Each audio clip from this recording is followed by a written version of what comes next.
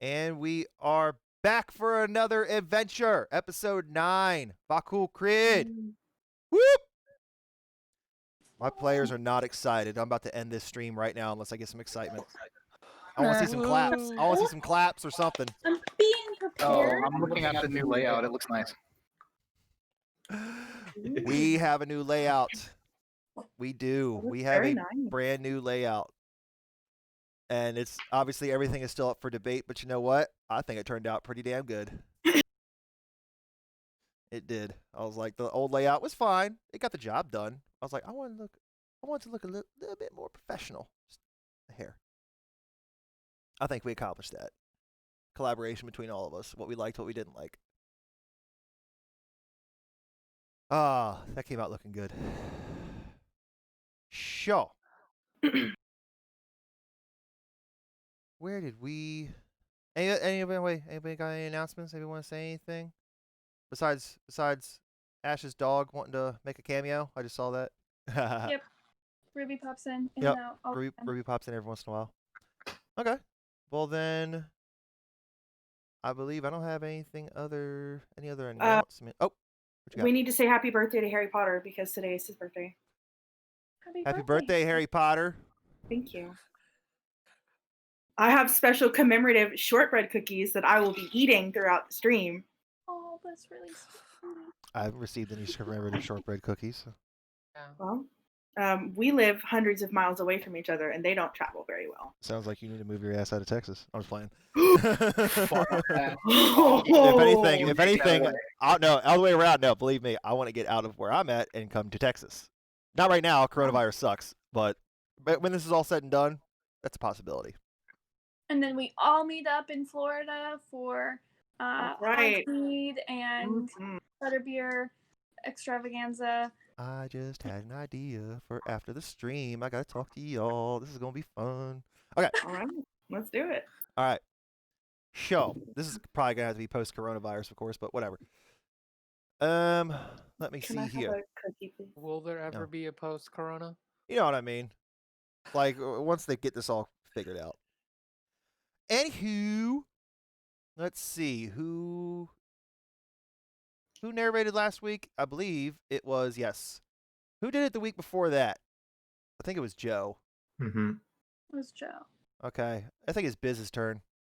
Is it me? Okay. Go ahead. What we All doing? right, What happened last let's episode? check these notes. Yeah, you're probably gonna be next. That's the person Wait, who wasn't there. Yeah, was that all the same day? Mm-hmm. But I was only there for half the game? Mm-hmm. Yep. I want to see if you went back and rewatched it or not.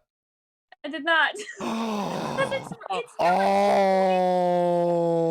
Like I know. Okay, you know what? That's a good argument. Okay, I will give that to you. That's actually a very good argument because technically Biz was knocked out and she wouldn't have known what the hell just happened. Yeah, and then Okay. Well, then recite everything that happened that from what you remember. Then I'll give that to you. That was a good save. Well, I got a tinkering check of 15 and made 2 poison arrows. We used 1 vial of poison. But basically, we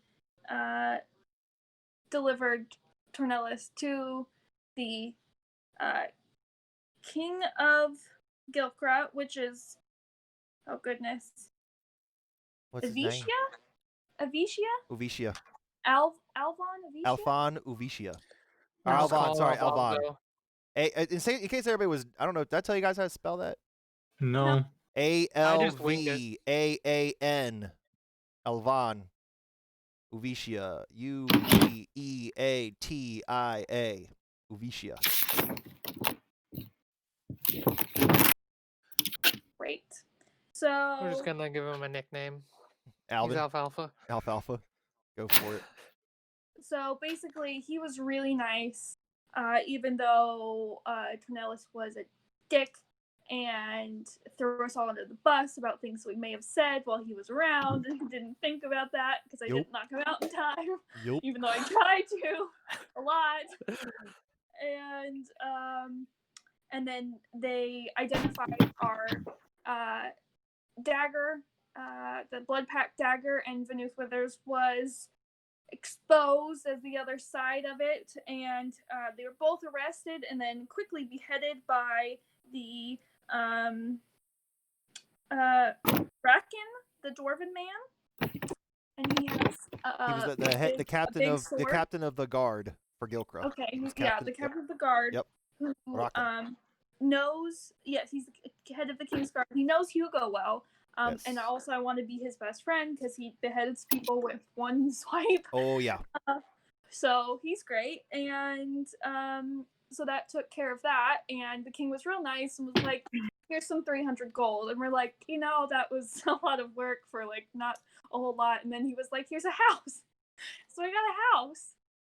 So we went back and partied and Passed out in our new abode. We haven't even hung the bullet head yet. We'll soon be over our. Mist has other ideas for that. He's like, I'm trying. Give me my money. You pay me. That's it. All right, good job. You can have you can have half point for inspiration. You get because you were only there for half the episode. I was playing. You could have a point of inspiration. That was very good. How does half a point work? So she only gets an no operation, just the instant. That's it. So she gets like half of advantage. It's like advantage, but then like have it, and then like don't take it. Yeah. So Well, it'd before be that, like- we were attacked by bandits. I know that part. And then Kat used her big owl that is yet unnamed for the first time. I mean, Erin used her big owl. So there you go. That was the first part. Boring. Whatever. Right. All right. Good job. Hey, I killed some people. That's not boring. That's true. I turned off a fire. That made me happy. And my owl ripped a bandit's arm off. It did. Oh, that's right. And I still have it. You do. You sadistic elf. You. We might need it for something. You never know. You never know. So. Never know when you could use a hand. Is everybody ready to go back in? Yeah, I hear some hoarding tendencies about to happen in our nice big house. I'd just like to put that out. Oh yeah, no doubt. It's only so big. Right. Nah. Yeah, whatever. Okay. So we'll do this. After you guys drank, ate, and were merry, everybody went back to their own abodes, own bedrooms, I would assume. Mm-hmm. And as everyone slept,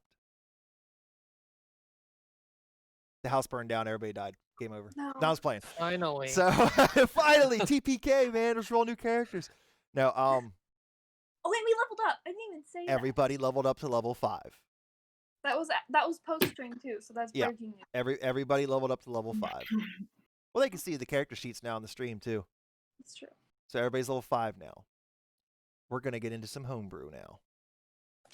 I made some things for every single one of you. Yo, word? Let's go. I need you to add something to your character sheets when we're done. I'm just going alphabetical order here. So Aaron, you're at the top. I'm ready. So my name starts with an A. As you I'm so slept, kidding. you had this your own type of inspiration during this dream. Like, I think I've developed some kind of thing I can use during combat. Here's what it's called. Okay. Your new ability is called Magdi's Love. You remember the love Magdi used to show you, and you wish to extend that love to all that you care for. Here's what happens. As the cost of your action, you unleash a 25-foot radius aura centered upon yourself. All creatures you target within the aura heal 10 plus DM roll HP. And their max HP raise by the same amount for 30 seconds. And that's Magdi's Love. Whenever you see whenever on these abilities, if you hear DM roll, I'm rolling for these abilities. But there's a base plus whatever I roll added on top, so it's a surprise to everybody at the same time. Biz. As the cost of your action, you can unleash what you have now discovered. Me being a little gnome, I can take people out and trip them pretty easily. In your head, you have come up with Davi's debilitating strike. Being small can have a serious advantage in battle. You know slicing the heels of enemies can be a serious hindrance to them if they can't walk.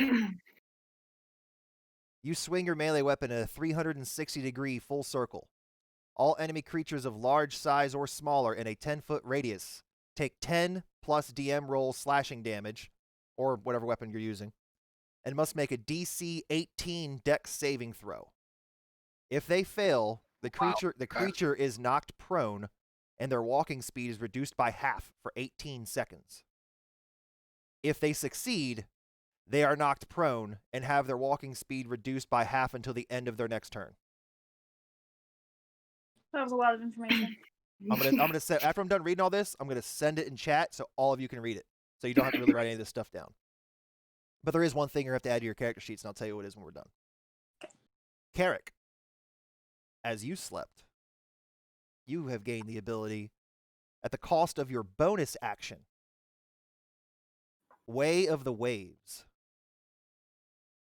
If years at sea have taught you anything, it's that the ocean takes no prisoners, and neither do you.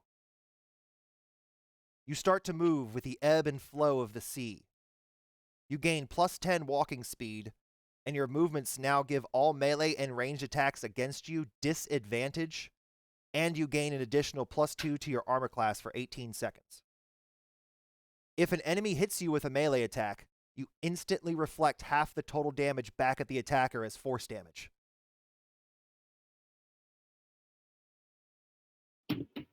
Mercer, as you slept, you gain the ability, at the cost of your bonus action, Dragon's Instinct. Some people think that dragons are to be feared. You are about to prove that theory correct. Your draconic instincts awaken temporarily as a surge of power from within surfaces. For 12 seconds, all of your attacks have advantage, and you gain an additional plus 2 to hit with them. You also get one free casting of a 3rd level spell of your choice that you have prepared. The selected spell receives bonus damage determined by a DM roll. Missed. I saw that big old smirk. He's like, yeah, gimme. Missed. As you slept, you came up with this in your head. For the cost of your action, you unleash blinding shots. As a natural hunter, the Tabaxi know ways of slowing down prey. Strike a blind spot, and they won't see you coming. Go for the eyes, and they won't see you at all. Make a melee or ranged weapon attack twice. Upon a hit, the target or targets must make a DC 18 Constitution saving throw or be blinded for 18 seconds. If the save is successful, they are blinded until the end of their next turn. Each of your blinding shot attacks have advantage to hit.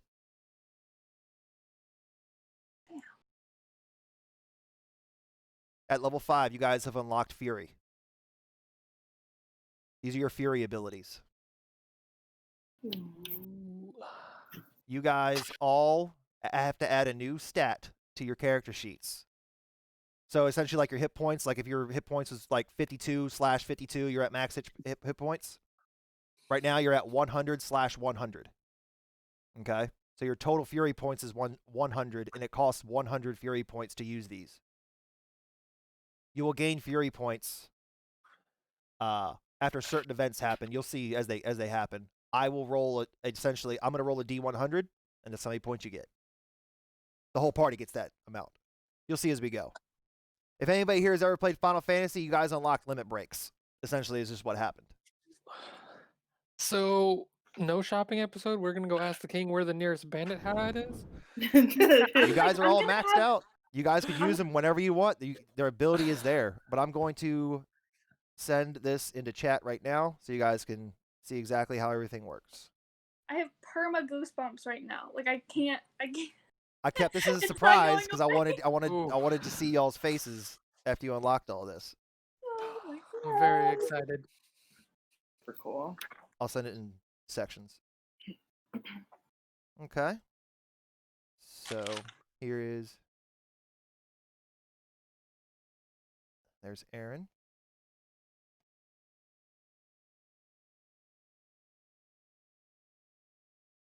Here's Biz.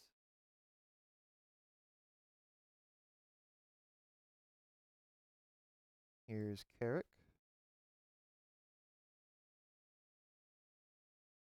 Yeah, you guys are gonna be loving these. Are you putting this in stream chat? No, they're going to Discord. Oh Oh. shit! I think I'm sending them. Oh, wrong guy. I was sending them to you, Chris. My B. Chris gets everything. Yep, Chris got everything. You guys get Okay, let's nothing. go. He just kills us all and takes all our powers. Use Right. my 3rd level spell wisely. It's like Highlander. They're There you the go. only one. There you go. Okay. So that was Carrick. All right, let's do Mercer and Mist. There we go. And here's Mercer's and Mists. There you go. There's all your cool actions. Your Furies. Again, when you reach 100 Fury points, you can use it. The trade-off is you could technically use it, and then obviously you burn through all your Fury points. Over the course of the day, you really could get back to 100. So essentially, if you use it twice in one day before you take a long rest, you will suffer 2 points of exhaustion, Holy as your cow. bodies cannot handle that much Fury. You can still do it, but you will, at the end of that round, or after the Fury effect wears off, you will suffer 2 points of exhaustion. Not 1, 2. Actually, no, tier 1, never mind, you would suffer 1. One point. These are your tier 1 abilities. As you level up, you will get stronger abilities. So if you were to cast again, if you were to use it twice before a long rest, you totally can, but you'll suffer a point of exhaustion. Okay. Use them wisely. Alrighty.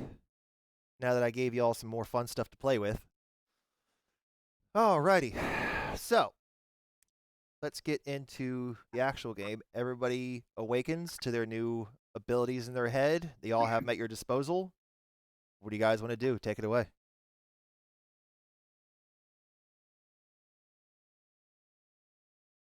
Well, I mean, Erin has a whole lot of books that she would like to go through.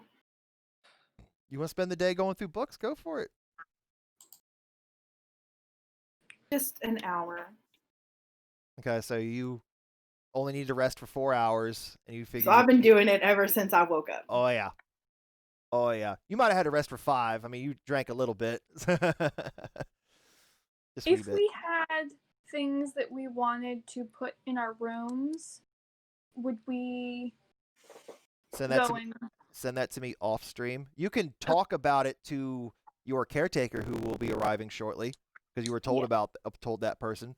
You could tell Okay. them. Just text it to me in chat though later so I can update the map. I only received one from one of you and that was today and it was just too late to update the map. So with that, Erin is still awake and reading, and as she notices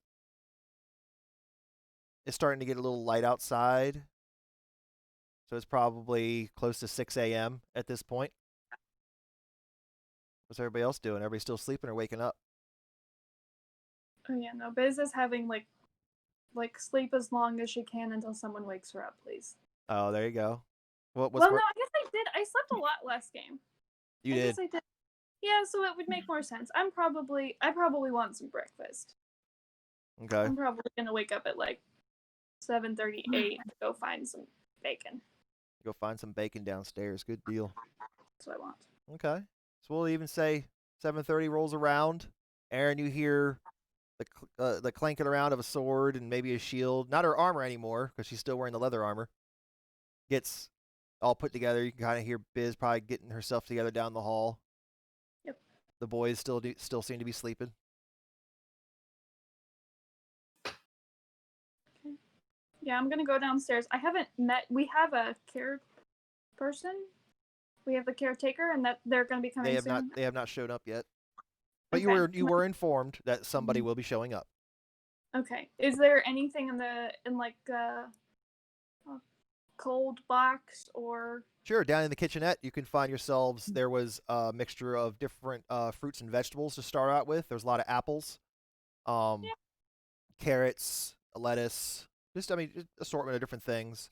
And then in like a cold chest underneath, like where the sink area would be, you could find a few dried meats, maybe some bacon if you so choose.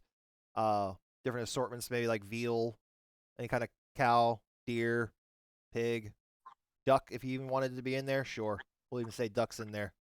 Living large now. Ducks in there. All right, I'm going to find just a slab of meat and try and start cooking. All right. So Biz starts going to town. A few moments I later, can't really see it. So I'm like, she grabs a yeah, nearby that's good. stool so she can stand up. There you go. There you go. I'm like, God, There you go. Yeah, This that's wasn't not made good. for a gnome. Hopefully this wakes everybody up. Oh yeah, That's my the aroma of cooked meats starts flowing through the house. You guys still sleeping, or are you guys gonna wake Oh up? no, or what? I'll wake up and I'll head downstairs. Just looking around. There wasn't much furniture. The only furniture that So- was really there was the big dining room table at the end of the hall in front of the fireplace, and then a little bit of stuff in y'all's bedrooms, and then a little bit of stuff in the kitchen. That was it. That's why everything was opened for I'll- customization. Is there logs in the fireplace? There is. I'll light it. Press the digitation. Good deal. Okay. Then I'll just sit at the table and enjoy the fire. There you go. What's Carrick doing? Carrick is still passed the fuck out. Good deal. What's Miss doing?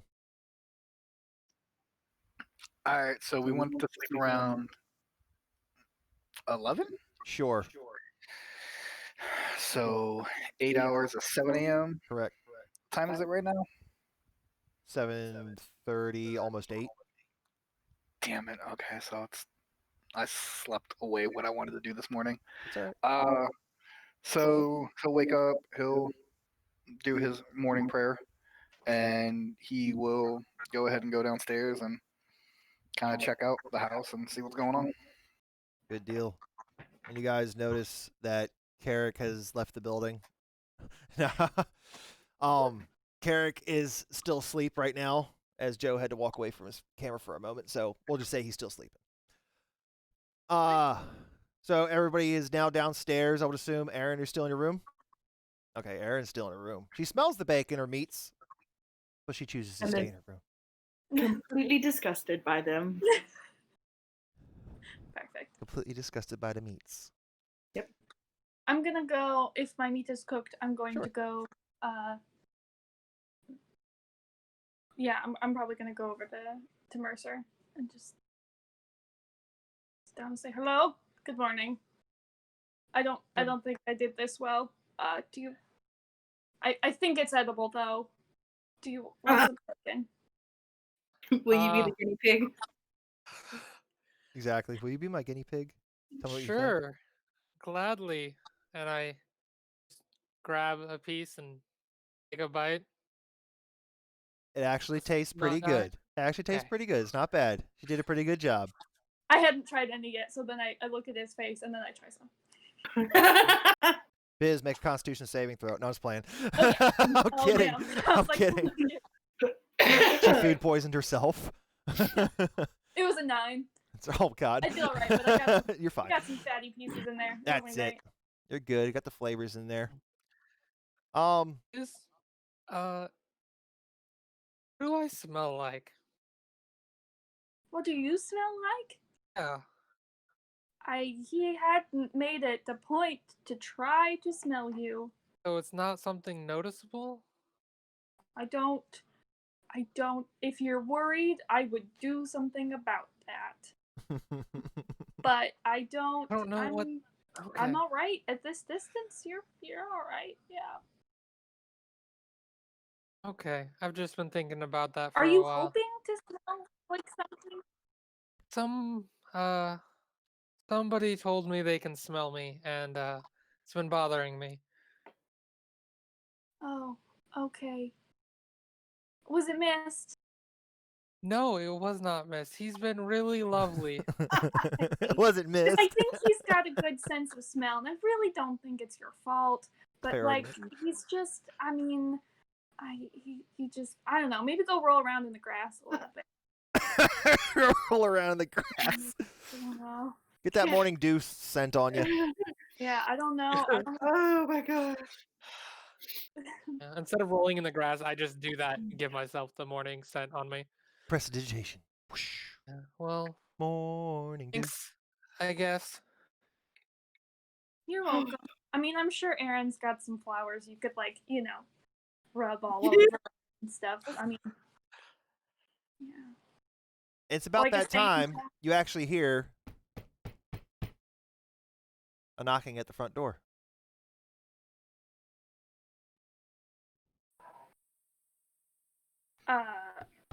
Mist will go to the door and open it. So Mist goes through the first set of double Want to doors. get that? Do you want me to get that? Mist walks to the second set of double doors. You just open it? There's so much you I do. have no reason to fear that we're gonna die right now. So yeah, sure. Just open the door and be like, "Hey, where are you?" Mist, you Is- open the do you wanna go open the invisible and door Scare the caretaker. and you see That a saving throw. very well dressed human male.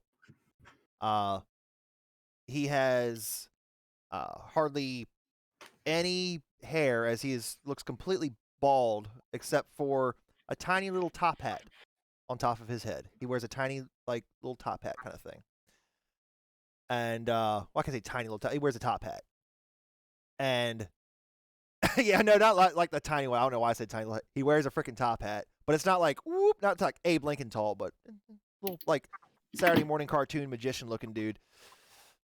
And his clothes, all black, legit looks like a butler suit, but as that's not the really time era.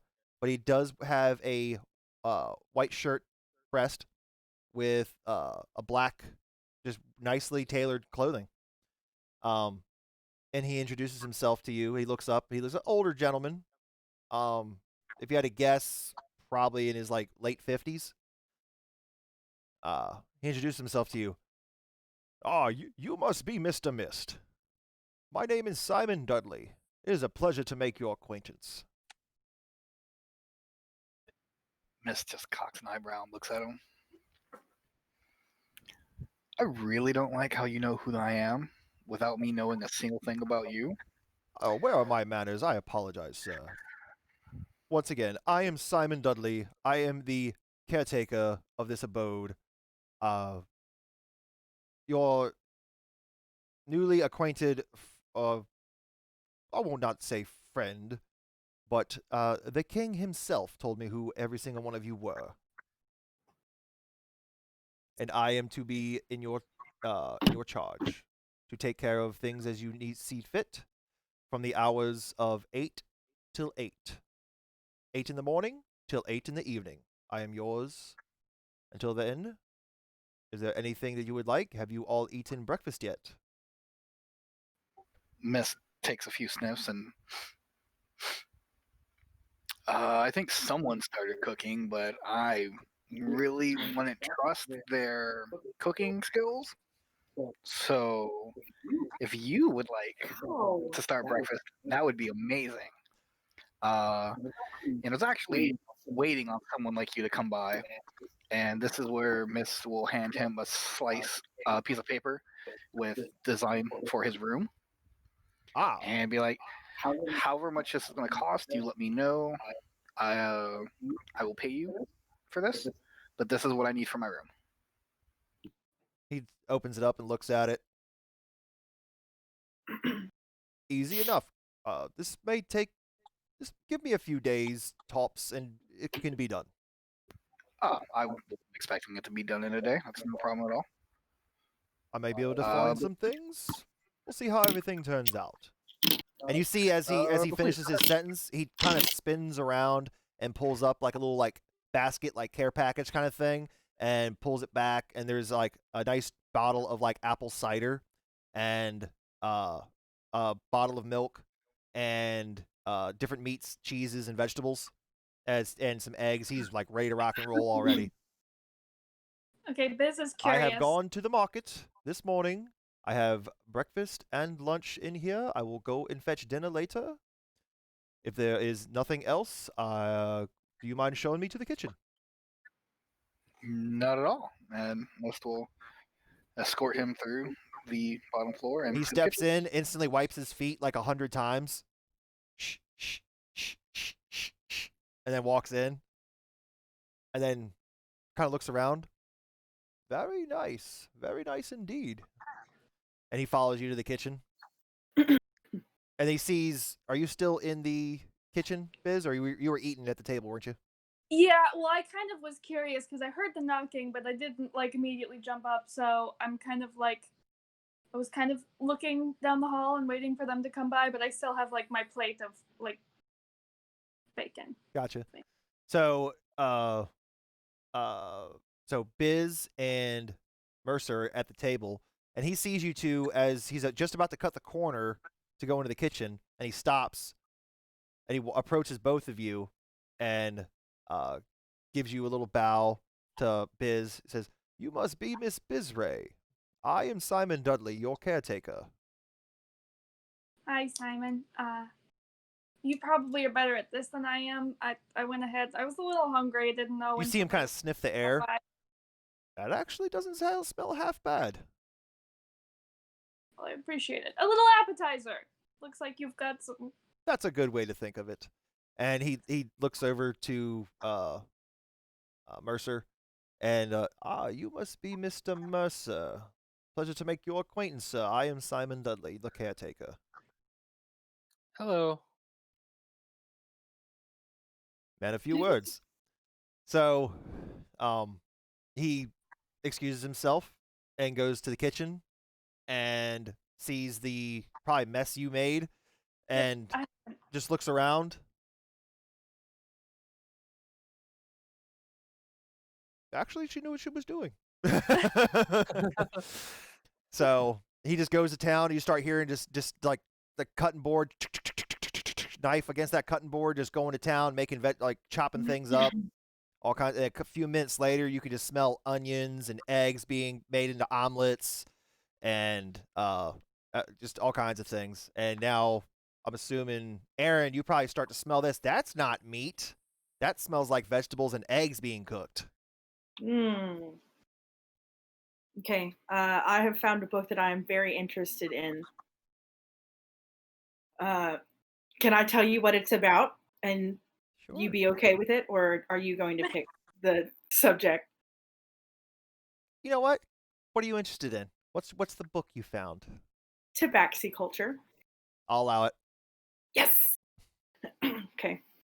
Head and my book. I'm just gonna go downstairs, keep reading.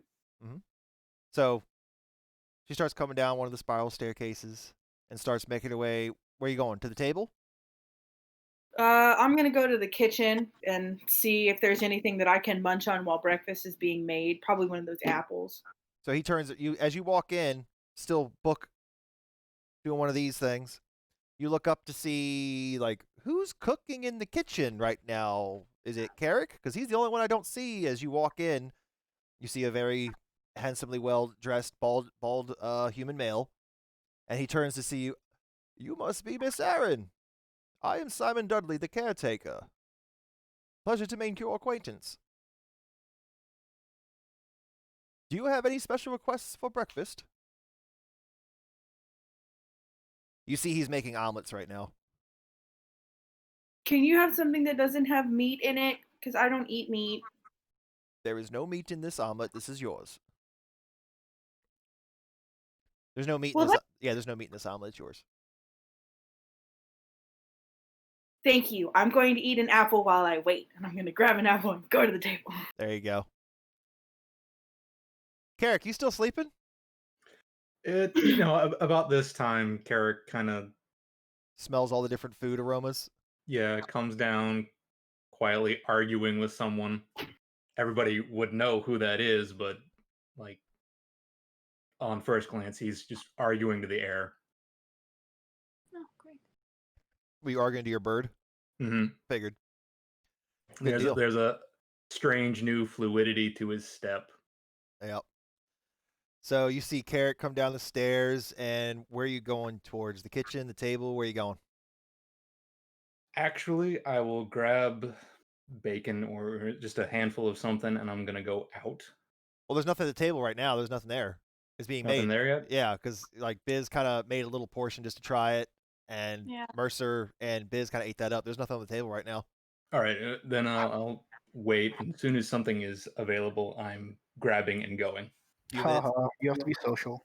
A few minutes later, you see this human male in a tiny, or I keep saying tiny, in a top hat, walk out, and he has a few cut slabs of bacon. He also has different no meat omelets. He has made like 3 of those. Glasses of milk and apple ciders. And brings it to the table and sets it down. You must be Mr. Carrick. I am How Simon. do, fancy man? I am Simon Dudley. Thank you for noticing. I am the caretaker, and seems like everyone is here. So I will announce once again from 8 a.m. to 8 p.m. I am in your charge. Anything you need, you may ask, and if it is within my power, I will attempt to complete it to the best of my abilities. All right. That's quite a nice spread you got there. Oh, thank you. I try my best. Is there anything else I can help you all with at this moment? No, I think I'm good. And like I said, I'll grab some and I'm walking out. Alrighty. Well, it was nice to meet you, Mr. Carrick. I will start to go about my duties then. All right. In case you all do not know, as you're starting to walk, you stop for a second. In case you all do not know, I do not know how much you've explored the grounds of this establishment, but behind the house is a stable, a barn, you could say, but there is run-ins. You could put horses in, and then next to that is actually a bathhouse, like hot tub bathhouse kind of thing. Cool. So if any of you essentially says, so in the bathhouse, if any of you wish to use it, I can boil some water and get it in there before you would like to go, and it essentially is a nice sauna. There would essentially be a sauna, but hot bath as well. So if any of you wish to be freshened up, I can start boiling some water now. Yes. I Give would me- like Give me boiling water. give me 30 minutes and it'll be completed, Miss Bizray. Okay. So he actually goes and starts getting stuff ready for the bathhouse for you. Is Carrick leaving at this point? Carrick is now leaving. Carrick, wait! Did you feed little Peeper? Yeah, he's fine. I have some apple slices for him. Nah, oddly enough, the little bugger likes bacon. And I just... Oh. All right. Bird eats meat. Carnivore. Goodness. Maybe omnivore. Whatever. So, with that, what do you guys wish to do now? While Biz is going to be taking a sauna bath in about 30 minutes. Actually, we'll go with Carrick. Carrick, you're leaving. What are you trying to do? Where are we going? I'm heading dockside. I'm going down to the place that I would be familiar with. 10-4. So, Carrick has just left the house. Didn't say where he was going. Didn't say how long he was going to be. He just walked out the house. While my water is boiling, Mhm. I'm gonna be chatting up Mr. Dudley, and I would like. I mean, I can RP it and ask a bunch of questions, but I would like to do a insight check on him. Damn, Go we ahead. don't trust him, do we? Go ahead. So we're just like making small talk. Yep. Hey, how Yep. long Go have you ahead. been in Yeah, the we can castle skip and all things that. like Otherwise, we would sit here for like a half hour. But go ahead. Yeah, we got shopping to do. Go ahead. Priorities. Okay, yeah, that's a 4, and then plus my insight, which is I am proficient, so 5, so that's 9. Great. So, Seems riveting. pretty likable. He hasn't really given you a reason not to trust him yet. Seems pretty likable. Okay. Pretty honest guy.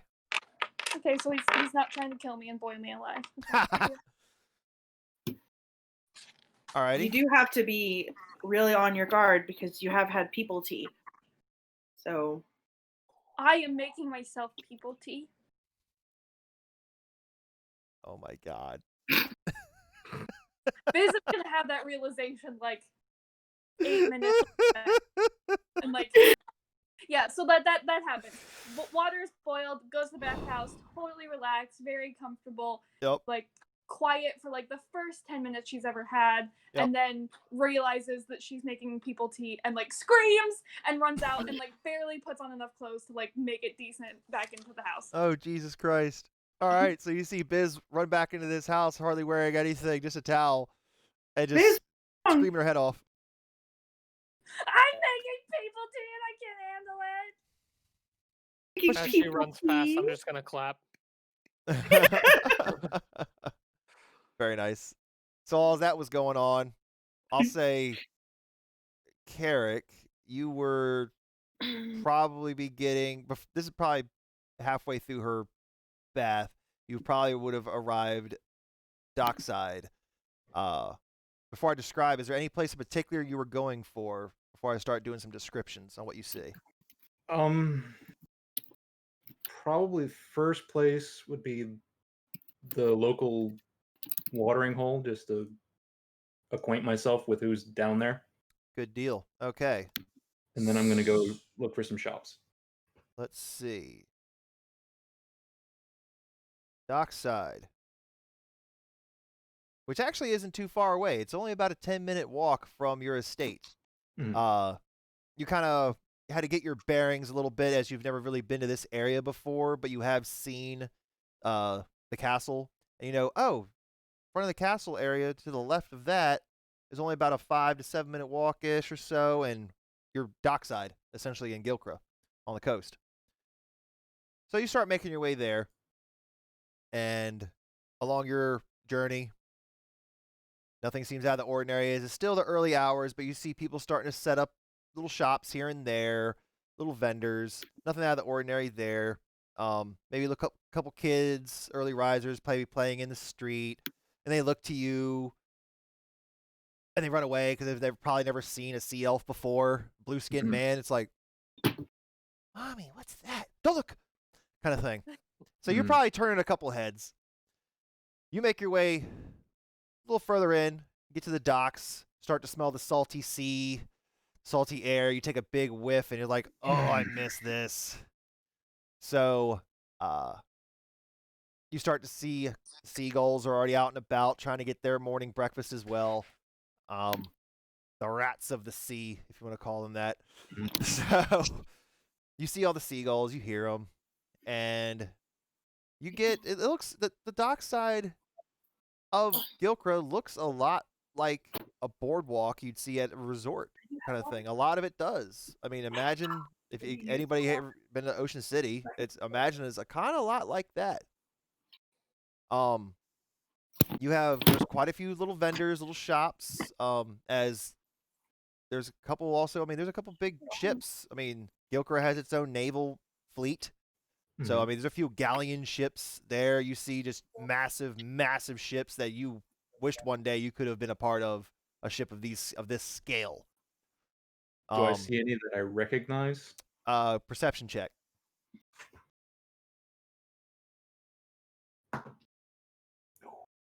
That is a negatory, Captain. Okay. You do not see any ships you recognize, with the exception of, like, the Gilcra naval vessels. But as far as any one in particular, no. But you do recognize, oh, that's part of the Navy. Gilchr Navy. That was an 8 total, so no. Nope, you don't see any other pirate ships or anything that you would recognize. But you start making your way down dockside just a few minutes, and you come upon the a local tavern that you actually have been to before, and it is called the Crooked Bullet Brewery.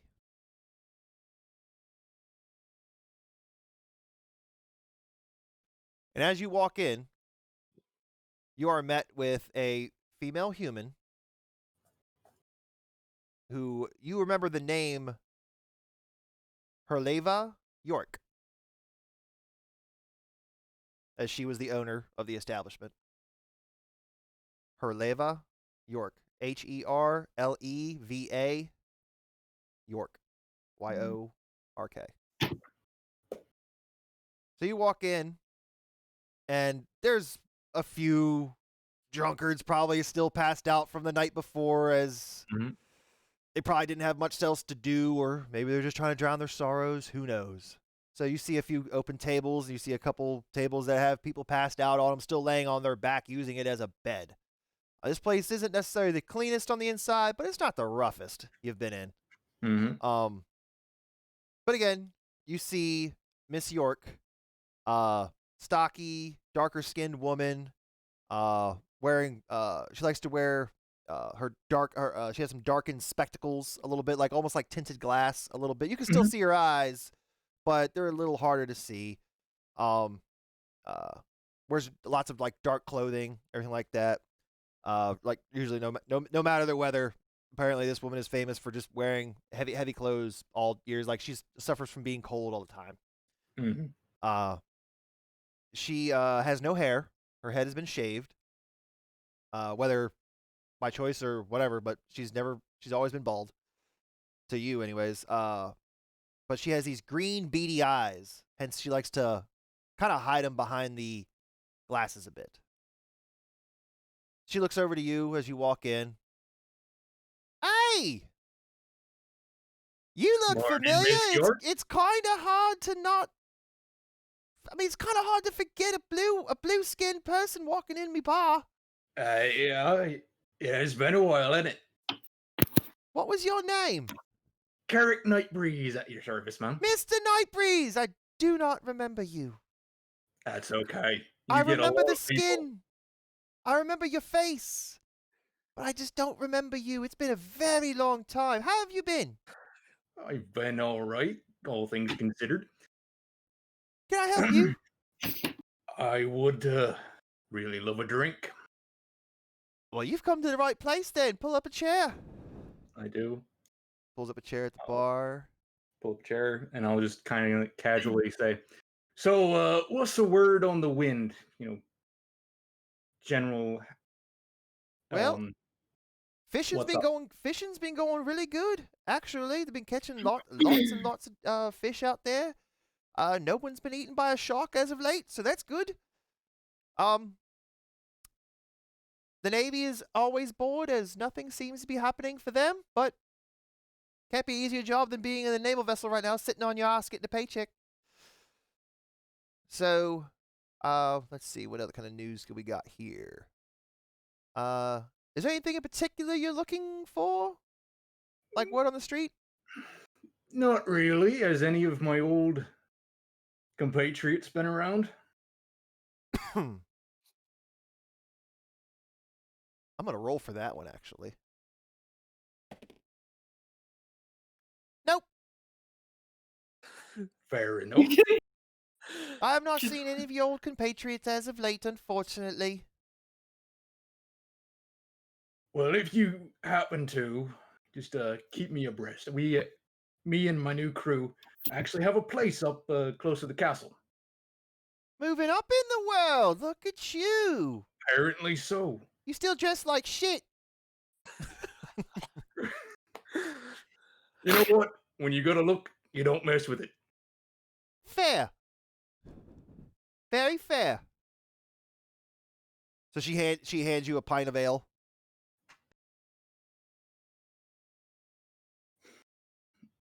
Would you like Where's the- anything to eat? We actually have an egg and ham sandwich and a coffee for silver. I would love an egg and ham sandwich. All I got is this ruddy bacon. It's not bad bacon, but I've had better. Yes, eggs and a ham sandwich and a coffee for Oh. 4 silver, if you'd like. Done. All right, you hand her the silver, the 4 silver, mark that off, and she goes in the back for a couple minutes, brings out a nice piping hot ham and egg sandwich and a cup of coffee. Is there any place you're aware of that I could get some good trinkets for a fair price? Anything specific trinket-wise? Little bits and bobs to furnish the house, personal items and that kind of thing. You could go to Charles's Goods. And she explains Charles's Goods is the general store, but Mhm. they also double as a carpentry shop, so they can build furniture and stuff there. So if you want stuff for a house, that would normally be the place you go. And with it being the general store, I mean, kind of maybe little bits and bobs for that. Now, if you're looking for more like equipment for yourself, if you're moving up in the world, you might have to dress a little more high class. We'll see about that. Haha. I'm just yanking your chain. Oh, of course, of course. You can always go visit the enchanter at the Sibyl's Speaker. All right. And if you're looking for jewelry, go to the Sapphire Key. As she kind of taps her big hooped earrings and stuff like that, she says that. Mm-hmm. Miss Agatha Watson and I, we go way back. She gives me good deals.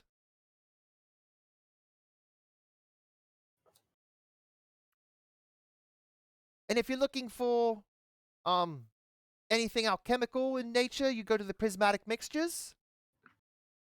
Oh, I'm aware of that place. We're supposed to be going there anyway. Oh, very good. If you need anything done, shoes for your horses, maybe a new weapon, possibly some armor, old blacksmith, you can go to the Iron Gauntlet. All right. And Are those local or more spread out throughout the whole city? those are the best ones in town. As you have moved up, I would probably visit those. Everyone else is probably gonna be really freaking shady and try and jip you. But these ones actually on the up and up, I have to say. I like to shop there myself every once in a while. Their prices are a little higher, but at least you get what you pay for. All right. You don't have to worry about somebody.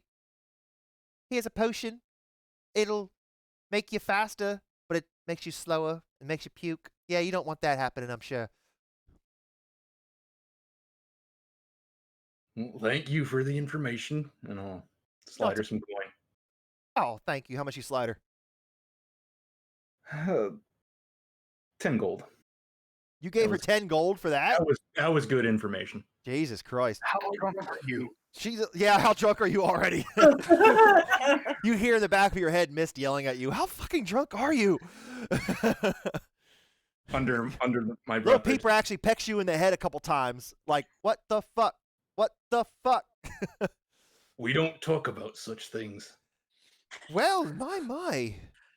Your next few drinks are on the house, Mr. Carrick. Thank you very much. Thank Mr. you. Nightbreeze, sorry. Mr. Nightbreeze. Carrick's fine. Carrick, then.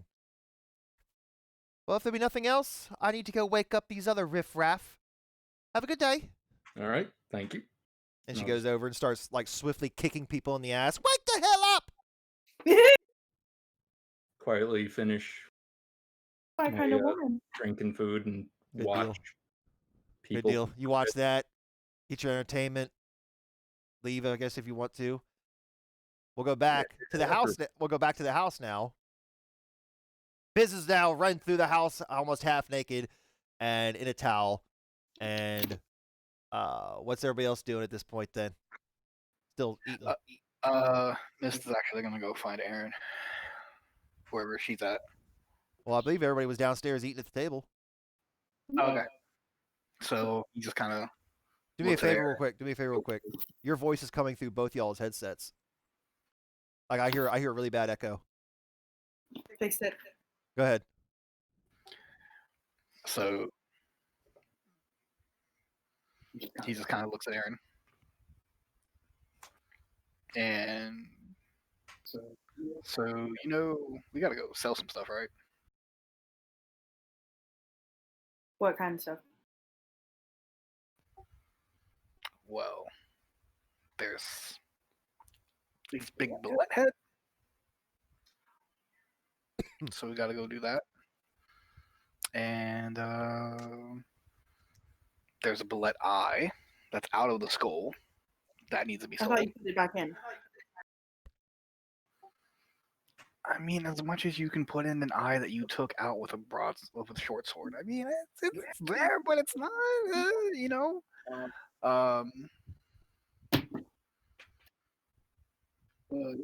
But yeah. So whenever you're ready, we need to go. I found this really interesting book. I'm going to show him the cover of it. The cover of the book. What did you call it? Something about tabaxi, like norms, history, customs. Like someone who did a study on tabaxi. Okay, fair enough. Yep, she shows you a book, and it's essentially the title is Tabaxi in Their Many Ways.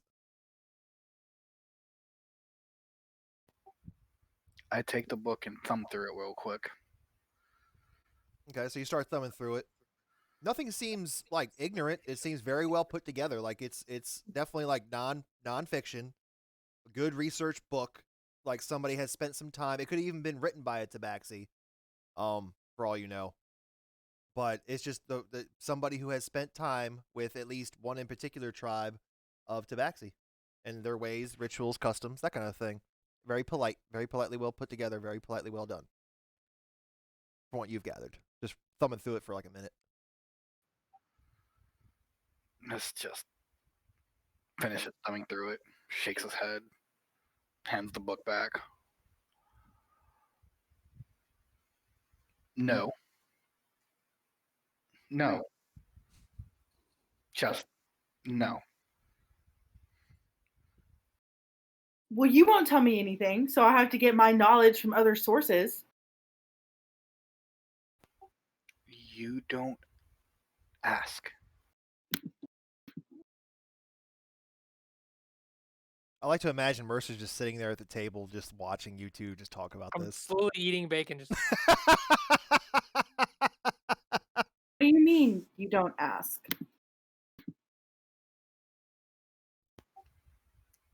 You don't ask about my culture.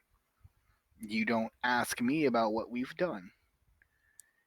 If you want to know, I will tell you within reason, because I can already tell you that book,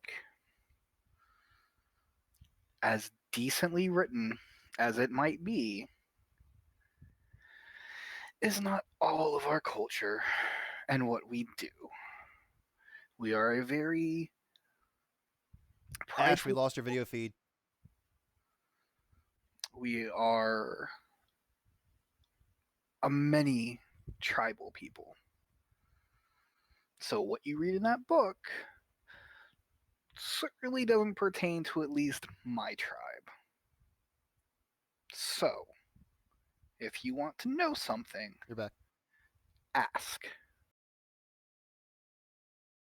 So it's garbage. It isn't garbage, but nothing really pertains to my tribe and the people I am from.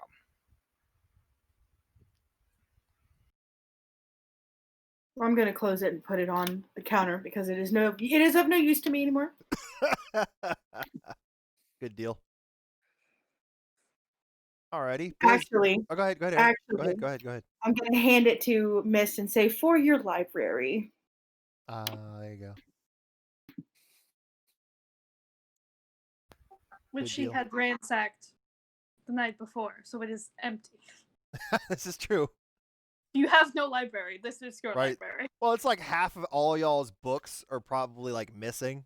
And then if y'all were going to errands, she would have like 3 bookshelves worth of books, and half of them are just splayed across the floor because she has no other bookshelves to like put it on. Just stacks of books. It's great. Miss takes the book and knows he's within view of Aaron and just looks in her and is like, I know you mean well. This is not a dig at you. And Mist will throw the book into the fireplace Oh, nice. and then just look at her. Not everything you read in a book is true. You need to have firsthand experience. If for whatever reason we travel south, I will give you that firsthand experience. But more importantly, as it pertains to today, I need to know if you are okay going out through the town, and I need to know you will not follow me when I tell you it is time for me to depart, because I have business I need to attend to by myself. It's like you don't even know me. Why would you say, of course I want to follow you? What? Really, miss? Really? What? Yes, I will go out with you.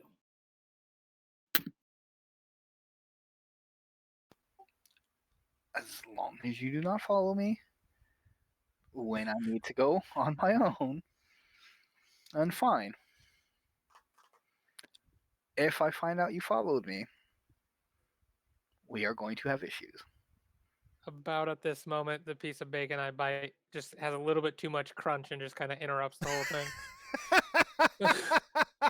Yeah, I'm halfway Perfect. down one of the spiral staircases, like creaking all the way back up because that was a bad time to come in. Right. Biz came And in at at, that- yes, I'll go out with you. At that point, Yeah, and I'm the like, bacon "What?" crunches. And then I'm leaving again. Miss just looks to Mercy and is like, hey, Hi. can you make the head in the cart smell really nice? Because we gotta go sell that today. And I'm sure it probably smells a little gamey.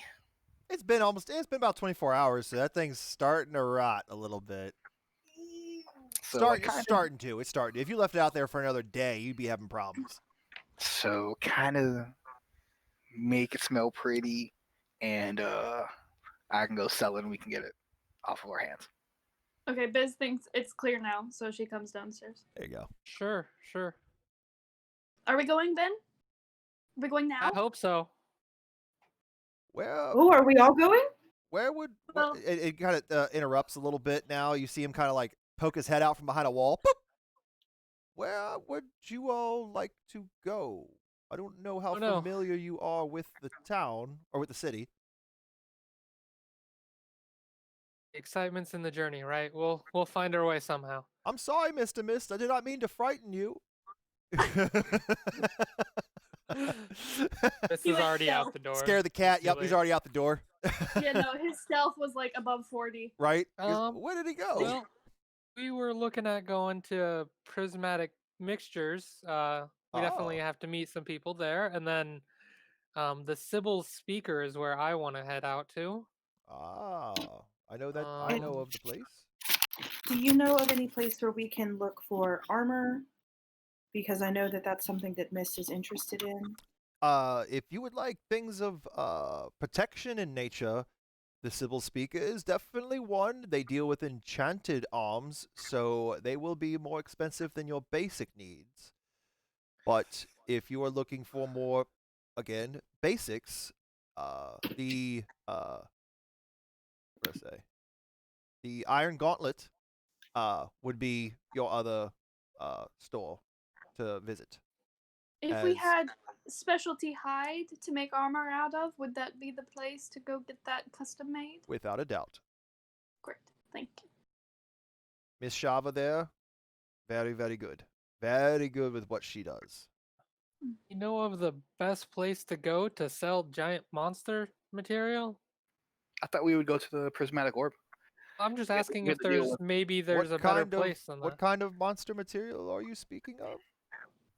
Oh, it's Uh, Mercy. Yeah, you tell Mercer. It's a bullet and You have a erupted bullet. us when. Well, not all of it. We cut some of it off and then took a head. You have a bullet head. Yeah. If I had to be honest with you, one person who would be probably very interested in that would be Dockside at the Crooked Bullet Brewery. There's a brewery named after a bullet. I think she would be very interested in a bullet head. Ooh, I bet you there's somebody who has skills with taxidermy and she would like to buy that from us. We will charge her lots of money for it. I mean, fair price. He just chuckles a bit and just looks at you, Biz. It's just like, just good. If there's nothing else, I'll be going now. Bloop. And he like pops back behind a wall. One last thing. Thank you. Have a good day. You too. Boop. And he goes back to whatever he was doing, cleaning something. Hey, Mercer, can you make him do that back and forth really fast in your hand?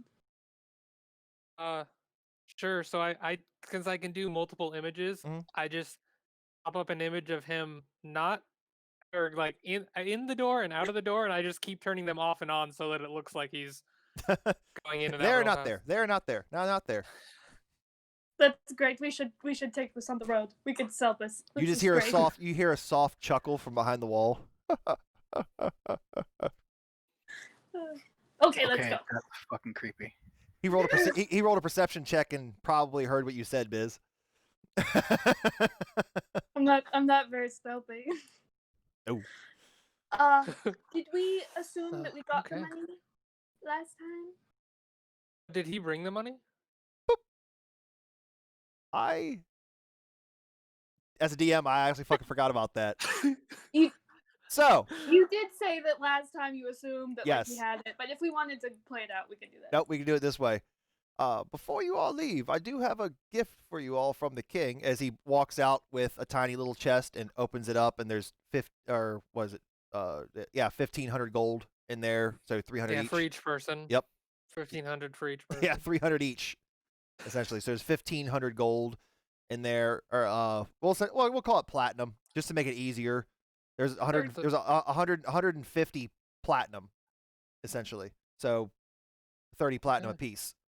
I'll go hand everyone 30 platinum except for Carrick, who's not there, and I'll just hold on to his until I see him. There you go. All right, so you have 60 platinum right now, Mercer. I will Everybody make sure I else got never meet 30. him again. Good deal. Alrighty, Okay. the Well, day is yours. thank you.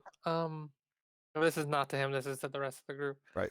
I think we should probably take care of the bullet head first, just because the longer we have that when we don't really have a container for it to keep it in good condition, the worse we'll get for it. That's probably pretty smart. Well, I mean, I hate to leave without Carrick, but I guess he'll meet us somewhere along the way. Simon.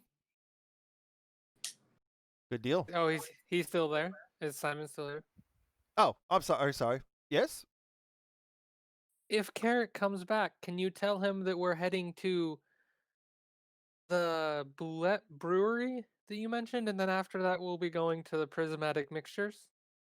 Not a problem, Mr. Mercer. Anything else? Oh, thank you. Pops back behind the wall. Problem solved. He'll find us. He'll catch up. Good deal. Right. So you guys head outside. The cart is out there, and you get about 20 feet from it, and you're starting to smell something. Oh, no, before we got, like, when we went to the cart, I cast Prestidigitation, and Well, you it smelled it all first because you had smelly. to get to the cart first, but you got a good little whiff, and you had to get in the back of the cart. So you was like, "Whoo, that's starting to get a little ripe." Well, the whole way there, I was just doing it in the little square in front of my nose to make sure that I was walking in clean, nice smelling air. Prestidigitation, prestidigitation, prestidigitation, prestidigitation. The whole way there. After the first whiff, I just started doing that. There you go. All right, so you cast prestidigitation, and it's now what does it smell like? Buttercups. It smells like it was well taken care of, and that we did everything we So could. it just doesn't smell at all then. Yes, it smells exactly how it should smell if we took care of it properly. So it doesn't smell at all then. I just removed the smell then. Good job. All right, good deal. So it doesn't stink anymore. And the cart's out there. Your horses are already attached, as Simon probably already took care of them for you before he even knocked on the door. So he already got your whip is ready to go. Okay, I sit up top and wait for everyone to be in, and I'll be like, "Are you guys ready?" Are you driving? You say sit up top. Are you sitting like in the Yeah, driver's yeah, I seat, was or are you gonna going on drive, top of the yeah. cart? No, I don't fit on the top of the cart. I'm Okay. not small. Good deal. Where's everybody else sitting? The top of the cart. I figured you were. What was Biz and Miss? I'll Where be y'all back. sitting? Okay, Miss, you gonna be in the back too, Miss, or where you gonna be? Well, does Mercer know where he's going? Nope. Yeah, Simon. I thought Simon gave us instructions. He told you about the names. He didn't tell you how to freaking find them. Oh, So Mist will hop up and kind of look at Mercer and be like, if you don't mind, if we're going to Bullet Brewery, I know a shortcut from here. So you want to try and take the reins, or are you just gonna give him directions? I'll take the reins. If he's allowing me to take them. If not, then he can drive. can I get directions? I like driving. Fair enough. Fair enough. Okay. All right. So you start clopping out, go out towards the front gate. Give me an animal handling check there, Mercer. Let's see where this goes.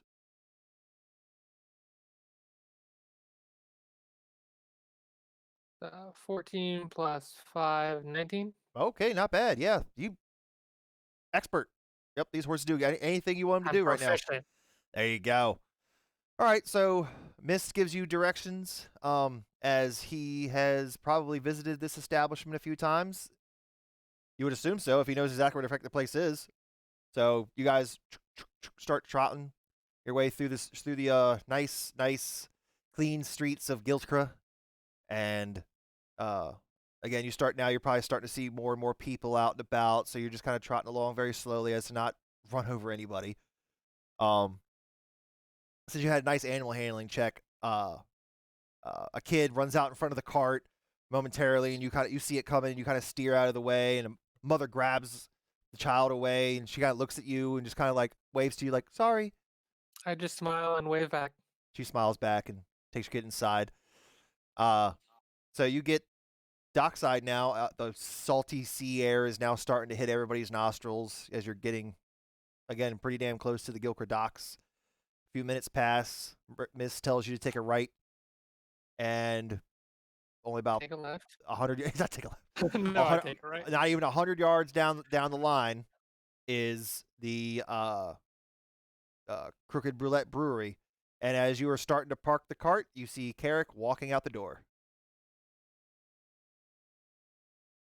Oh, what are you guys doing down here? We're following you. We could smell you from that far away. That's a bit weird, but all right. You ready to go back in those doors? Back in there. To the... Hmm? You know the people here? Yeah. I told you to get out! As you start to hear clanking and crashing and bottles breaking and like, oh, just a couple more minutes. Get the fuck out and pay me some coin. This isn't a fucking tavern. I'll hop in the car and be like, maybe we Or in. shouldn't go in right down.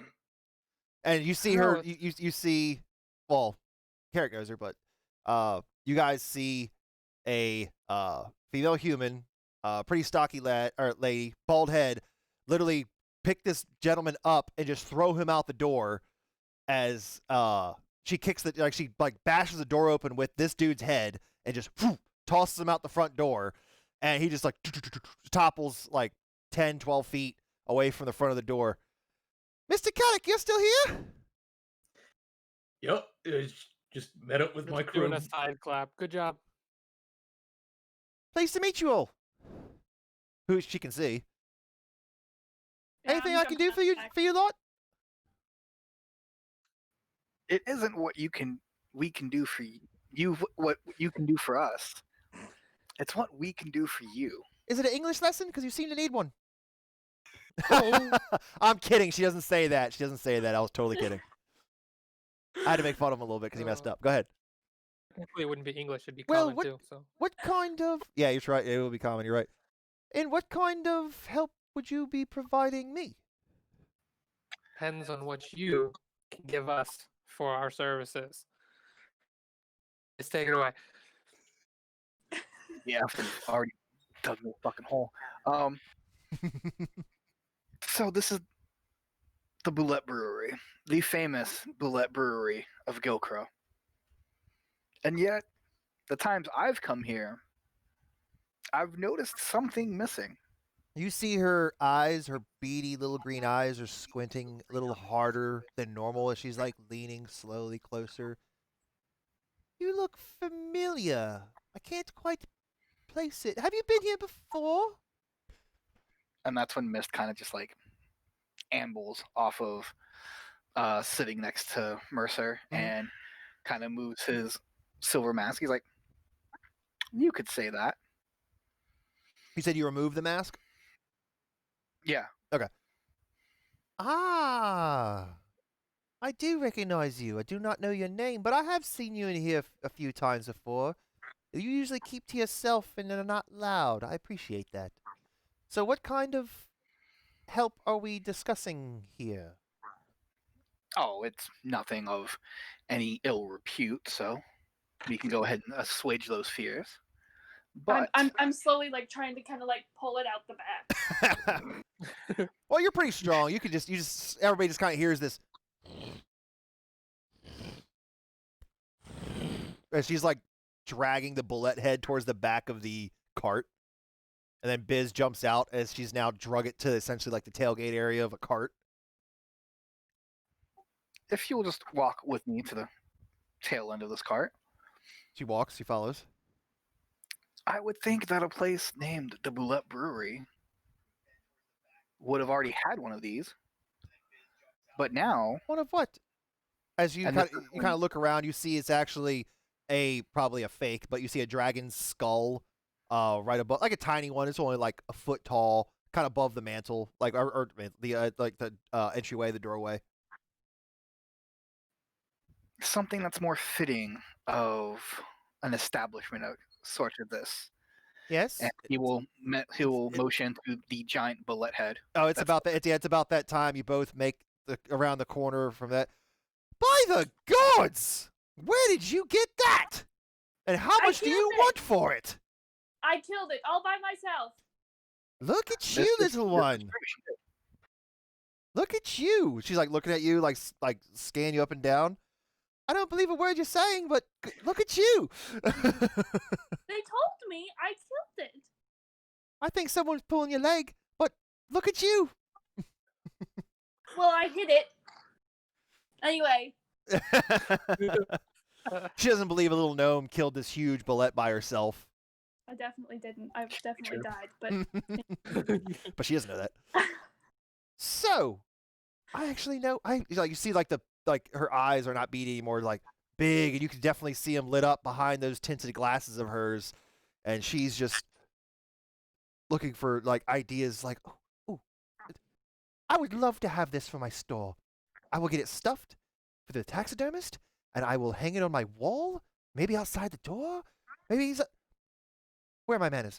What would you like for it? She's standing all like prim and proper now, like hands at her lap kind of thing. How much would you like for it? Well, seeing as how it is a fresh bullet head, you can obviously tell it was slaughtered. I would say ballpark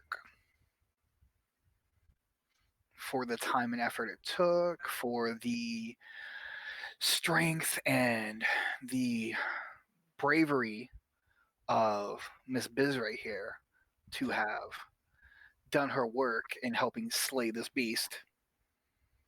I would think it could be yours for a modest 750 gold. She takes a step back. You're fucking insane. I think we could go a little lower than that. How about 200?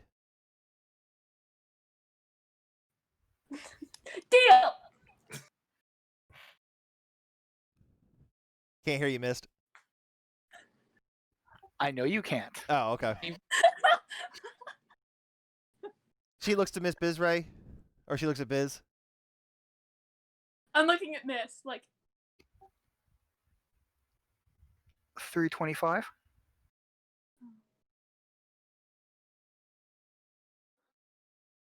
Make a persuasion check. my hand is like still kind of like.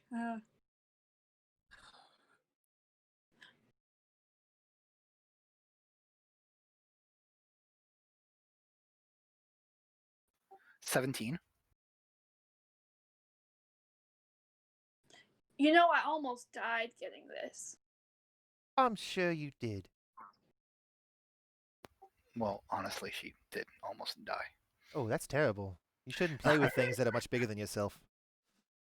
I play with I them all speak the from time. experience, man. 300. Take it or leave it. 300. And a paltry round of drinks for our friends, for us when we come back in. Nothing too fancy, just one drink. I could also think of something else non-monetary that you might be able to help us with. What's that? Well, we travel around and we are interested in adventurous things. Being a tavern woman yourself, you might have some information on local goings-on that we would like to be abreast of. So, if you could keep us in mind for anything suspicious or interesting, an ally perhaps, for a nice gesture for a good mantelpiece. I'll put it to you this way. People's tongues become loose when they drink. This is a fact. Everyone knows this. And she looks to Carrick, knowing she like the pirate kind of situation. His lot, they love to jabber. It's true, it is. Yes. I'll make you a deal. Give me the head for 200. As I don't want you to reveal my sources for certain maybe or maybe not goings on. I will tell you whatever you want. But the price is 200.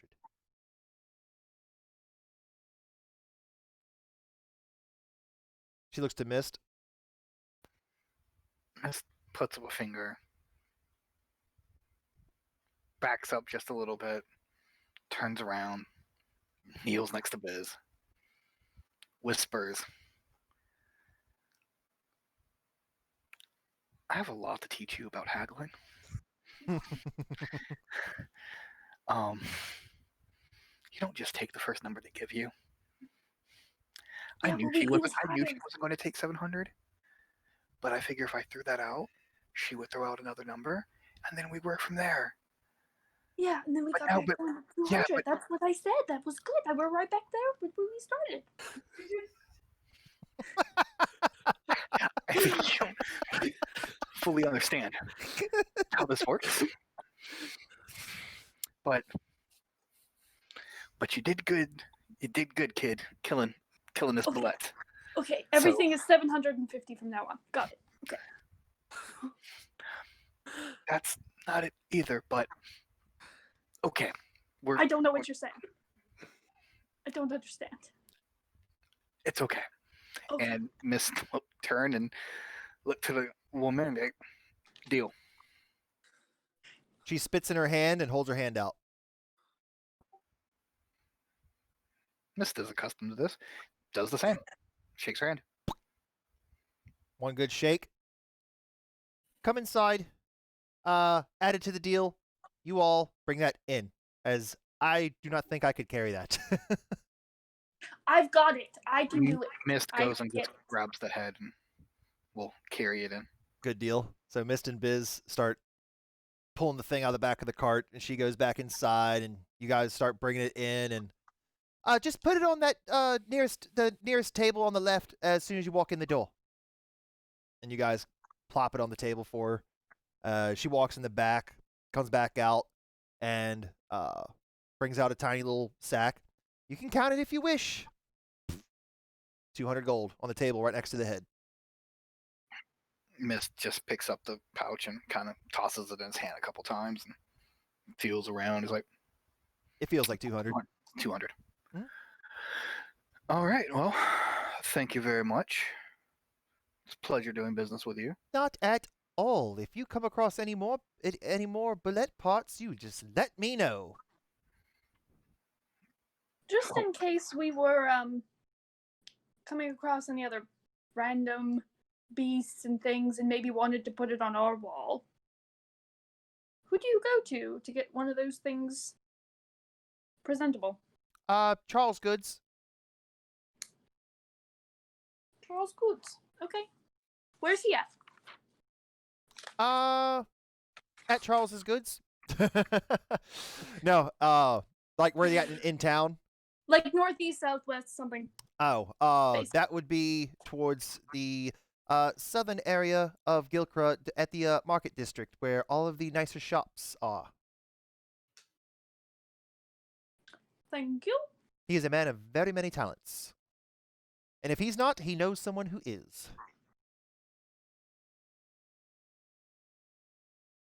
If there's no other business, I will bid you all adieu, as I now have a bullet head that needs attending to before it rots. Very well. Just as a FYI, I would have given you closer to what you wanted, but it seems to be missing an eye, and it would have been really nice to have both eyeballs completely intact. Well, But If beggars I- can't be choosers. I understand. if I can procure you that eye, how much will you give me for it? But it's not the same eye. But it would be the same eye. No, you put the eye back in it. It's just busted up and looks Yeah, like it's all crap in busted it. up from you shoving the short sword Oh. through it. It's like cut in half almost. Well, I mean, I can make it It work. did It'll make it look almost like he's kill me. winking at you as you walk in. very well. You bring me some more bullet pieces, we'll talk.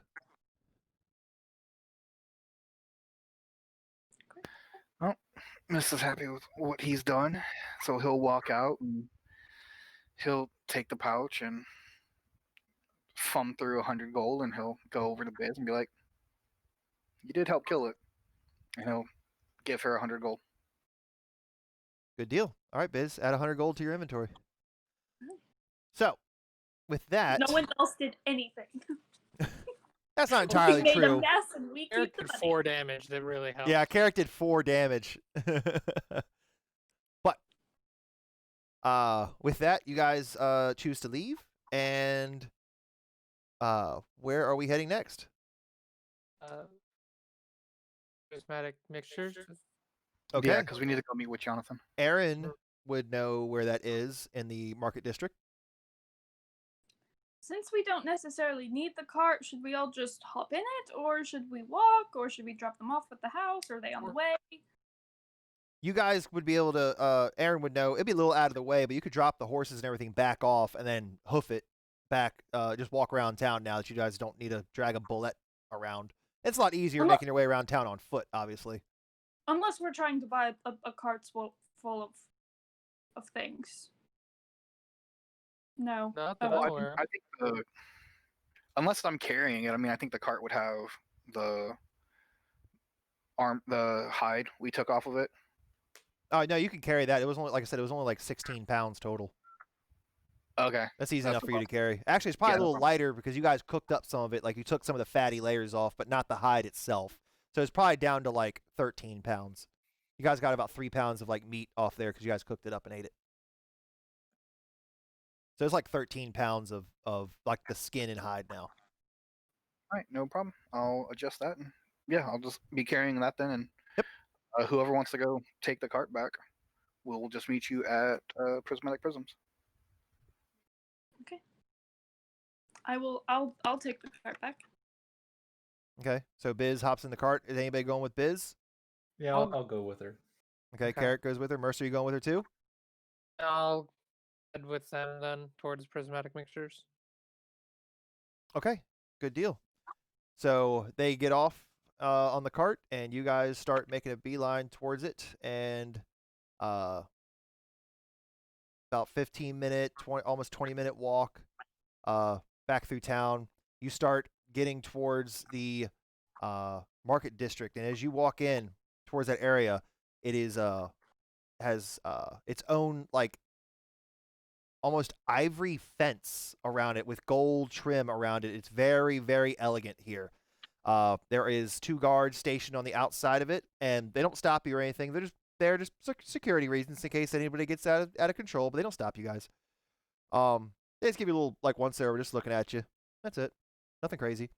And as you guys enter in, Aaron, you would know that you would take a left shortly after the entryway in, and I mean the roads here are everything's clean, everything's immaculate.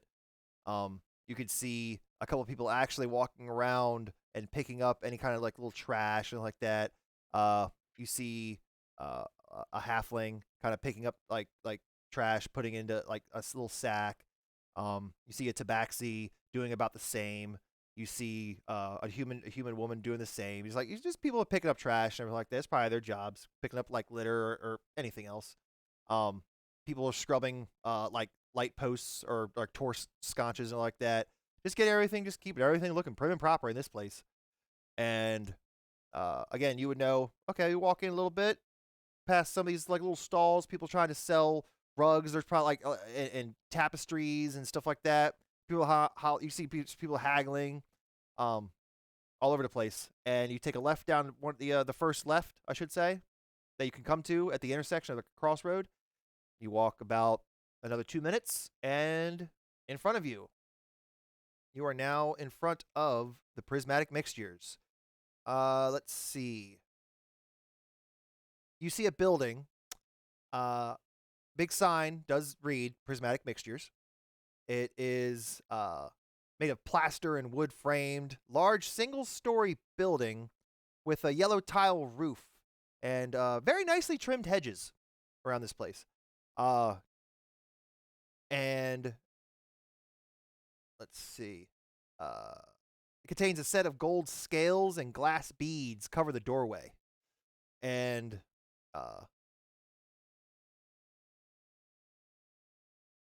yeah, and as you walk in, you hear a tiny little bell just ding ding ding ding. And as you walk in there, to your surprise, Hugo Tremblefoot is in here talking to his buddy Jonathan. And what you would probably assume is Jonathan's wife, Emmeline Oakley. And let's see, let me describe her, tell you real quick. She wears a long, yellow, dusty cloak. Carries with her a set of daggers on either side of her hip, because I mean, people can get out of ordinary every once in a while. Get ornery. Each one has a little emerald on the hilt, and she wears one on her belt and the other one like kind of on her backside a little bit, just above the butt. And blonde hair, very short blonde hair. Very pronounced jaw line, though, and some bushy eyebrows. Wears rectangular glasses, and they're like silver, like little brim, like silver brims on it. So it's a very elegant woman minus the eyebrows. And from there, as you walk in, she turns to look at you. Female human. And, oh, welcome. How may I be of service to you? And as soon as she's finished saying that, Hugo turns to see all of you. Hey, how's everyone doing? Pretty good, pretty good. How you guys doing? Doing good. Jonathan looks to see you guys. It seems you're -2. Where's the rest of your party? They're just returning the cart to our house. Good deal. Carrick, you would know where this place is. From you visiting, you just heard tales of where it is. So you and Biz have no problems finding this place. By the way. Yeah, I rolled a 20 animal handling to get us back. So we were there so fast and so efficiently, and the horses love me. Good deal. So, what brings you? Hugo asks, or not Hugo, sorry, Jonathan says, I believe we actually have a bit of business to attend to. Hugo, if you don't mind, me and Emmeline need to speak with these fine folk. Hugo just nods and just goes off to the side and just starts just looking around the wares, leaving you all to your devices. It was Mr. Mist, wasn't it? Yes, sir. What did we decide on a price?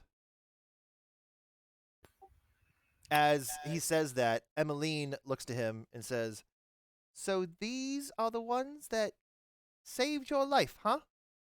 And she looks to you three. Well, they definitely fit the pot. They definitely look a bit of adventurers.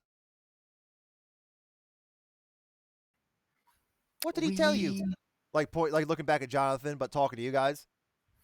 What did he tell you? Will look over to Emmeline and nod his head.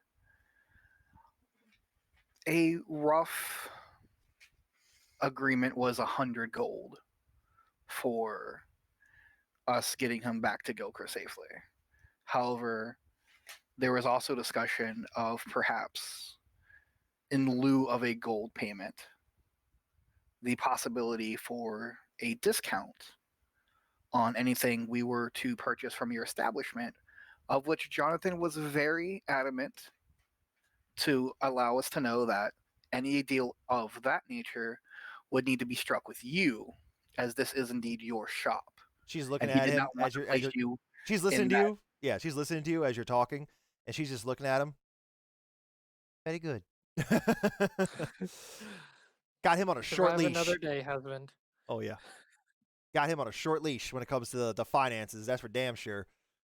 Well then, if it's a discount you would like, it may be easier just to offer you, we'll call it store credit, then, if you'd like. How about this? I'll make you an offer. You lot decide. I can either give you the 100 gold, plus I'll even give you an extra 50, as you did return him with nearly a scratch on him. He knows about the dagger in the shoulder, because nearly a scratch on him. I will pay you 150 gold as a thank you for returning my lovely husband. Or I will give you a credit of 200 gold for the store.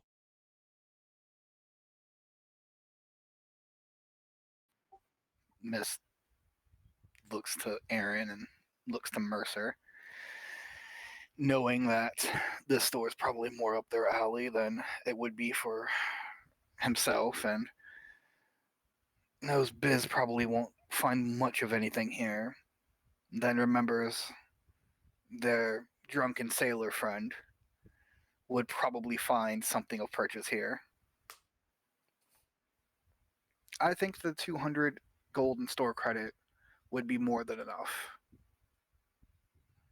And So- she reaches out to shake her hand. Mist will shake her hand. Shakes your hand. Good deal. A deal is struck. Anytime, you do not have to spend it now, but I will keep it on the books. You have 200 gold in credit. Thank you, ma'am. And as you guys start looking around the store a bit, you start to see, like, you really start to notice it now that, I mean, the smell obviously hit you when you walked in. Just the herbs is just, I mean, there's a plethora. I mean, Mist, you like had to hold it back a little bit. Like, whew, it's pungent in here. Not in a bad way. It's just like walking through Macy's and the lady with the perfume wants to spray you, and so does her other 2 or 3 friends want to like put all this like perfume in your face. So it kind of assaults the senses a bit, but it's nice though. There's, I mean, different herbs on racks hanging around. There's things already bottled. Just all over the place. Just a plethora of just different things. Are there labels on the potions? Things that are bottled? No. They're not. No? Nothing is labeled.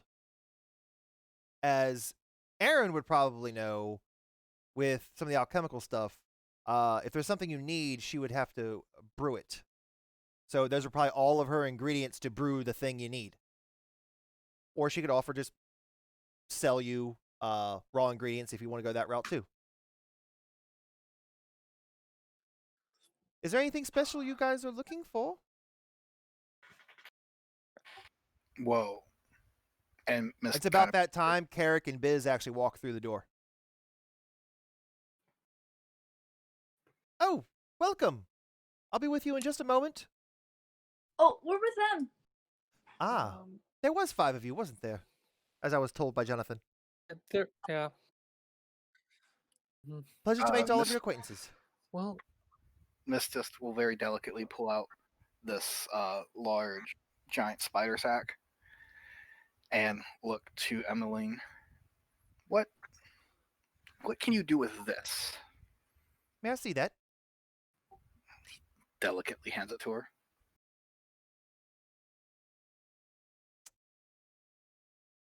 This could definitely be brewed into some kind of potions. No doubts. What's your price?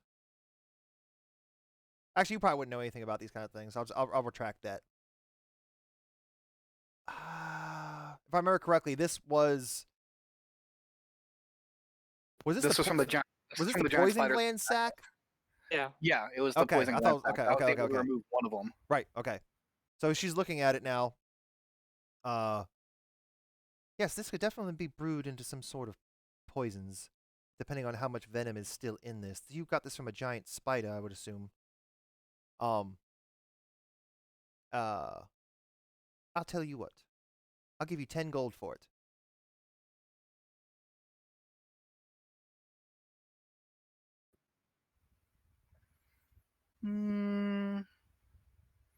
How about instead of the 10 gold, just a small discount off of whatever poison you can make out of it? Seeing as how She just nods and just says my fair. Okay, Fair. thank you. Yes, actually, I can get some of this done in about an hour or so, but not that it spoils, but if you come back in about an hour or 2, I can have this already brewed up. And if it tickles your fancy, I actually have something already on stock that'll make I'm going to make the exact same thing, so I already have it. And it's essentially, she says, 1 moment, she takes the sack into the back and then comes back out, and she has a couple vials of, essentially, it's like a light poison, essentially. Very, very, like, not neon green, but it's thin. Like, it's not water, but if you drop like 2 drops of like green food coloring into some water, that's probably the best way to describe it. It's kind of still translucent. It's not like dark and heavy at all. But she says, these right here, well, actually, if you have anyone or anything that needs to be taken care of silently, this would definitely help. It can't hurt. I mean, technically it would hurt whoever you give it to, but you get what I mean. How much? Well, let's see here. Each one of the vials would be 50 gold each, with a discount. And she has 3 of them. 40 gold each as like a 20% discount. If you were to buy the lot, which is all 3, 100 gold.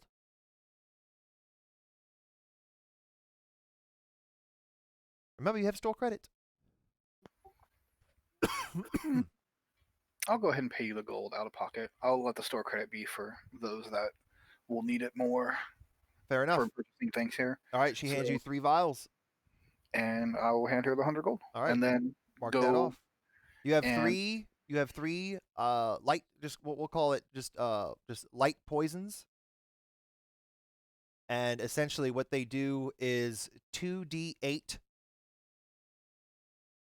poison damage on a DC 13 Constitution saving throw. Essentially, is what that would do. If somebody were to swallow the whole vial. And there's not much. I mean, there's probably like the vial, meaning there's probably like an ounce, like a shot glass worth. You know what I mean? Maybe a little less than that. That's cool. And But so, if you were to give it to somebody, that's how much damage it would do if they All right. consumed the whole thing. and then Mist will just go and excuse himself to go find Jonathan to talk to him later, and let everybody do what they're going to do. Alrighty. Anybody else interested in anything here? I would like to talk to Jonathan. Anybody Because else have? Jonathan owes me a gift. How many? Just That's true. We'll go back to that. before ahead. everyone leaves, when they're trying to leave, I'll just be like, "How many healing potions does everybody still have?"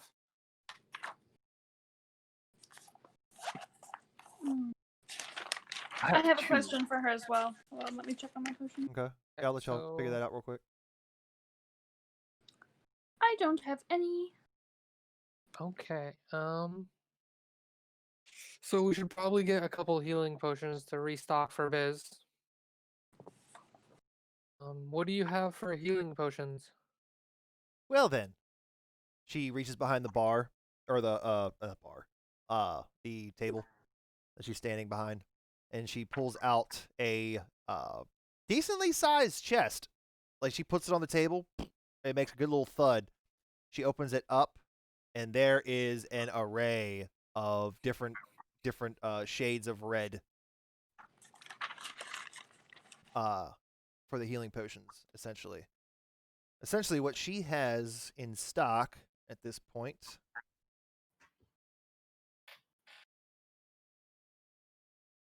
One second. Before you list all the big stuff, I'm only looking at affordable healing potions. I understand. I'm just checking something real quick. Don't need to be saying this is 25,000 gold. Right. Nope. She does have. She goes. This first row is just your common, just potions of healing. Second row, greater healing. And then she does have a third row, which has a couple in there. Those are superior healing potions. As those are very expensive. But what is your range? Like, she points like first level, second level, third level. Like, where you want to go? You want the first level, the regular healing potions? I think the first level is good for now, but as we make more, we'll definitely be coming back for better potions from you. She points to the first row. Everything on this row, 50 gold apiece. The second row, 250 gold apiece. Third row, 1,000 apiece. Did Mrs. Poison come out of the store credit? No, I paid No. for it out of pocket. Yeah, you pay Okay. you still have 200 in store credit.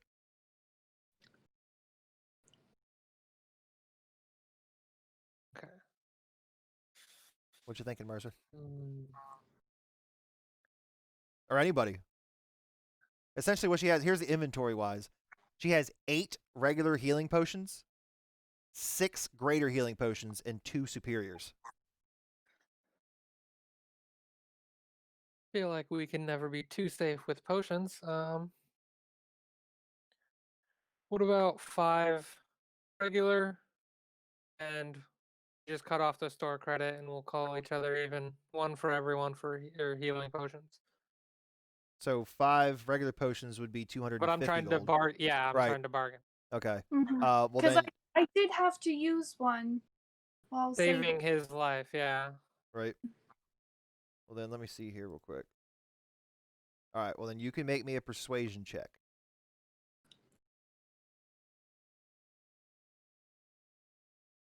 That's hot. 13 plus 8, 21. Damn. You're fucking +8. God damn it, dude. I love a plus 8. Can't wait for that to get bigger. That charisma. Oh, you guys remember that all your proficiency bonuses went up, right? Just making sure everybody knew that. From Okay. 2 to 3. Yep. Okay. Just making sure. All right. She looks down at the potions, looks back to you. Well, this would normally be 250 gold. You do have a credit of 200. And I am running a business here. We shake on 220. So essentially, you just give her 20 gold and you'll get all the potions. Deal.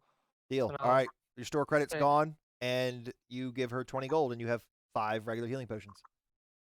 I just tap Mercer and I say, remember, everything is 750 gold. Oh my Everything. god. I don't know who you learned that from. Tell them never to tell you that again. Terrible Okay. advice. No. Good deal. And then I did have a question for Emmeline? Emmeline. Go ahead. Excuse me. I Yes. have a bit of an idea for something that I think we might need. So sometimes when we're out and about, a few of us are far away from each other and there's certain things happening and we'd like to know how to get in contact with each other from a distance. Yell. If we're slightly out of yelling range. She just chuckles. She knows she was being a smartass.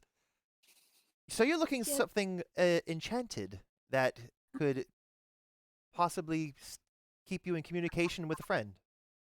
Yes, and I know that might take a while and be expensive, so we would have to gather the funds for this, but I kind of wanted to get an idea of the time frame and You are talking to the wrong person. You need to go see Mr. Kenley at the Sibyl's Speaker about such things. Great. He is a great, great enchanter. The second best enchanter in the realm. Second best. Great. I'm just curious, who's the best? Who's the best enchanter? Yeah. Technically, she would be an enchantress. Ooh. But if you must know, 1 second, I had to pull it back up. Just close my page. My mistake. Is it Miss? I'm just making an educated guess. Is it Miss Kaywin? Oh, you know of Miss Kaywin? We've met. Yes, she is the head enchantress of Gilkra, and the head advisor to the king. Mm-hmm. Those two have such the rivalry. Mr. Kaywin, or Miss Kaywin, and Kenley. there we go, Mr. Kenley. I got too many names I'm going back and forth with. They have such the rivalry on who's better. Yes, go see Mr. Kenley about that sort of thing. Definitely. Do you know if Kaywin would offer her services? I don't. Obviously, if we go to Kenley, they have a business, so that's something. Would do you think that Kaywin would even be open to? There's always a possibility. I mean, money talks, and she is a very good enchantress. But you'd be paying through the nose for her services. But if you'd like to talk to her, you'd probably have to go back to the castle. And she has, I mean, that's where she lives. Has to be near the king at all times. True. Well, I appreciate your information. One last question for you. My friend, Erin, she likes flowers and things that grow and herbs and things, and sometimes she likes to put them into a bottle and stir them up and things and make things. do you teach people how to do those things? Do you have any classes or things where she could like play with flowers and things that she likes? So teach someone the alchemical ways. Yeah, I mean, just to get her started. I think she I likes don't it a lot. have the time for that. I flattered that you think I could do that, and I could. I just don't have the time myself. But I Oh. do have books on the subject. Okay, can I get one of those? Just kind of quiet under the table. I want to Do you surprise want? her. She She's got she this- gets closer to you and whispers to you. Do you want a beginner's book or intermediate or advanced? How much is the intermediate? Do you know for a fact that she's actually good at doing these things? Because there's a big jump between beginner and intermediate Ooh, as far as skill uh, level. let's start with beginner, and then she can come back and we can talk about it. 100 gold, and it's yours. Okay, wonderful. Here. Oh, okay then. So you hand her 100 gold. Give me a minute. She goes in the back. You hear her kind of ruffling around in probably a bookshelf, and she comes back, and it's wrapped up, so you don't know, so nobody knows what it is. And she just she hands you this nice, elegant. It's like a blue silk cloth wrapped around this book, and she hands it to Can I you. roll stealth for whisper check? That she figured out what I was doing. Erin wasn't paying attention. She's gonna go talk to Jonathan. Yeah. Wonderful. Yeah. They've already left. Well, they haven't left. Jonathan. Jonathan's still in the store. He's just on the But other side of the they- store. Yeah. Yeah, nobody's They left. left All y'all out. are still in the building. Perfect. Good deal. All right, so yeah, you have a beginner's guide to alchemy. Alrighty. Carrick, was there anything before I switch over to Mist and Aaron? Is there anything for you, Carrick, while you're here? Kind of.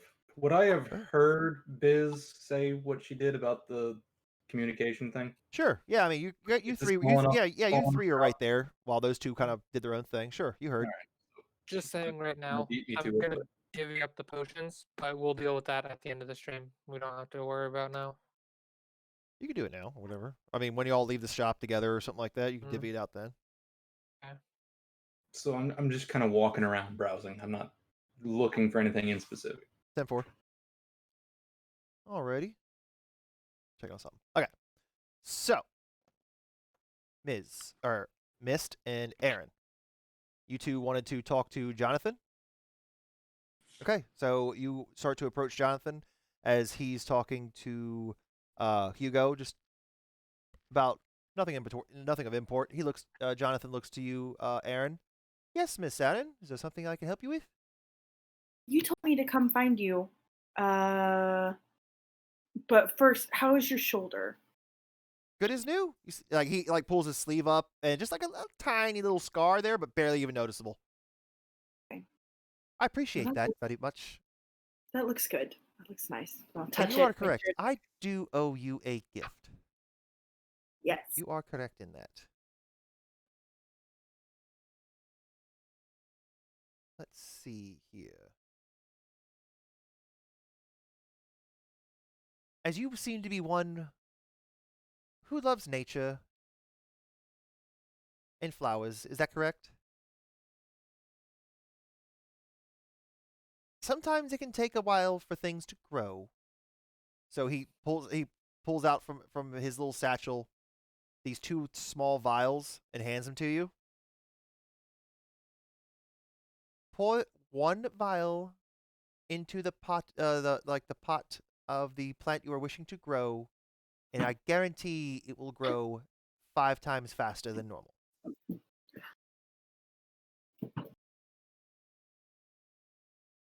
So we can write down 2 growth potions, like plant growing potions, like you put like a little ×5 next to it, so you know how fast you know what I mean. Mm-hmm. It'll make whatever plant you want to grow 5 times faster than normal. That's awesome. I think Mist wanted to do something too. He did. I asked him to find a book for me, and he's trying to find it for me, but I'm gonna look for it, and he's gonna talk to Jonathan. All right, what's up, Mist? Well, Mist will look to Jonathan. We have somebody to go talk to, don't we? Do we?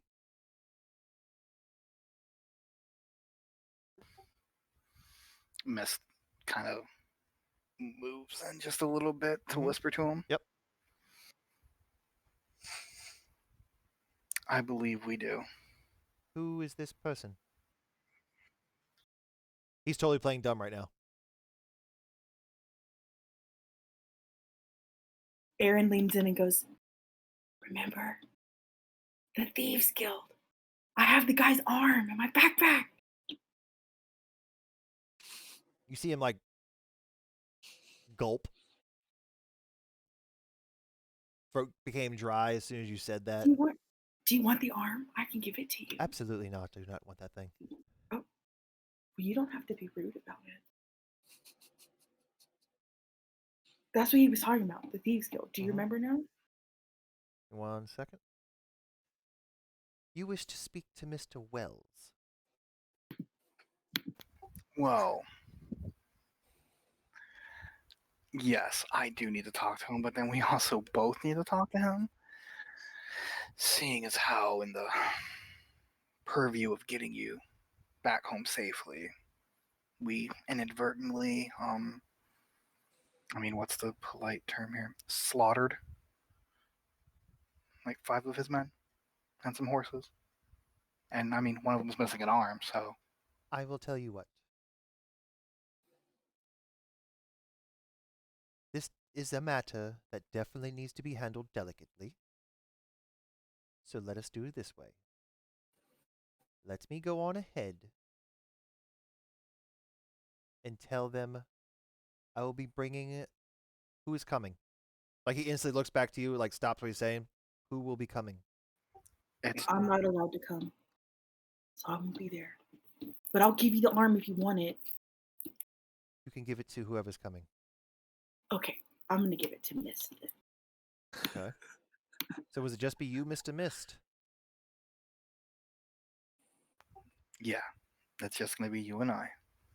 Let me go on ahead. Meet me in front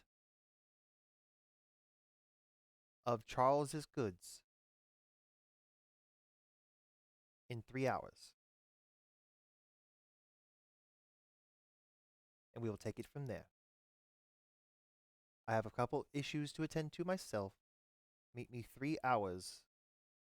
In 3 hours in front of Charles's goods. All right, 3 hours it is. He just nods and takes a step back. So, Hugo, like he's like just kind of blows you off a little bit. Like that got him really nervous. He just wants to go back and just kind of talking to his friend now. Aaron's gonna look at Mist. Do you want the arm? Do you want the arm now, or do you want me to give you the arm before you go? I'm assuming I'm not allowed to go. Right, you're not going to go meet with the Thieves Guild. And no, I don't need a hand at this moment. Can Aaron pull out the arm and look for any identifying marks on it? Sure. You pull out an arm in the middle. You start pulling out this arm in the middle of the store, and Jonathan instantly grabs your hands. Put that away. Put that away. Not in my place of business. Are you fucking mad? Mist will step up and look at him and be like, "Oh, your place of business? Should we let Emily know that?" My wife's place of business. You know what I meant. She'll have all of our heads. Seems like she already has yours in her purse. No, she has my bulls. There's a difference.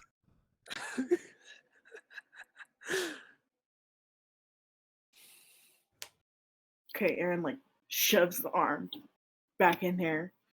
Good and deal. Pulls out a tiny pouch, gives Jonathan a very upset look, and goes to talk to Emily. Good deal. All right, what do you want to talk to Emily about? I'm gonna walk up to her and I'm gonna have the granite star cradled in my hands and go, Miss Emmeline. Yes. I can't do anything with this. Is this something that you might be interested? She instantly sees it and is just like, "Where did you find a granite star?"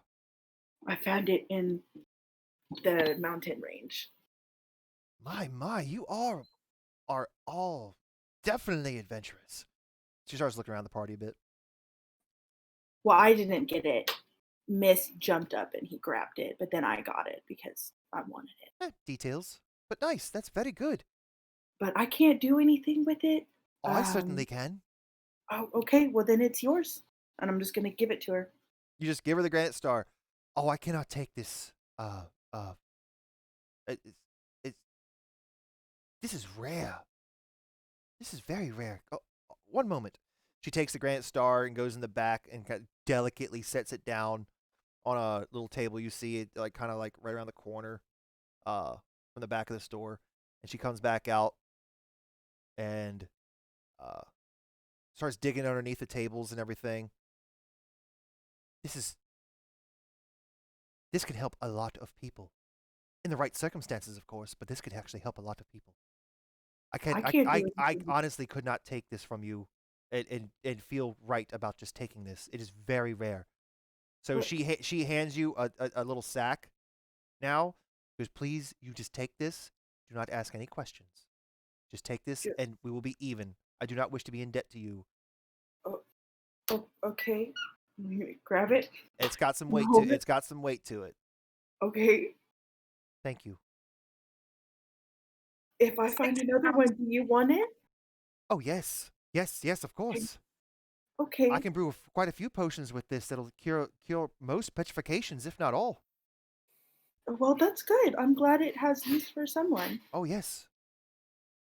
I'm just awkwardly holding this pouch. What am I supposed to do with it? It's yours. What's in it? You gonna look at it? The other arm of that one dude. That's right.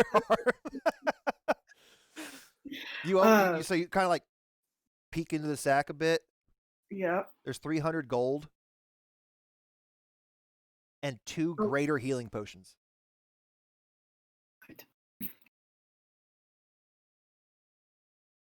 We'll never die now. That flower is fucking rare. Well, I can't do anything with it. I'm just saying. I'm You just letting you haven't know read the that book. is a rare. That was a fucking rare find. That's hard to come by to be able to make potions that can do that. Okay, I'm gonna look at it. Are you sure you want to give me this? I'm going to take it back unless you walk out this door right now. Well, can I just walk away from you because Okay, I'm fair not done enough. looking in the store? Okay, fair enough. Okay. I'm gonna like walk, just like hold it in my hands and walk over to Miss. Like, what am I? What? Mist looks into the pouch and You see 300 gold and 2 greater healing potions. looks to Aaron, looks back in the pouch. Good God, all of you have so much to fucking learn about people giving you shit. So you keep it, and God, I pray you didn't do some dumb shit like try to offer it back to her or try to say it was too much. But you keep it, and it's yours. So this is your 300 gold. These are your 2 potions. Do with it what you want. Spend it how you want. Do you understand? Am I supposed to tell everybody else? Are you telling me I need to keep a secret? Well, no, because you told me. So because you told me, and I know, I will do my part to bear the weight of your words upon my shoulders. And I will hold this. You conducted what I assume was a business transaction.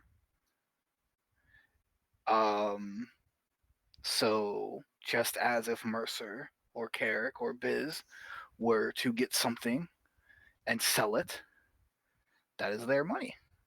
They took it upon themselves to slay a bullet or to do anything. Time out. You don't have to talk to me like I'm an idiot. Oh.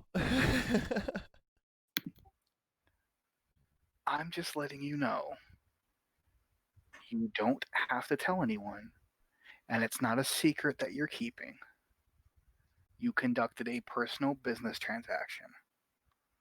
End of story.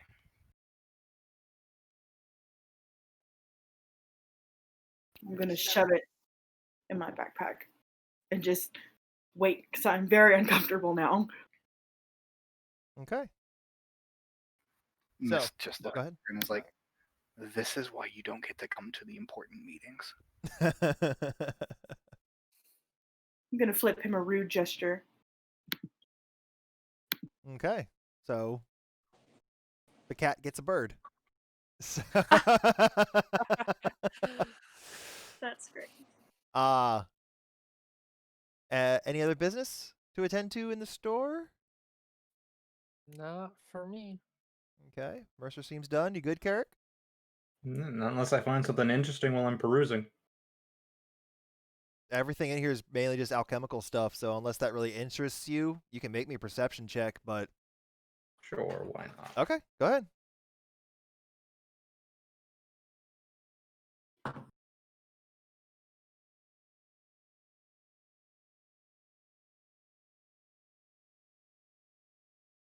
It's 11. You see pretty flowers and herbs. I mean, everything kind of looks the same to you. Aaron, Miss, you guys done in the store? Business transactions completed? Yeah, there's nothing for me here. Yeah. Biz? My business is finished. Okay. All right. With that, she bids you all adieu and says, "Well, keep me in mind. Uh, as I'm always looking for new customers and clients. I appreciate everything you've done for my husband." She looks at it, like squinty eyed, like he can like sense the sight on the back of his neck. If there's anything else, or if there's nothing else, then I'll bid you all adieu. As I now have, our eyes like light up and look at Aaron. I have some new potions to brew. Like she's all very excited right now. I do, and she just like whoop runs in the back. You all leaving? Yep. All right, so you guys walk out the door, and Mist would know the location of, because you guys have said, where's the next place y'all are trying to go? Sybil's speaker. Yeah, okay, that's what I figured. Okay, the Sybil's speaker. Sybil's speaker. Mist would know it's actually located on the same road, about 2 minutes down the street, if that, not even 2 minutes. Okay. On our short walk over there, I hand everyone 1 healing potion, but I hand Biz 2 healing potions. Noted. Oh, and by the way, so Mercer will hand Mist his, and Mist will hang back behind the group a little bit, at least enough to where he's behind Biz, Okay. and he will slip it into her pouch. Give me a sleight of hand.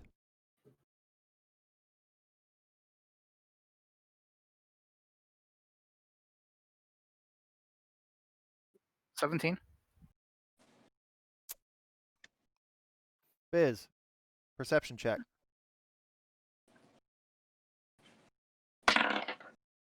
2. Yeah, she didn't feel shit. Yeah, you totally just like boop, pop that potion in there. So now, Biz, technically you have 3 potions now.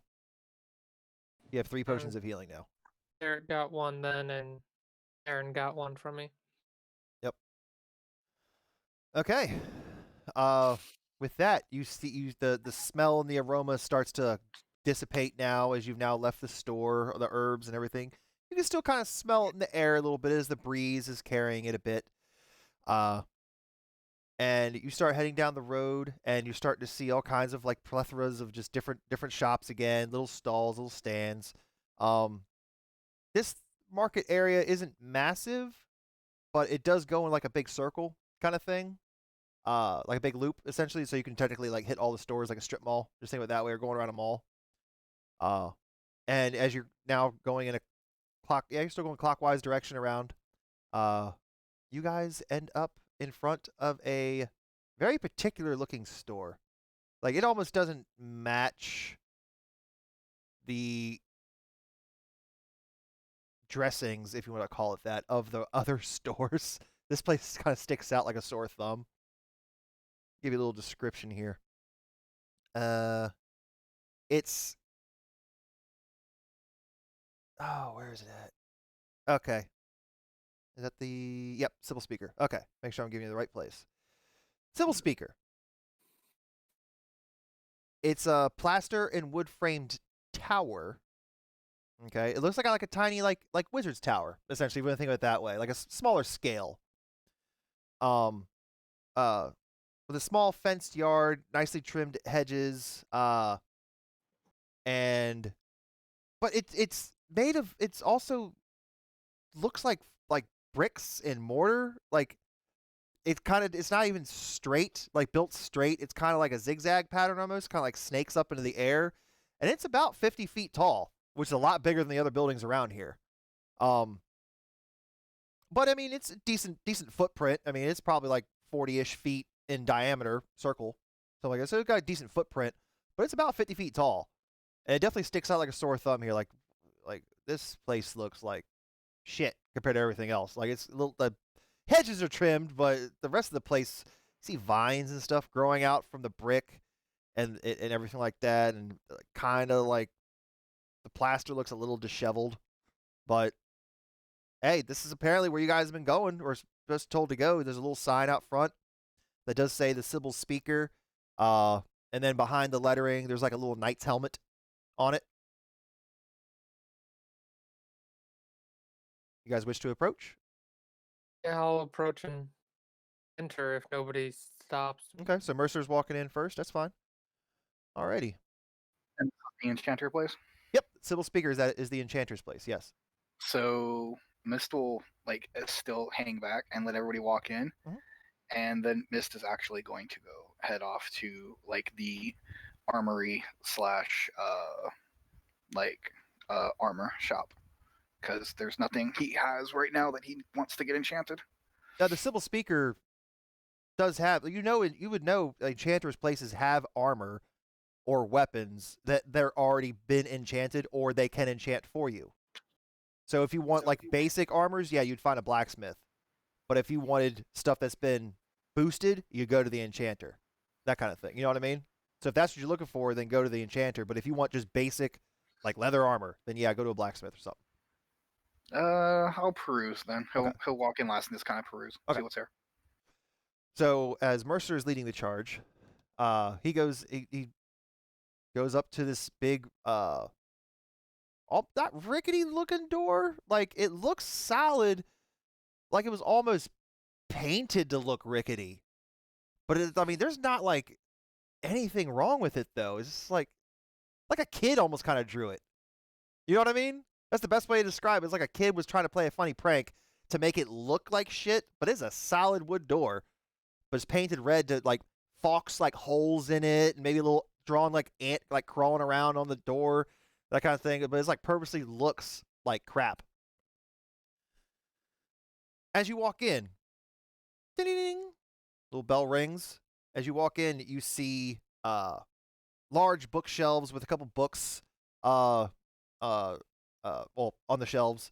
You see a tiny little gold chandelier kind of hanging in the middle, and it has there's no candles in it though. The light is coming from little orbs of light kind of hovering around the chandelier itself. And that seems to be casting some shadows. All the shadows in the room are slowly dancing around because the light is slowly rotating around. And as you walk in, you don't see anybody to greet you. There's nobody working the front counter. There's nobody working the desk essentially. But then, out of nowhere, hey, what brings you in today?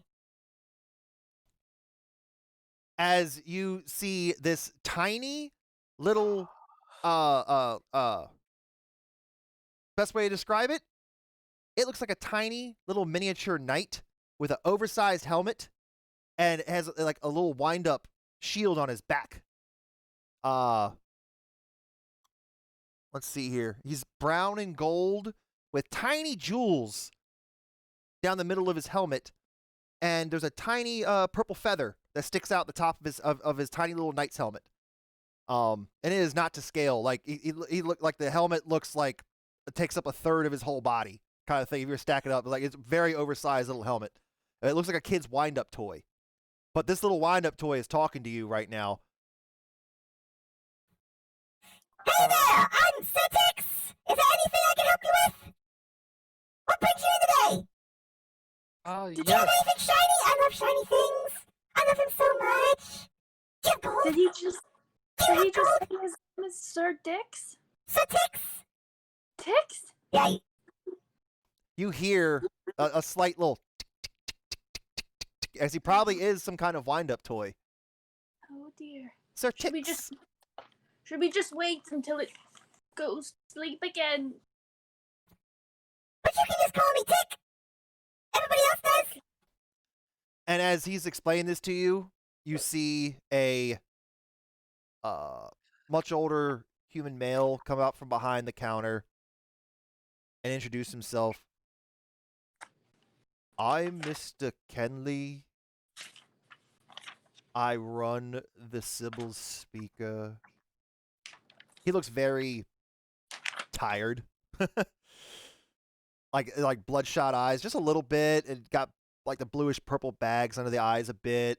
Older gentleman. Let me see here real quick. Dark skinned man, about 5'9" ish. He has brown hair and a long wavy beard. Brown beard as well. It's let me see something. I spelled that. Okay. He has one little monocle over his right eye, but you don't think there's any glass in it. It's just like the rim of a monocle kind of thing, and it's not even attached to anything. It just changes, kind of dangling there. Like maybe he just puts it on just to maybe make himself feel fancy. Wears brown and blue robes, and he tells you all, that is Sir Tix. Please pay him no mind. What do you mean, no mind? I'm part of you. I am part of your mind. Let me explain. No, I will explain. Please, please, please, please let me explain. Please, let me do it. Please. Fine. Yay! Well, you see, when Mr. Kenley was a kid, he made me. Yeah, he's a genius. He made me. But something went wrong. Something went wrong when he was making me. A part of him had to come. He lost his sense of humor, and it went into me. It's true. I haven't laughed since I was a child. But Mr. Tick over there, sorry, Sir Tix over there, does bring me joy.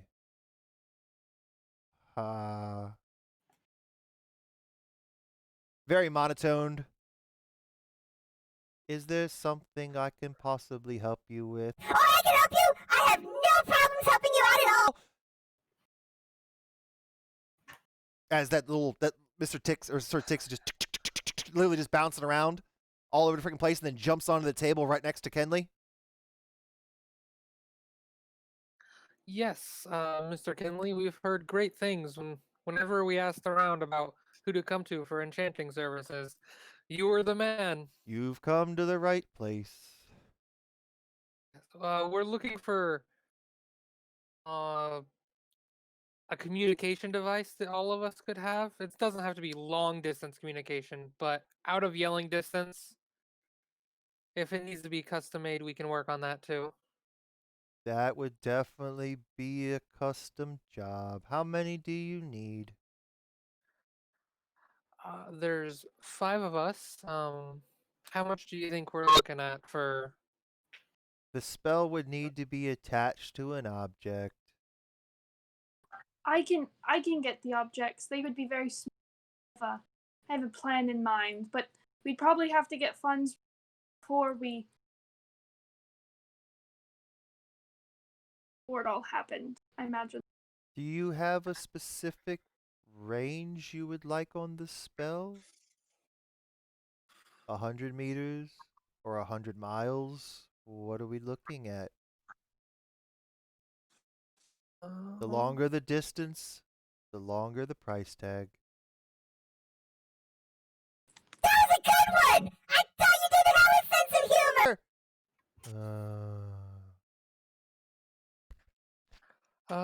What are we looking at for about 5 of them at 500 meters?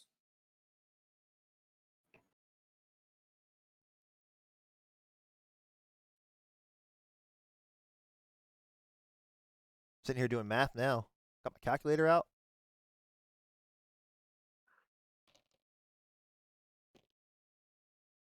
Let's see. How long is 500 meters? Well, considering that we were about 100 500 meters yards. away, 500 yards. I mean, we're doing feet here. 5, like, you know what I mean? Yeah. So 5 football fields. yeah, Okay. when we were about 100 Speak in meters American. away, we couldn't hear each other yelling and stuff. So I figured, No, 500 is a good range. That's not a bad range at all. Okay. if Or we're ever 500 leaving yards, each whatever you other, want to call it. if we're ever leaving each other longer than that, I'd hope that we had told each other already. Right. Okay. So you're looking for some kind of long distance communication device. I'm talking about like in bad situations when we're knowing. Mhm. If you're just traveling around the city, I know Miss doesn't want to tell us. Let's go this route. Aren't you right here? Oops, wait a minute. Eh, What? all of you, yeah, everybody's everybody's in the room. Everyone's listening to me. I'm just talking to you guys now while he's looking up price. Actually, I'm calculating right now. Alrighty. I hope this isn't as expensive as I think it's gonna be. It is. It is. So you're looking at about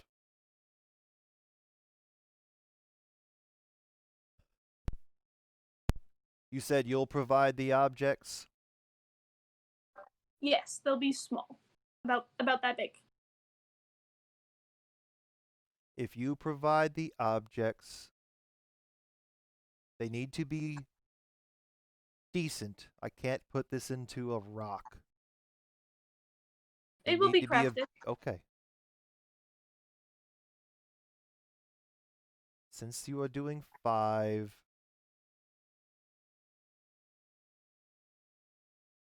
2,500 gold. And about how long would it take for you to craft them? After I receive the items, it would take approximately a week. Okay. That is good to know. As soon as we get those items, we'll definitely be coming back here. Bring you the have- funds and the items. You'll have it in about a week, give or take a few days. I'd say 10 days tops. Okay, thank you. And do you have any books on enchanting? I do.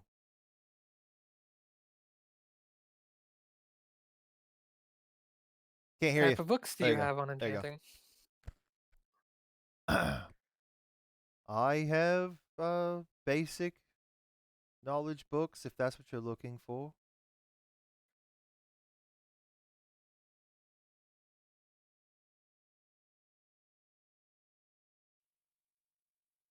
I can't And hear you. beginner. There you go. You kept breaking up. I couldn't hear you.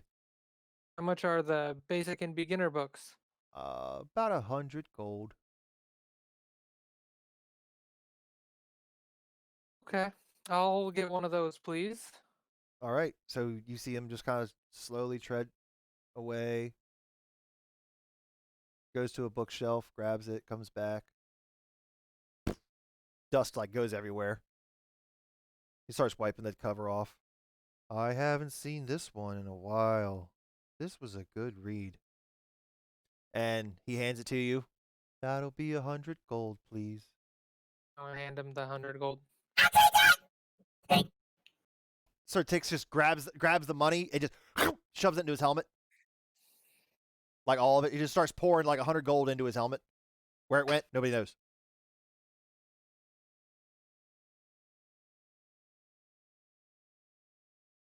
Well, does anybody else need anything? Well, I have a question. See, as you can tell, we're quite the adventuring party, and we like to go around and sometimes get ourselves in a bit of trouble. Which there's two things that you could aid us with. Yeah. Sometimes we prefer some magically enchanted armor, cloaks, I have weapons. that. I have that too. So we would love to look at some of your items, possibly in the 500 range. I think that's as most as we could probably spend at this time.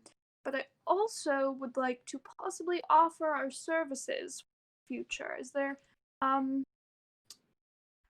don't know what we might find in our journeys and things like that, and I don't know what you would Services, you require. say.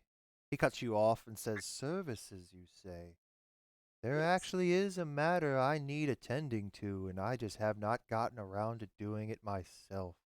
Well, we are our schedules are open right now, so we are taking requests. Well, it's not a rush, but the sooner the better. And he kind of like looks to his right and looks down and comes back and looks at you. Underneath my store, there's a direct link to the sewer system. I have a creature down there that has escaped and needs to be wrangled back in its area.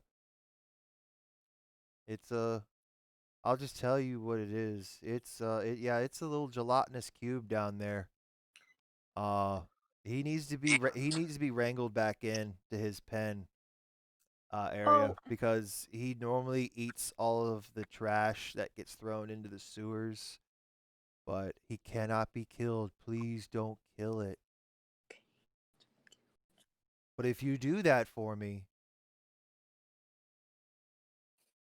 would you like store credit or gold? store credit would be great. I'll give you 1,000. That would be wonderful. We'll make sure we do that post haste. Where should we go whenever we're ready to begin that adventure? Right there. And he just kind of points. There's that little like Okay. a little hatch behind the desk. Wonderful. Thank you. Please don't hurt him too much. Just We bring will him back to the big room where all the water pipes meet. That's Do you all have you any have to do. Do you know how they got him in there in the first place? Like ropes, they're good, or I have water? no idea how the whoever designed it had him down there. He's been fine ever since, but it seems he has escaped. But he needs to get back into that pen so he can keep doing his job. Otherwise, we're going to have a back full of trash. Okay, we don't want that. Okay, No. great. Thank you. Do you mind if we peruse your wares at the most like 600 gold, It please? depends on what you're looking for, honestly. Everything's negotiable. Great. Are I you love looking you want to start with some armors? yes. Well, you want leather or do you want plate? Most of our party looks wears, well, I guess I don't know how much what everybody else wears, but I mean, I'm set on leather armor for right now. Very special sentimental piece. I'm not looking to get rid It's of. very well done. It is. Thank you. Thank you. It's blessed. And Hashtag blessed. Hashtag. But I could maybe do with some bracers. If you have something like that. And maybe, I don't know, is anybody else needing some armors or things? He looks around. Does anybody else need armor? Mist will step forward. I would actually like to at least see what you might have in some enchanted studded leather. I actually do have some enchanted studded leathers. I do, actually. Oh, and possibly some enchanted boots. I'm very slow and small. I think I might have some in the back. Sir Tix, could you go in the back and tell me what boots we have? Yes, sir, right away! And he runs off, clinking the whole way. That'll keep him occupied for a while. Okay. Alright, let me see what we had in stock here. So, you wanted a studded leather armor. Okay.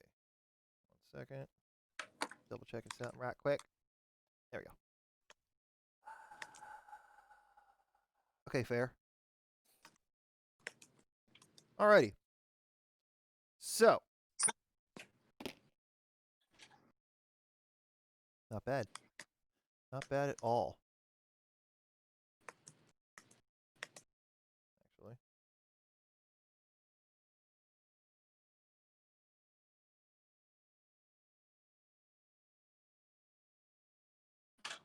I have this pretty nice studded leather armor.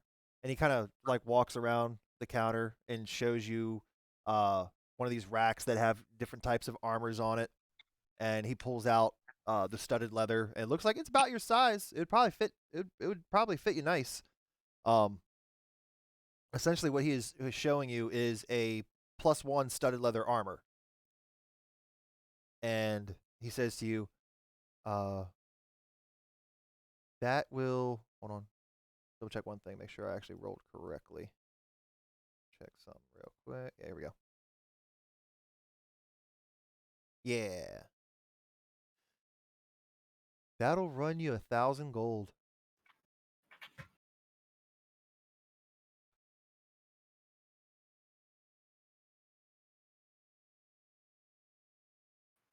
$1,000.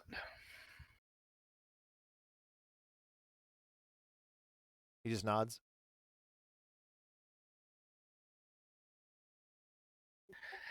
What if I were to bring you armor that's made? And then enchant it to like make it the same level. Yeah, to enchant it. If I were to supply you with the armor. That would take about 2 weeks to do that. But it would be services 600. That's doable. I'll If you look do into this job for me, maybe I can even lower the price on the armor a little bit for you. you really, really want us to. I really need it done. Like bad. I really do. Do you have any suggestions or information we could use to move the cube? Don't touch it. That's it? Don't touch it. Best advice I can give you, don't touch it. If you like your hands where they're at, don't touch it.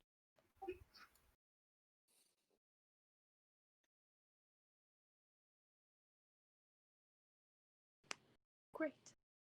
Well, As far as your question for bracers,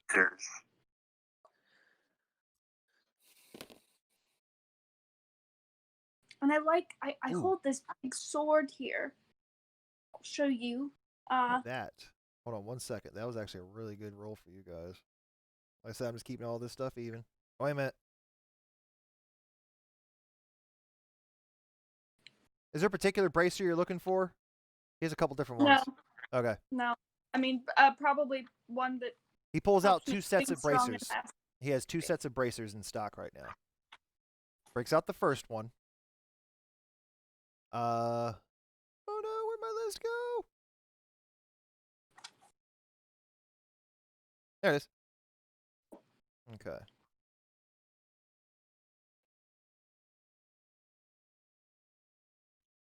There we go.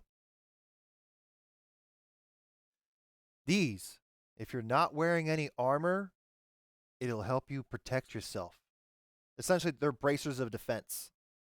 Okay? So if you don't wear any armor and don't use a shield, you get 2 extra armor class. Okay? That's what it is. But you cannot be wearing any armor. These right How much- here, they will protect you. If you usually don't wear armors and such things. And he looks like Aaron. He can tell like you're definitely like some kind of druid magic person. You don't seem to be wearing armor. It would definitely like this would probably help you out a lot, ma'am. And he says that one is there's my roll.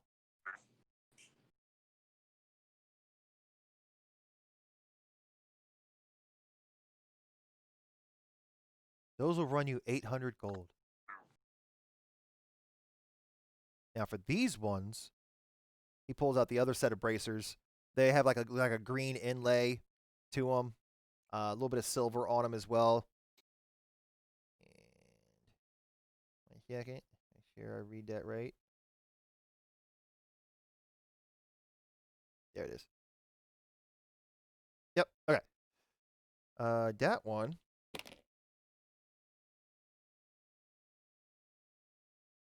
These ones here.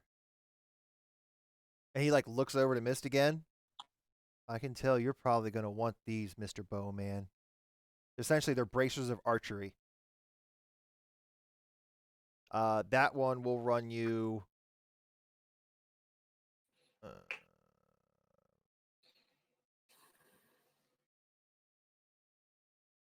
same price, 800 gold. Essentially, while you're wearing these bracers, you have proficiency with the longbow and short bow, and you gain a +2 bonus to damage rolls on ranged attack made with such weapons. So if you hit something, you get an extra 2 damage. And it requires attunement. Those are the only bracers I have in stock. I found some boots! He comes up and has 2 pairs of finely crafted boots sitting there with him. Give me 1 second. These the ones? He pulls out this set of boots. They have like tiny little wings maybe on them, like on the heels and stuff like that. And it like has like these little like motions on them to make it look like they're going really fast. Essentially what these boots are boots of striding and springing. While you wear these boots, your walking speed becomes 30 feet unless your walking speed is higher. And your speed isn't reduced if you are encumbered or wearing heavy armor. In addition, you can jump 3 times the normal distance, though you can't jump farther than your remaining movement would allow. And those boots... oh my goodness, oh my goodness. I think Biz just got the deal of the day. How much money do I have? I think I'm not... I'll tell you in a second what I just frickin' rolled after I do this math. These are on sale today for only 200 gold. Wonderful. Remember that die 100 stuff I've been talking about? I rolled a 4 on a die 100. So that price, super low today. 200 gold. They're yours. Wonderful. Now, the other pair of boots. Hold on 1 second. Okay. The other pair of boots. I don't want you buying something unless you find something. You might find something you like better. Just give me 1 second. Just because it's a deal. Mm-hmm. I can only wear one boots. Yep. Where's the other ones at? What is it? Okay. These ones are green, like with greens and browns. Very elvish. These just yell elves. Okay? These are boots of elven kind. While you wear these boots, your steps make no sound, regardless of the surface you are moving across. You also have advantage on stealth checks that rely on moving silently.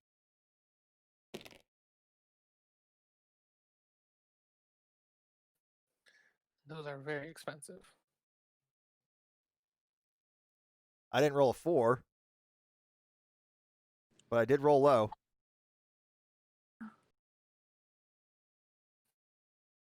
Those are actually on sale today too for $6.50.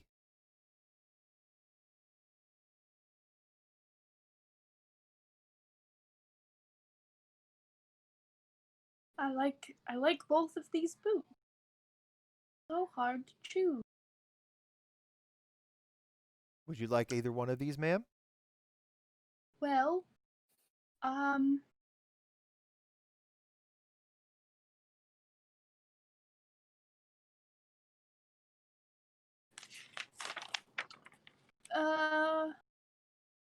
let's see. You said that the boots of Elvenkind are how much again? 600? 650. 650. Yeah, the one that give you advantage on the stealth checks. Those are 650. The striding and springing, which would make your speed 30 instead of 25, which is good, is only 200. It's on sale right now for 200. And then I can't be slowed due to terrain. While you wear these boots, your walking speed becomes 30 feet unless your walking speed is higher, which is not, so it doesn't affect you. And your speed isn't reduced if you are encumbered or wearing heavy armor. Okay. So you can actually technically carry like 1,000 pounds if you physically could, and it wouldn't slow your walking speed down. Okay. In addition, you become can a pack jump mule. 3 times the normal distance, though you can't jump farther than your remaining movement would allow. But essentially, very easily, you could jump 30 feet straight in the air. Sweet. Yep. Just curious, what's my fall speed? If I jump 3 times my height in the air, how many rounds of that can I shoot? You technically fall 10 feet per round. That's how that works. If I remember Sweet, so I would correctly. have 3 rounds before, or 2 rounds basically. I think that's how that works. No, 10 feet in 6 seconds. No, you'd fall faster than that. Yeah. I think you fall a lot faster than that. Never mind. What the heck am I talking about? Anyway, whatever. It's fine. But essentially, if you were to land hard, for every 10 feet you fall, it's 1d8 for every 10 feet you fall and hit the ground really hard. Oh, But so it wouldn't Unless be you make a good landing- acrobatics check, you're fine. I'm sorry. What was that, missed? But you could be landing on people. Yeah. And True, I jumping could onto just them. This is true. cannonball Yep, you could. into. Yeah, get creative with it. You totally could. I'm going to very stealthily, quietly, whisper to Mist, if we buy these fancy boots of jumping, and I wear them for a while, and then maybe I find some better ones, do you think we could sell them somewhere else for money?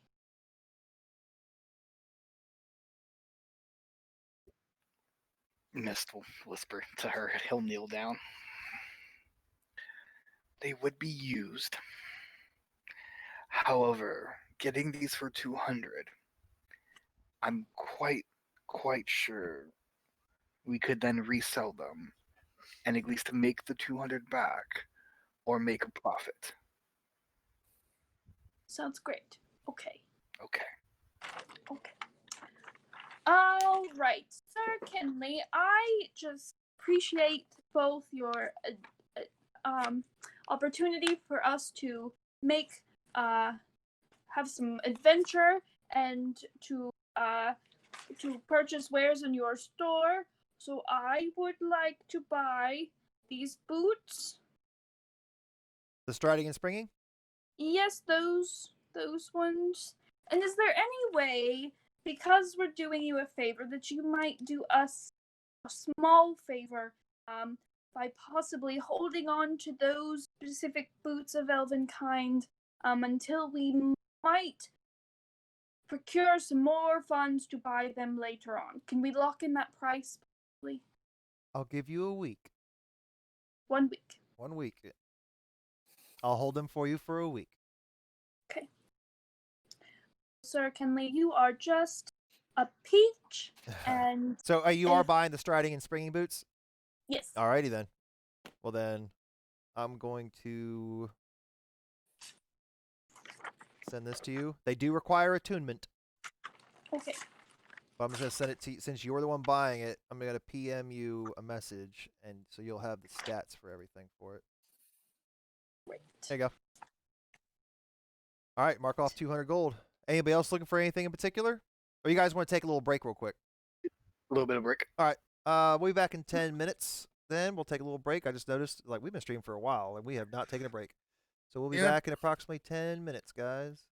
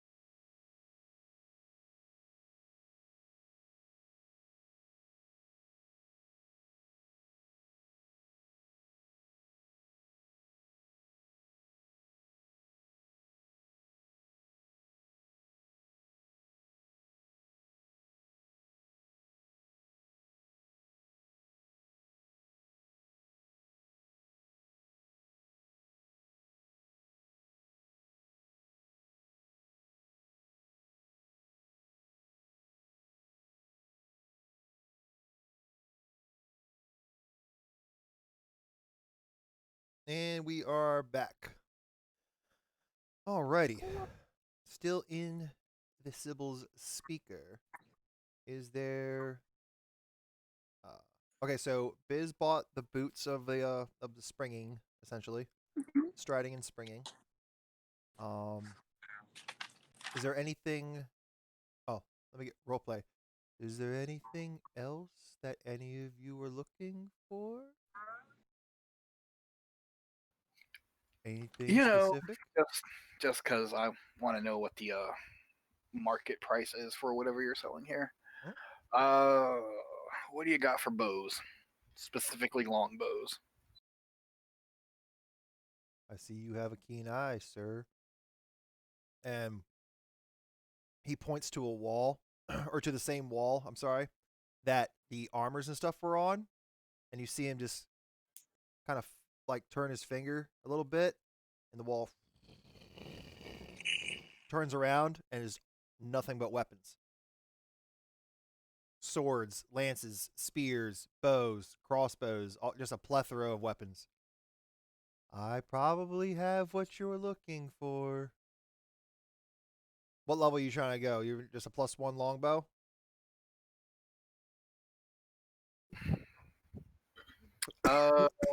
Yeah, +1 Or did you want a special effect on the bow?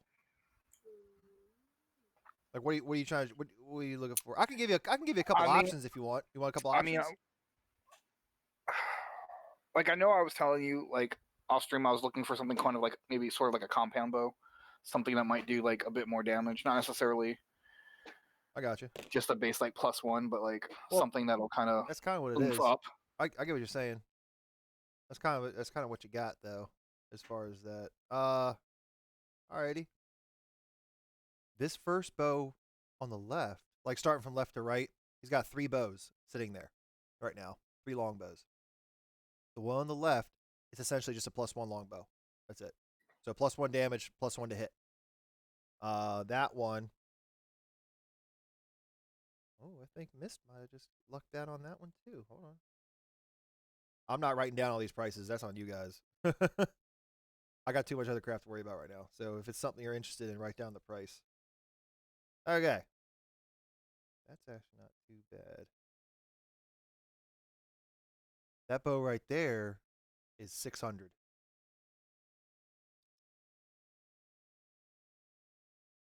The next bow. Damn, not bad for that one at all. The next bow, and you look at it, there's these, it looks like red leaves, like autumn or oranges and reds and a little bit of yellows, kind of all over the front of the entire bow, and the string itself is red. That one over there, that one will put a hurting on certain things that definitely don't like fire. Essentially, what it is a bow that allows you twice per day to deal. Your weapon does the base 1d8 damage, but you get an additional 1d6 fire damage attached to it, to that damage twice per day. There's that one over there. That one's called Ember's Cry. And that one's going to run you...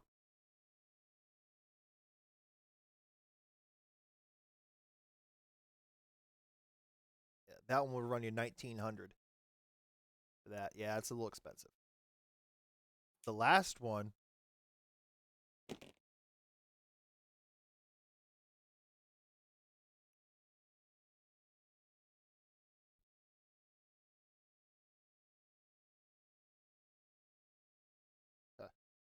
The last one essentially does the same thing, but it does poison damage instead. But that one's 2000.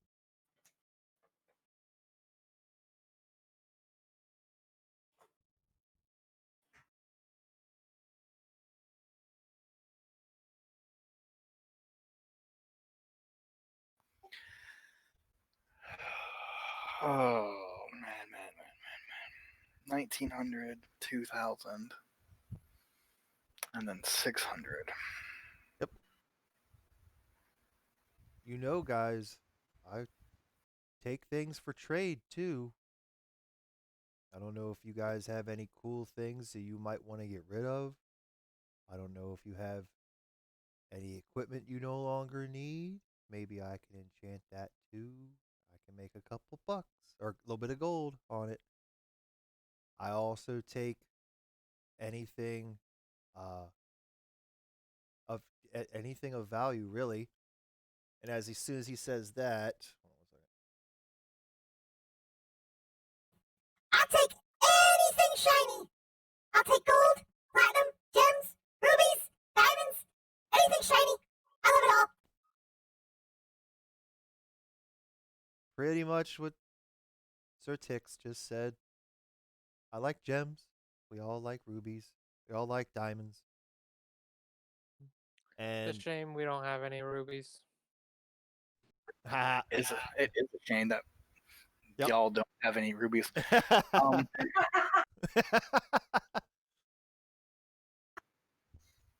So, sir, let's say I have 13 pounds of boulette leather, of boulette hide. What could we do with that? well, if you wanted to turn that into some kind of leather armor or boots or something, you may want to go to the Iron Gauntlet. They could probably fashion that into something for you. And then I could enchant that for you later. But as far as me needing any kind of hide, I mean, it has its uses. I could definitely probably use it for something. Are you willing to trade it?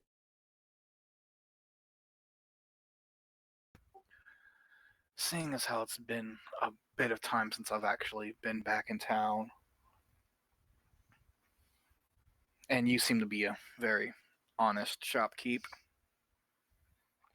I'll ask you this. What's the better deal? Me giving you this 13 pounds of bullet leather in trade for taking price off of an item here, or me taking that armor to the Iron Gauntlet, having it fashioned into something, and then coming to you to get it enchanted. It depends on your idea. How valuable is your time? Because if you were to go get it fashioned into some sort of equipment, that could take a few days, if not weeks. And then me enchanting it on top could take another few days, if not weeks. It just depends on where you wanted to go. Now, I could take price off or take gold off the price now for something, and that would save you time. So it's just time management for you. What's more valuable to you, your time or your gold? Because if you want gold, you're going to have to spend money to make the armor. Then I got to enchant it, which is more money. But in the long run, it might save you a little bit of gold. So if I give you this 13 pounds of bullet hide, what's the monetary value to you? I'll tell you what. What are you going to give me off of the second bow you mentioned? Oh, Ember's Cry? Yeah, that's a Yes. good one. Well, it's originally 1900. I'll break a deal with you. You give me the hide after you complete the job. I'll knock 500 gold off the price.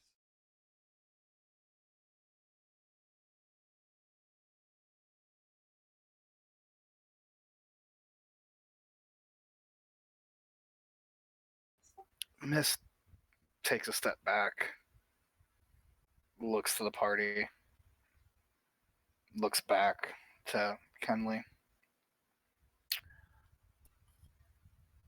I will get back to you with that because I am not going to speak for the rest of the group as far as going to go take down a gelatinous cube. No, I don't want you to kill it. Don't kill Well, it. yes, don't kill it. Just, bring it back.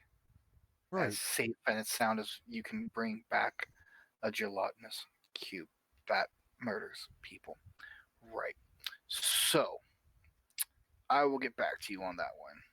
That seems like a somewhat fair deal. However, I still really think you're winning in the end for us having to do this.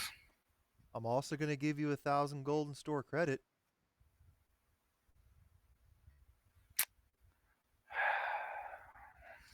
Possible. But as far as that, I think I've learned what I need to learn about everything that's here and what you offer. And for today, I will bid you adieu. Fair enough. Alrighty. Anybody else have any other business here? Do you guys want to do any more shopping here? Do you guys want to go somewhere else? Do you guys want to do the job now? Or at all? I'm not trying to do that shit right now. I can't hear you, Biz. Right. I do want to go to the Iron Gauntlet to possibly see about. I might also have to talk to Agatha Watson. I don't know where that would fall in the range of getting that communications device made.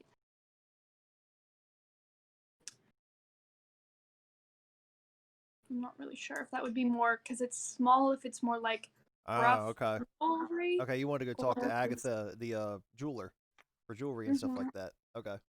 I just didn't know with the size of it. I mean, I don't know if the blacksmith has the finer tools to make it, but it doesn't have to be fancy. I mean, it's not inlaid with jewels, so Okay. it just has We to be. could make it a crest for our party, a party crest.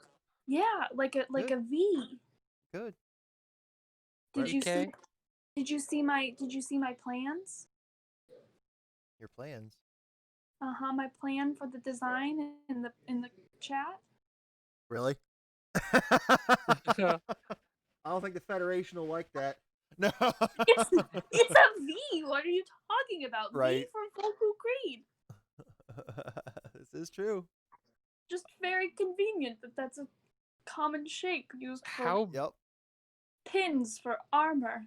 if you wrote out Vokul Kriid or the V in the cave in Draconic, Mhm. what does that look like? How big is that? I'm Oh. just curious. I'll get back to you on that. Because I think that'd be a cool idea is having the Draconic letters of V and K. Yeah, it's not a bad idea either. I'll get back to you on that though. So knowing what I had in mind, would that be something? You would assume, I mean, a blacksmith could definitely forge and fabricate something for you, but if you wanted it to look kind of fancy, the jewelry place might be a better place to go. Okay, well, because we're just starting out roughly, do you think, so after we got it enchanted, do you think that's something that, like, maybe later on when we wanted it to be, like, polished Fancy. up, that we could take it to a jeweler, or by the time that it's enchanted, it's just, like, impervious to change? Yeah, once it's enchanted, you ain't changing it. We Once the can't change it. enchantment's on there, it ain't coming off. I mean, it could, but that's going to be expensive. Okay, assuming that I'm proficient with tinker's tools You are. and smith's tools, Yes. would that be something that I could make if I procured the... If you wanted to make it out of gold, you could just as an example, or even Yeah. silver. If you wanted to use silver, you could literally use silver money as like the base to make whatever kind of like jewel. I'm going to say jewel because not make like jewelers kits, or not Yeah. proficient with jewelers kits. But if you wanted to smith something roughly like a V, for example, that's simple enough. You would just have to have access to the forge and everything. So if you wanted to talk to one of them about maybe renting the little bit of space, like, hey, can I rent this forge from you for a day and try to go to town on it, then sure, you could definitely talk to somebody about that. Okay. I will plan on that then. Good deal. Alrighty, everybody done here then?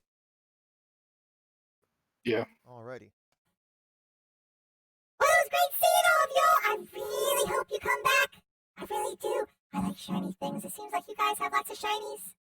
Oh, actually, I just remembered. Before I leave, can I just buy the miscellaneous materials that you need for inscribing spells onto my ritual book? Just future because he says you need like 50 gold's worth of materials per. The ink and paper? Yeah. Sure.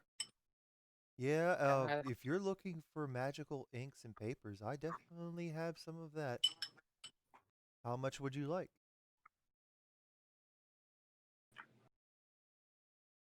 Just enough for right now. Just 2 level 1 spells, just to have it, just in case I ever need it. So 100 gold worth? Yeah. Fair enough. He goes in the back and brings out some inks and papers and $100 worth, or 100 gold worth. Yeah, okay. I hand him that Good deal. Thank you very much. just to make sure that I have that. Good deal. I appreciate it. As he grabs the gold from you and chucks it in the back of his helmet. Where it went, nobody knows. Anything else I can help any of y'all with? I don't think so. Oh, come Thank on. you. There's gotta be something. No. In fact, nothing at all. Okay, bye. Goodbye. And he just like jumps off the table and runs in the back. Pardon him, he's very hyperactive. Well then, I will bid you all adieu. I hope you can help me help you. And you guys proceed to walk out the door.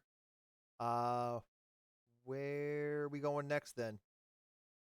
Either the blacksmith or the general store. The blacksmith. How long has it been, by the way? It was only about a half hour. So you still have 2.5 hours to kill before Mist has to do his thing. Before Mist disappears and none of us know. Pretty much. Yeah, pretty much. So you have 2.5 hours to kill. Aaron would actually like to go to the library. Oh. Okay. That's on the other side of town. That's near the castle.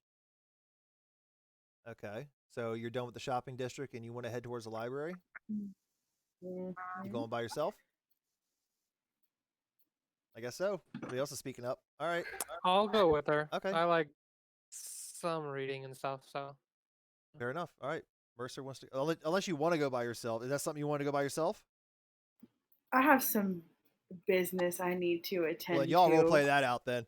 To the shops. Okay. Mercer, can I take you to the library tomorrow? And you let me go to the library by myself this time? Yeah, sure, that's fine.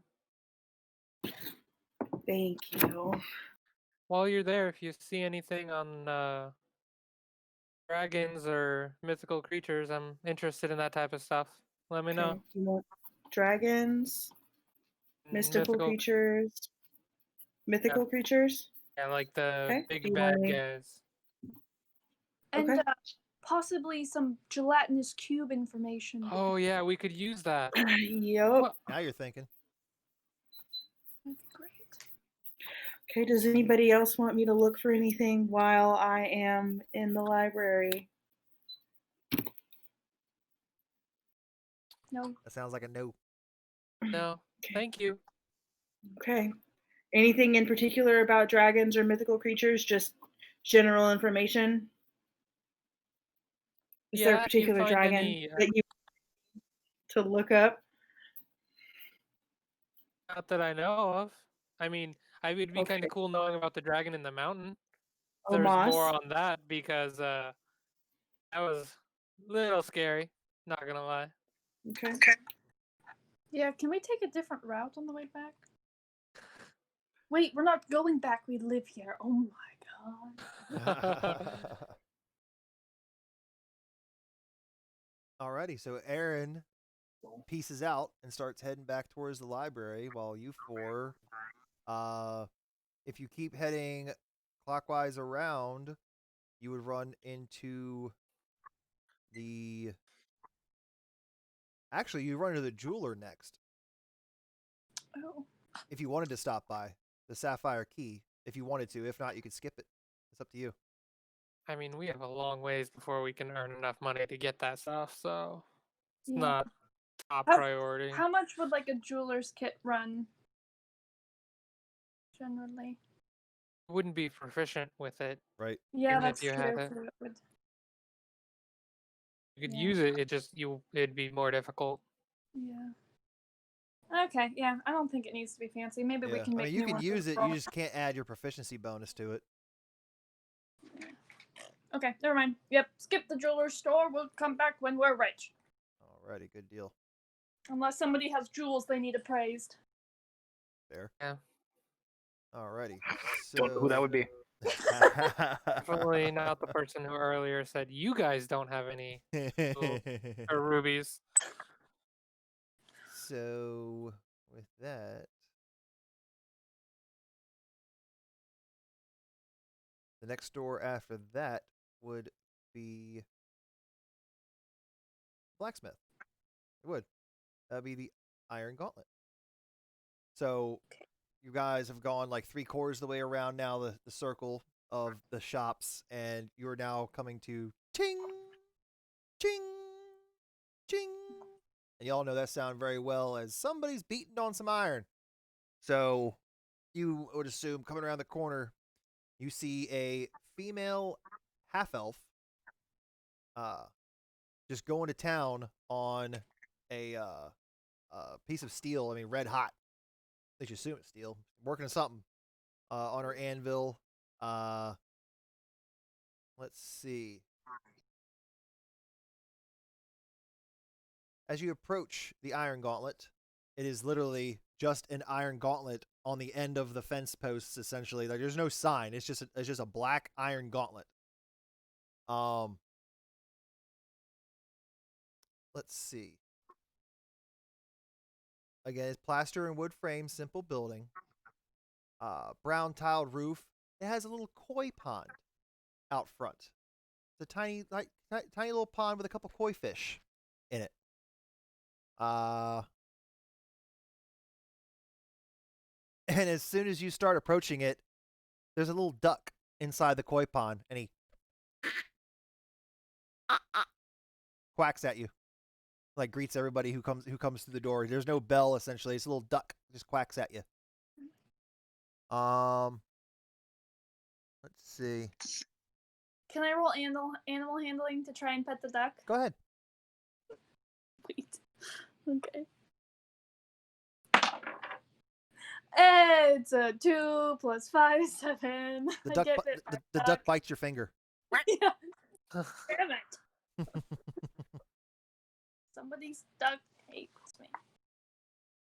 So, as you who's approaching first? Then who wants to approach? Was that you, Biz? I mean, Since yeah, you, Biz had a business here. I did have business here. Alrighty. So as you're approaching, she squelches the iron bar or where she was working on. Shh. And again, you see the female half elf. I will give a little description of her. A little bit of a pot belly on her. But a big hulking figure and broad shoulders though. But you could definitely see the ears pointed a bit. You can definitely tell she doesn't look human. Definitely doesn't look elf. So she's probably, like I said, the half elf. Simple green robe, with violet stripes, completed with a hood underneath of her leather apron. She has golden hair slicked back into like a kind of a pompadour look.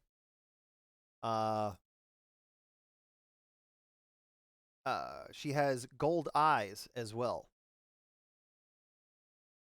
And she looks to you. Hello, little one. Is this something I can help you with? Welcome to the Iron Gauntlet. My name is Shava Tilafana.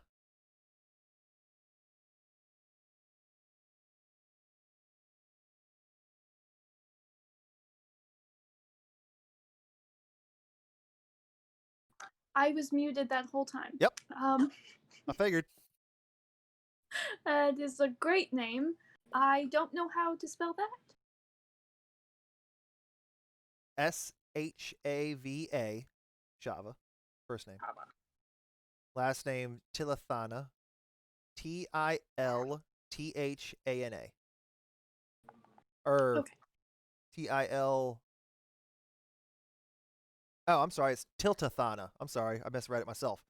Tiltathana. Tiltathana. Great.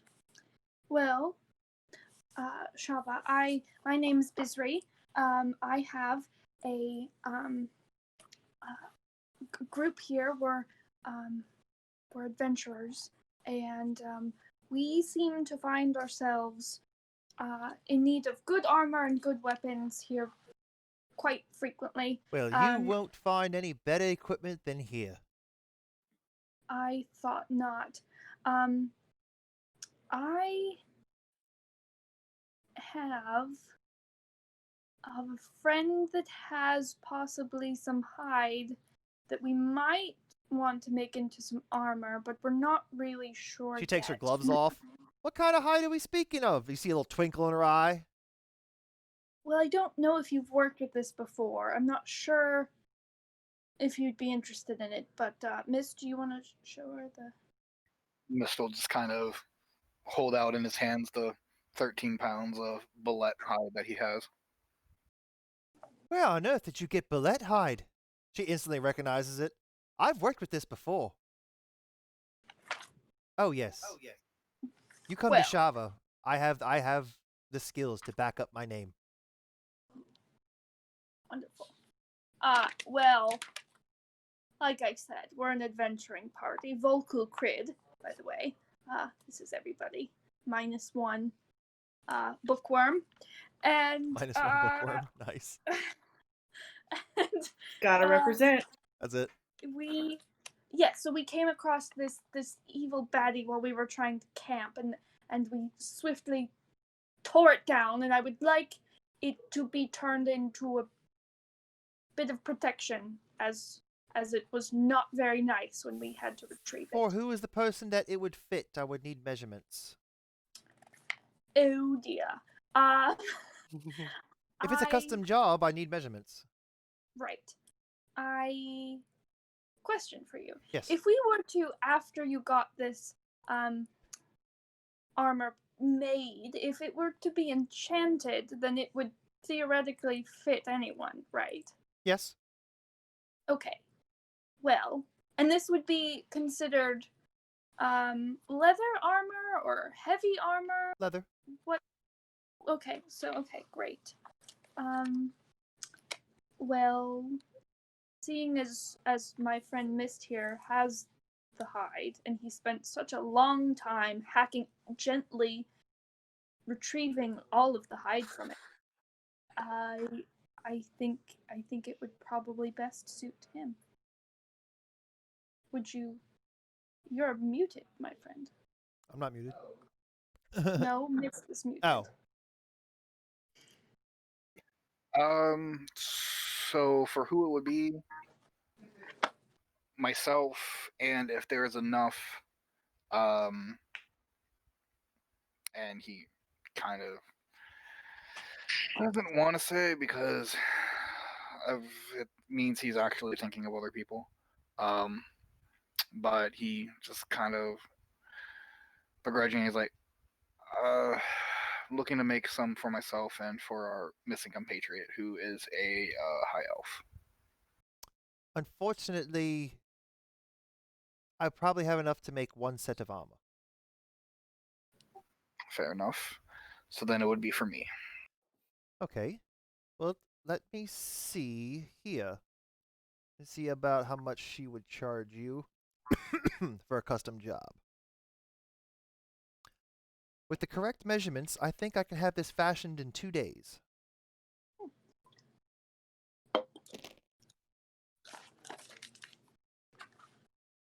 Let's see.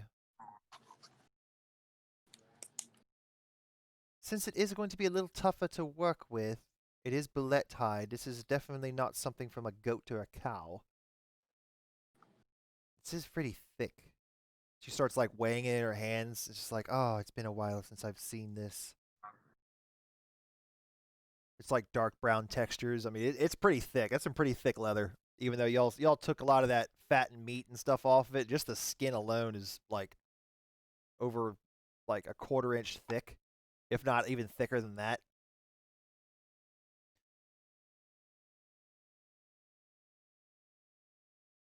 I'll tell you what. 60 gold.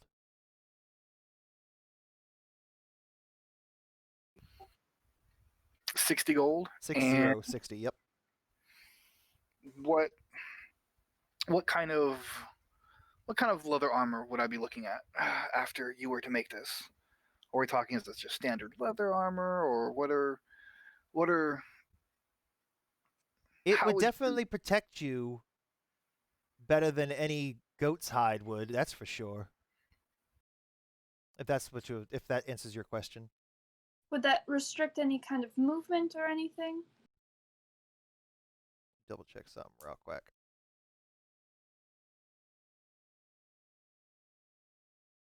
Nope.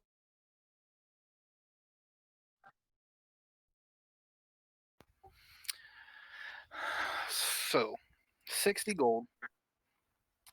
What if I wanted to implore your, and Mist kind of looks, he peers around here and looks into the blacksmithery and Mhm. what's there, and he says, obviously a woman of your skill and nature, and I can clearly see the fine work that you have back here. Yeah, you look around, there's all kinds of silvered weapons and gold inlaid hilts on these weapons. I mean, there's some basic stuff as well, but there's some fancy stuff here.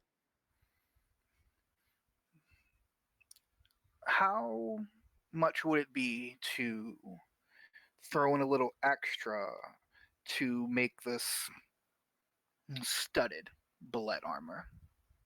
That would definitely start to weigh you down and probably become a hindrance on you, as the hide is thick enough, it probably does not need to be studded. Unless you really want it to be studded, I mean, it might help you a little bit, but that will start hindering your movements a bit. Look, I'm just trying to boost up my AC right now. I know what you're trying to do. I need to just try to move the shit up here. I know what you're trying to do. So, okay. You want to cut the crap, Well- and I'll tell you what happens if when it's done. Yeah, like yeah. Studded leather armor has a base AC of 12. Mhm. This will give you a base AC of 13. Okay, so I get Plus- like an extra 1 or 2. It's Yeah. essentially the same thing as studded leather armor plus 1. Oh, okay, cool. It gives you the same AC. All right. So, and he'll kind of just hand the leather over to her. Yep.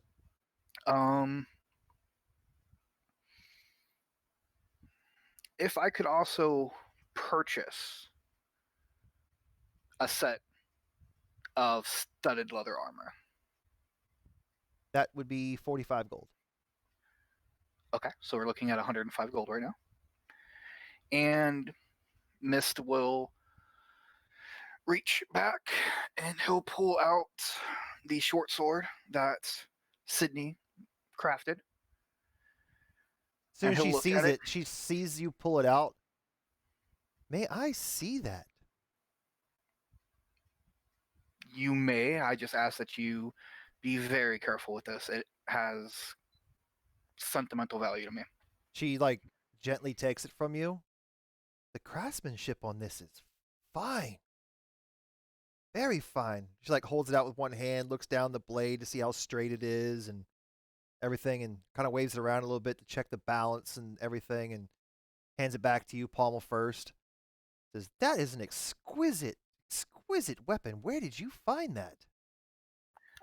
I actually purchased it in Broomshire by a blacksmith by the name of Sydney, who unfortunately Sydney made this? she did. I know Sydney. How is she? And Mist takes a breath. He doesn't hide the fact that he looks rather crestfallen Mhm. at her question. Mhm. She has passed. Audibly There gasps. was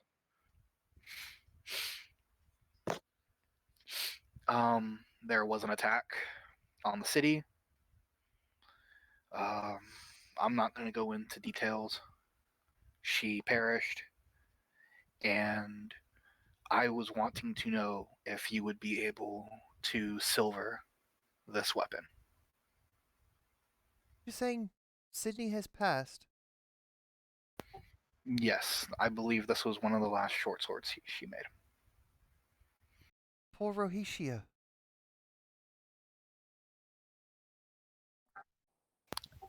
And Mist will very You knew. lightly Go kind ahead. of Go, put his go ahead. hand out on her. Mhm. And hey, did you know of Sydney and her daughter? I did not know she had a daughter. I had not seen her in many years, but yes, we were childhood friends. Who is Rohitia? That's Sydney's first name. Oh. She never told us that. We only. She liked to go by Sydney. She wasn't a big fan of her first name. That's not not out of Well, the norm. her and her daughter have passed. No.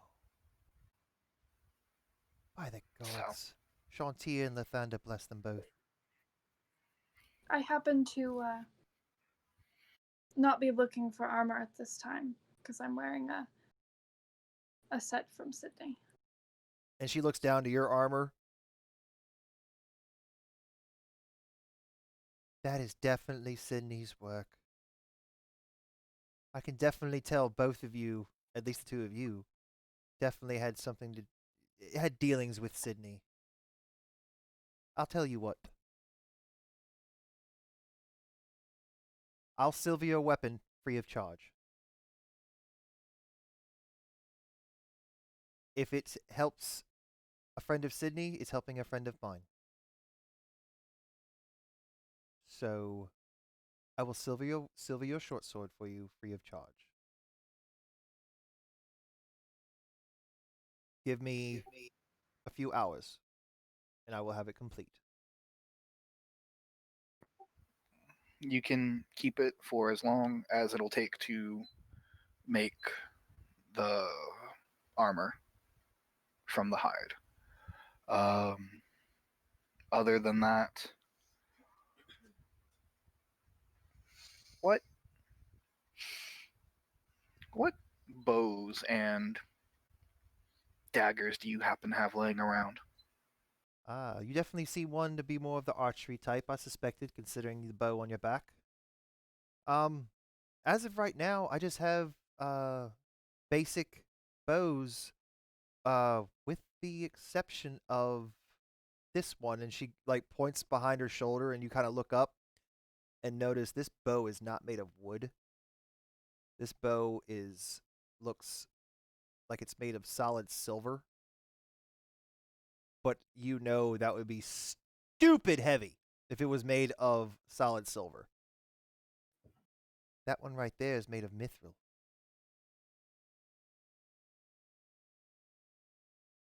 How much? For a friend of Sydney, as mithril is rare.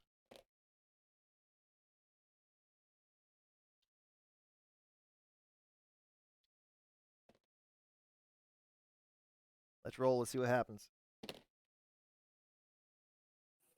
Ooh, boy, Miss just got lucky today. Okay. That is normally a 5,000 gold bow. Lucky. Yeah, I have nowhere close to that. Because you're a friend of Sydney, I will still, free of charge, silver that bow of yours. But for that bow, as I still am running a business, I cannot give it to you for free. 600 gold. Yo, yeah, let's go. Let's do this. Sold. Sold. Let's go. Yes. You got 600 gold on you to give her right now? Not that anybody needs to know, but I got like 1,300 gold to give to somebody. I've just been trying to find spot to fucking spend this shit. Right. Uh, So if yeah, you give her so- 705, then total, that's for everything. That's to the studded leather, the making the armor, and then the bow. So he will hand her 205 gold, Okay. and then kind of looking at everyone, we'll kind of fish around into like a back pocket and pull out a pouch that had those rubies that totaled 500, and be like, I think this squares us away. She looks in the sack and sees the rubies and pours them out. My. Who did you have to rob to get your hands on these? You know what? Don't tell me. I honestly don't care. A deal. Whoa. She just says, just deal. Shakes your hand. All right. Let me go get that bow for you. And she goes, All she right. gets it off the rack, and she hands it to you. And it's lighter than your bow right now. Not by much, but is slightly lighter than that bow. Essentially, your normal bow does 1d8. This does 1d10. Let's fucking go. All right. That's 205 gold we need to take off.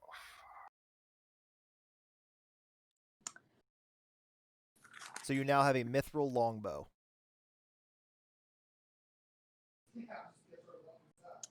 Well, Pulling out that short sword of Sydney definitely helped. Well, Shauna, I am so glad we met, and it's a pleasure knowing Sydney's memory lives on within all of us. I did want to inquire. I have a small smithing project that I would like to work on, but we've actually just acquired a place of residence here in Gilcra, and I don't have my own forge, and I'll stop you right there. Anytime you want to use my forge, you just ask. oh, I do have a secondary forge around back. You are more than That's- welcome to use it anytime you wish, free of charge. thank you so much. Your generosity is much appreciated. We're very happy to be in company of friends here. May I We'll go. ask one question? As Sydney was my dear friend, how did she die? You said there was an attack. What happened? Well, Do you want to take this, or yeah, so there was an attack. It was seemingly an inside job. It had to do with demonic activity, and there was a lot of fire, and she perished within her tent. We did a proper burial. It was lovely, but Where did you bury her? outside the Knights Temple in Broomshire. I know of the place. It's I will right have to- around back. There's a field of flowers if you ever are in the area and I would would like have to to. go. I will have to visit it if next time in the area. It has been quite some time since I've been on the other side of the mountain range, but now I feel I must go. But I will complete your work first. Then you might not see me for about a few days. But I will complete your work first, and upon completion of the job, I will probably close up shop for about a week. to go visit dear friends. Wonderful. And Who was responsible for this inside job? Oh, he's dead now. It was the ex-Lord Dane Tornillus. I do not know of that name. And it was also and Mist is jogging his brain while he goes and checks the notes. He had the accomplice of a man from here by the name of Varnooth Withers. That name sounds familiar. Is he a scholar of sorts? Was. He met the opposite end of an axe in front of the king. Really? by the hand, well, not the hand of the king, but his acting.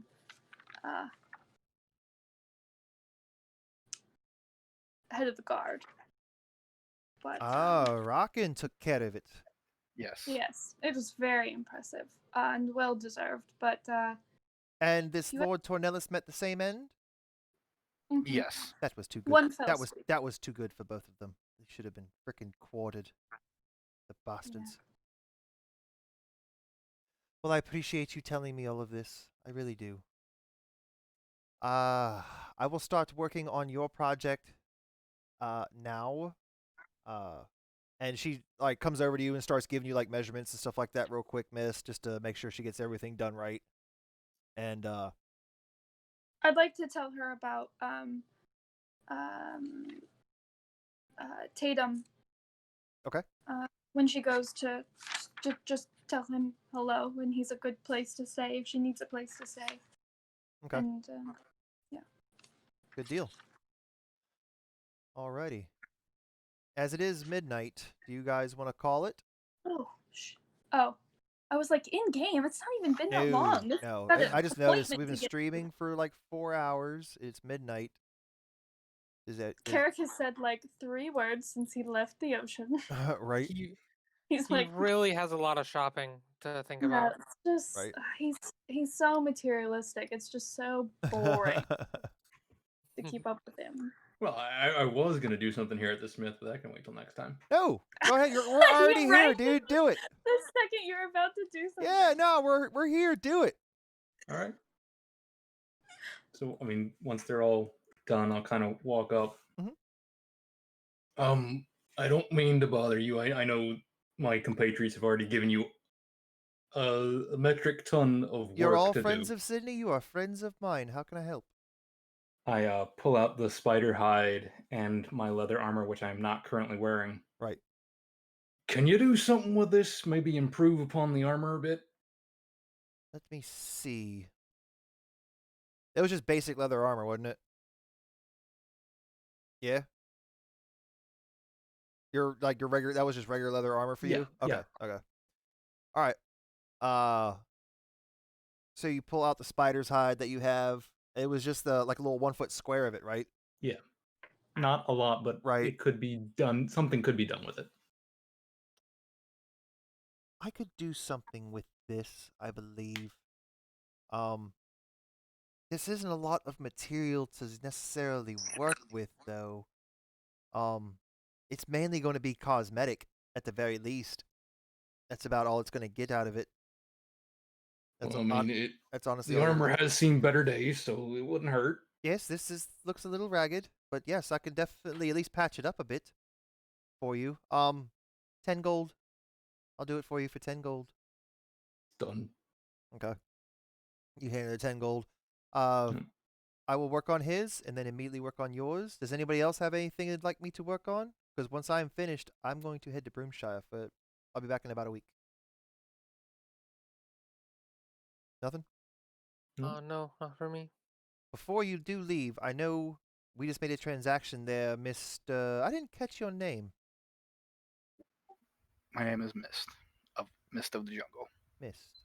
And you, little one, were. You're muted. Muted. Dang it. Bizri is my name. Bizri. And you are Mr. Carrick Nightbreeze. And she looks to Mercer now, and you are. Mercer? No last name. It's nice to meet all of you. Well, I know we just made a transaction, but to go with that bow and not trying to upsell you, but you seem to be one with the bow, I might have a few other things you might be interested in. If you are. I'll take a look. She walks in the back and pulls out a quiver that has 10 arrows in it, and they are essentially all +1 arrows. Every arrow, if I remember correctly, hold on. Every arrow here will strike truer and hit harder than your basic arrows here. Again, they're all like +1 arrows, but they come at a price of 15 gold apiece.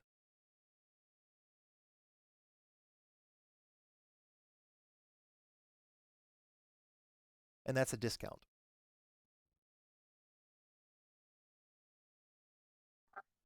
Spending all my money, SpongeBob.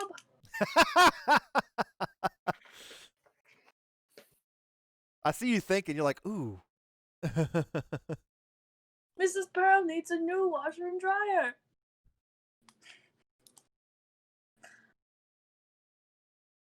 This is what you were saving for, man. I Trying mean, so really, hard. how You're being a very bad example for Biz right now.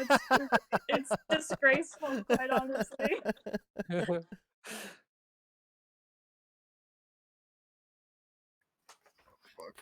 fuck.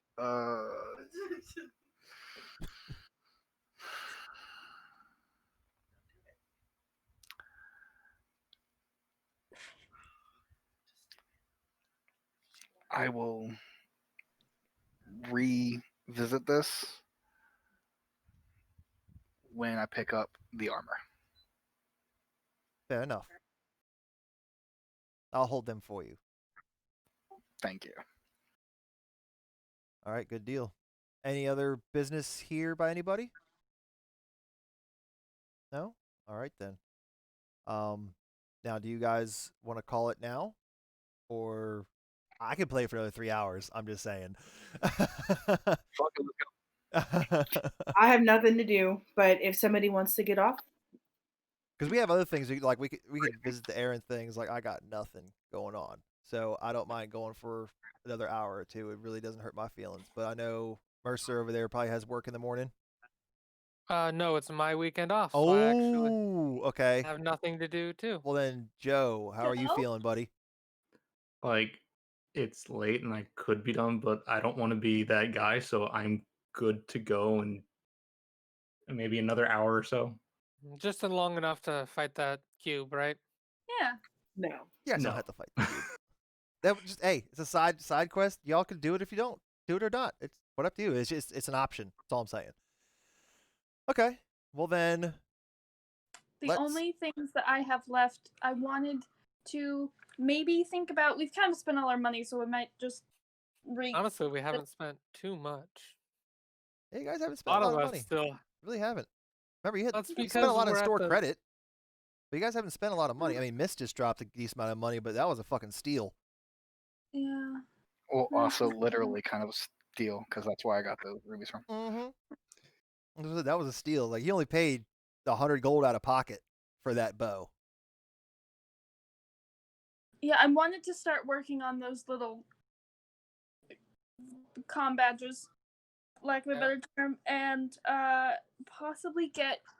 And this isn't immediate, but I was thinking if we go somewhere where it's cold, we don't have any cold. Like clothing. clothing. Yeah, you can get that at General Goods. Yeah. The General Goods store Yeah. will have that. Just general clothing and stuff like that. Yeah, you'd have Since something we like have that. a house to keep stuff in, it would Right. be nice to have something. Yeah, no, that's a good thought. It's a good thought. Okay, If so you guys go can higher we in the just mountains, it's say definitely that I colder up went there. and I did that I'm sorry? so that we can. Can we just? I mean, do we want to RP that? I mean, I know I've been. Well, you haven't buying- got. I mean, no, we can skip that part if you really want to. It's not a big deal. But you do. I mean, well, at least one of you has to go to the general store. Has to go to Charles's Goods. Yeah, but I mean, before that, we can go ahead and See what's going on at the library. See what's going on. What? At the library, where all the books are. Yep. Well, Okay. she wanted to go alone. Yep. I didn't think we were gonna go there after she said she wanted to go alone. Well, Mist also wanted to go alone in the tunnel, so we just tag along without asking sometimes for their well-being. Well, Aaron is like way ahead of you guys right now. So as Yeah, all no. that was going on, now we're going to camera pan over to Aaron. Aaron, you start to approach the castle, and you start turning to the road to your right. Or, yeah, to the right. And you know the big building next door is the Gilcra Library. The big iron gates still in the front, still looking intimidating, not menacing, as they are very polished steel and iron. But they are big and about 15 feet tall, and you approach the gates, and which are open right now. I mean, place of business is open. So like I say, you guys, it's just Aaron. You walk through the front gates, and you start to approach the big ivory doors, the big white gold trim doors of this massive building. I mean, it's probably second or third largest building in the city. I mean, it's a library / school / whatever. I mean, a place of learning. So it's pretty big. It's like 3 stories tall, and most of it's just packed with knowledge. I mean, it's your bread and butter. And as you approach, you see what you would assume is probably like some kind of students. They're out in the grass with the trees and sitting under a tree, maybe just studying, keeping to themselves. Nobody's making a sound. Maybe a couple whispers here and there, but for the most part, nobody's even paying you any mind. They just assume whatever they want to assume about you, but nobody's even approaching you or anything. You approach the doors. Yep. You just walk right in. Yep. These huge doors start to open up. You walk in, and they close behind you. As you walk in, you instantly hit with just memories of the past, good and bad. You are hit with that smell, that lovely, addictive smell of just parchment and paper and ink. All these books, some maybe days old, some maybe years old, some maybe centuries old books. And it is a shock to the senses as you close your eyes and start to remember everything, good and bad, that happened here for the time you spent in this building. Is there any place in particular you wish to go? I'm gonna go find the head of the Gilcra Library. Okay. Well, you do know. Give me 1 second. And Gilcra, bam. Okay. You do know that Rothanal's study, or his chambers, I should say, is on the top floor all the way in the back. And you look to your left, and the spiral staircase is still there. And you start to just walk up the spiral stairs. You see a couple other patrons in there, again, just reading books. It's quiet. Quiet in here as a library probably should be. Nobody's paying you any mind. You reach the 3rd floor and start walking towards the back, passing some bookshelves on your left, students studying at the tables in the middle, and you walk for about a minute or so, and you reach the huge wood doors of Rothanal's chambers. While I was here studying, was he the head of the library? Yes, So he and I know each other. probably. Okay. I'm gonna knock on the door. Yes. You hear a muffled yes come through the door. It's Aaron. Aaron, Valnorin. by the gods, come in. I'm gonna come in.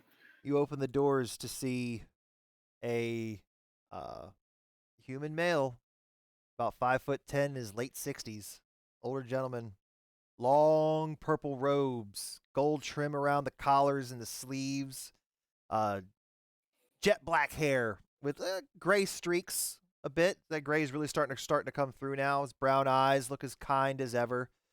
Darker olive skin, and I mean, he may be a sorcerer at heart, but he really is he's a gentle creature, though. You knew him. He was very fair. Perception check. I want to see if he's acting strangely or if I can tell anything's wrong. Okay, go ahead. Well, that'd be an insight. Well, I'll do an insight check. That's a 20. Damn. Dirty 20? Dirty 20. Got it. I figured it wasn't that, but okay. No, he does not seem visible. I'm gonna tell you this way. He's visibly shaken right now just because he hasn't heard your name in a very long time. And you just broke his concentration on whatever he was doing. And totally caught him off guard. Other than that, you're not sensing anything. No demonic. Nope. Nothing crazy like that. Okay. So For my records, what was Vanuth Withers' position? I thought he was head of the Gilcra Library. no, Varnuth He's the Withers was the understudy of Rothanol. So he just got it. Thank you. He was the one Just like- training to be Rothanol's replacement. Gotcha. So there's a vacancy. Yeah. Interesting. So, Raoul Rothanol sees you and stands up and immediately comes over to you and just gives you the biggest hug. He does. Oh, you know how I feel about touching. I'm sorry. I'm very sorry. It's like, how have you been?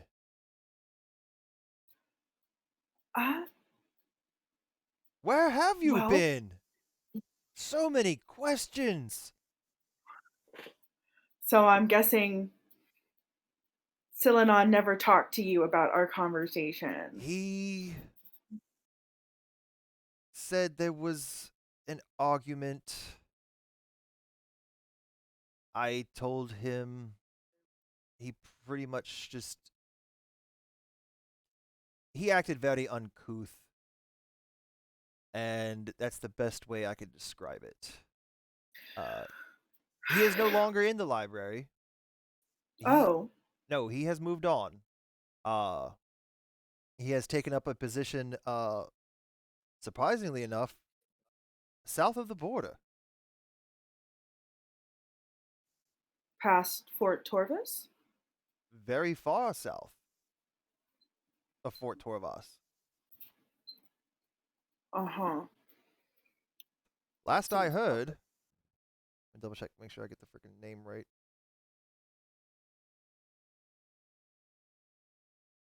There we go. The last I heard, he went to the Tower of Gitalik. I could have pronounced that wrong. But I think that's what it is, Gitalik. As you would know, just from your time being here, that is essentially like the Tower of Knowledge down south.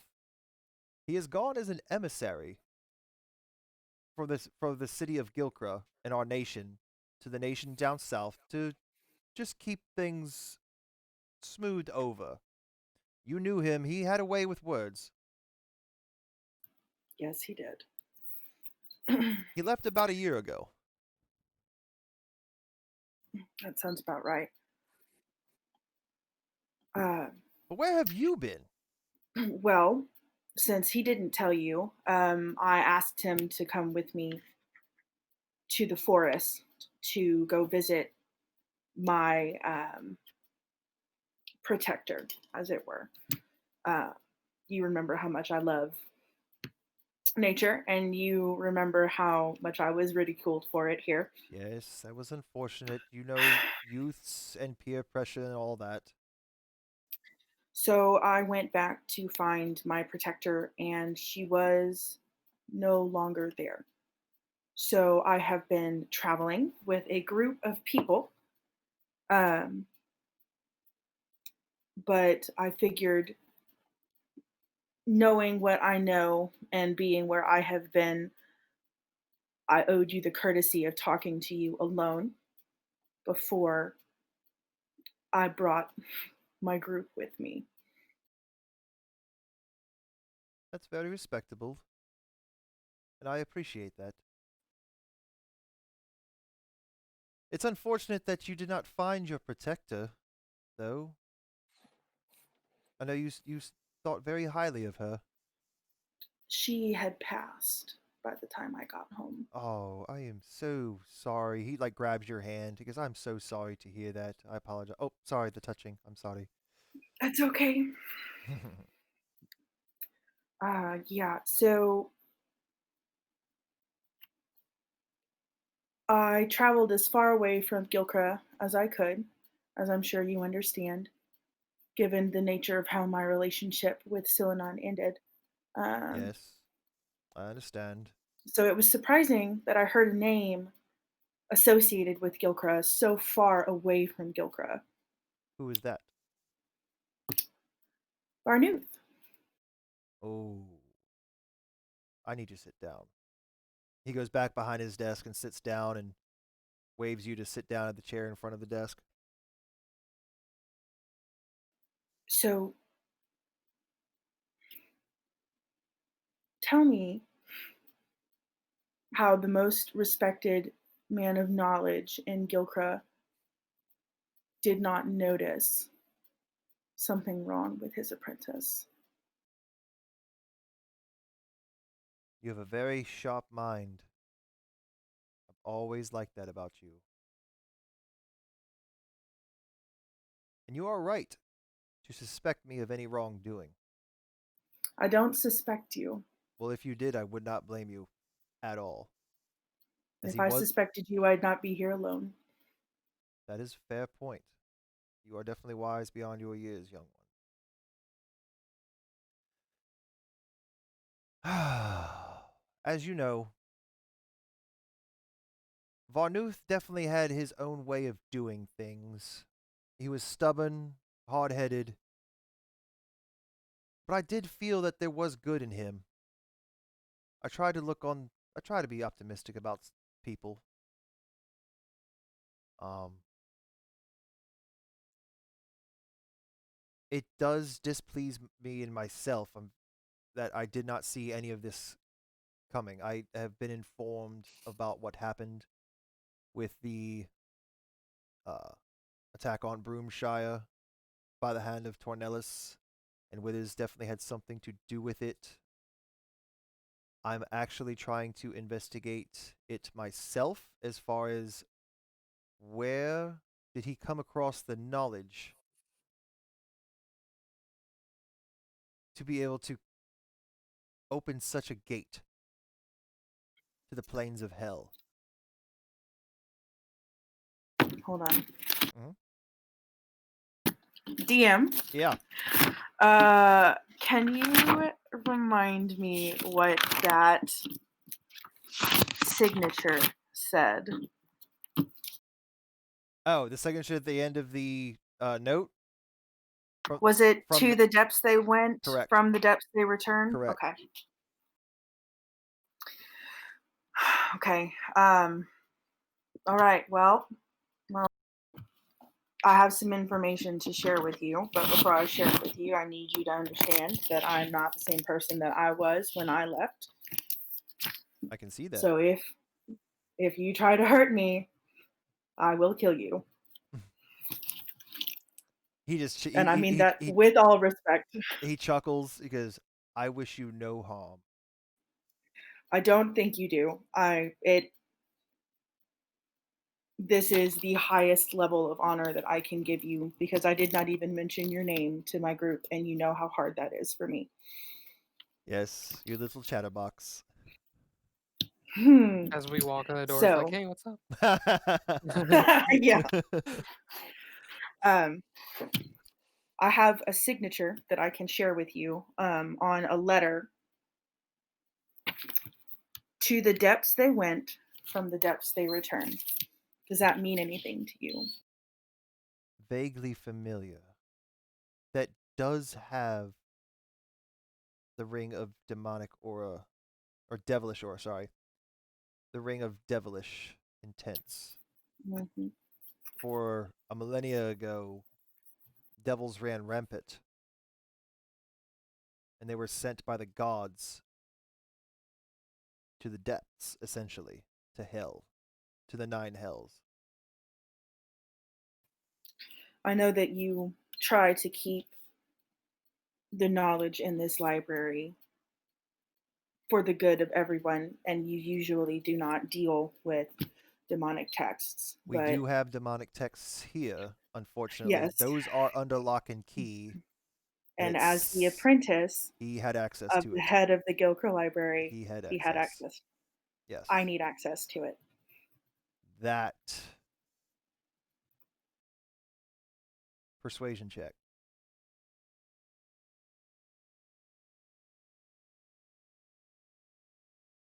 That's a 9. Well, in, Damn it. in German, I say 9.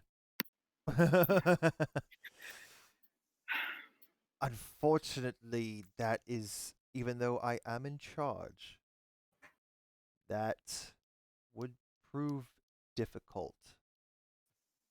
In what way? Those texts are for my eyes and my apprentice only, with the Who exception is of, apprentice? well, not no one right now. How often does your apprentice have to be in the library? Pretty much most of their time needs to be spent here. Almost 24 hours a day. Now, the only other people who would have access to that library would be obviously the king himself and Miss Kaywin.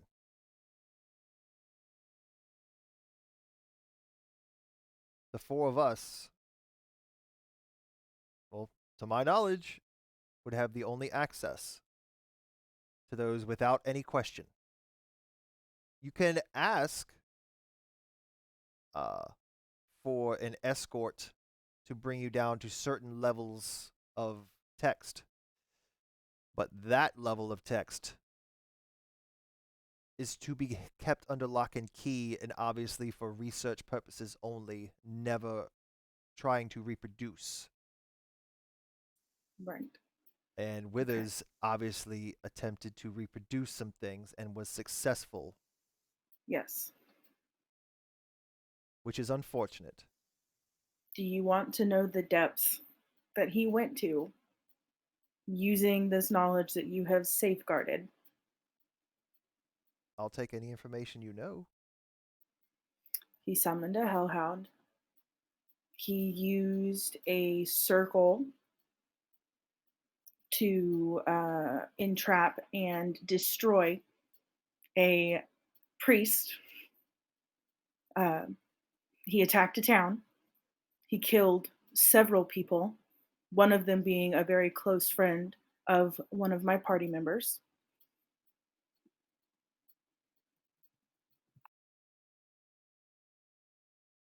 Well, And he entered into a blood pact. yes, I know of the blood pact between him and Tornellus. I know of that. I know of the dagger. For that type of magic to work, there needs to be sacrifices, pacts made, and deals with devils dealt. The only I know what put it this way. If you were allowed access,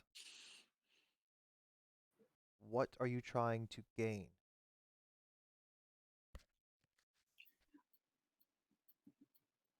I do not believe that this is over. I do not believe this ends in Broomshire or that it originated in Broomshire. I think it originated in Gilcra, and Gilcra is the epicenter of power in this half of the land, and I'm trying to figure out how far it reaches and what we have to do to stop it. You know, I would never take knowledge and use it for ill against anyone. You know, it goes against who I am as an elf and how I feel. I'm not asking to go by myself, and I'm not asking to bring people with me. If you would be willing to escort me and assist me in my search for this knowledge, I would greatly appreciate it.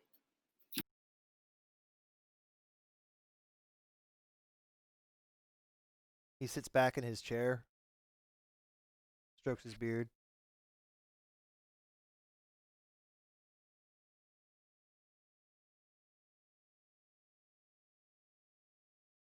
Come back tomorrow.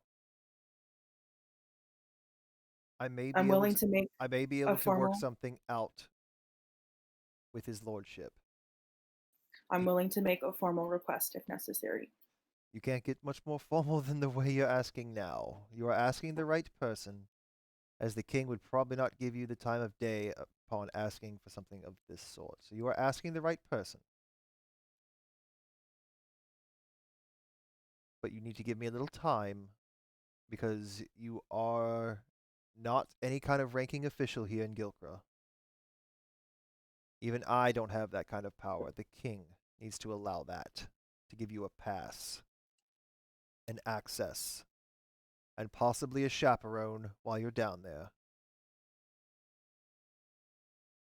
If it helps, I was one of the party members that brought Lord Tornillus to the king. I thought they had mentioned an elven druid, an elf with druidic natures. I thought that might have been you. Surprise. Just can't stay out of trouble, can you? Nope. Well, Okay. Well, I am sorry that we met again under these circumstances, and I am sorry that I left without telling you goodbye. it's understood, or it's understandable, and I understand. Come back tomorrow, I think, and hope I can convince the king to see it our way. If it was up to me, I would give you the key right now, because I do trust you. You've never given me a reason not to. So he stands up and comes over and grabs both of your hands and just like gives you a little bow. He goes, I appreciate it. I appreciate you and your friends bringing withers to justice.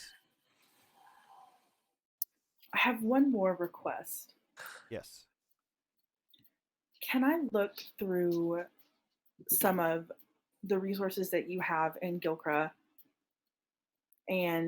or in the library about, and I'm going to pull out my little notes, dragons, specifically related to anything you have about Omas, mythical Omas. creatures. Why the research on Omas? He's a legend.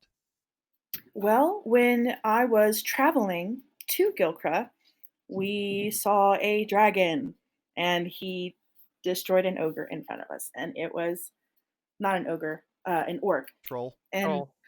was it a troll? I thought it was an orc. Troll. Well, Troll. he destroyed a large creature that we were fighting, and he plucked it out of the sky. And I did not think there were dragons in the mountain range, and I was proven wrong. So I you're would like telling to me learn. Omas is real?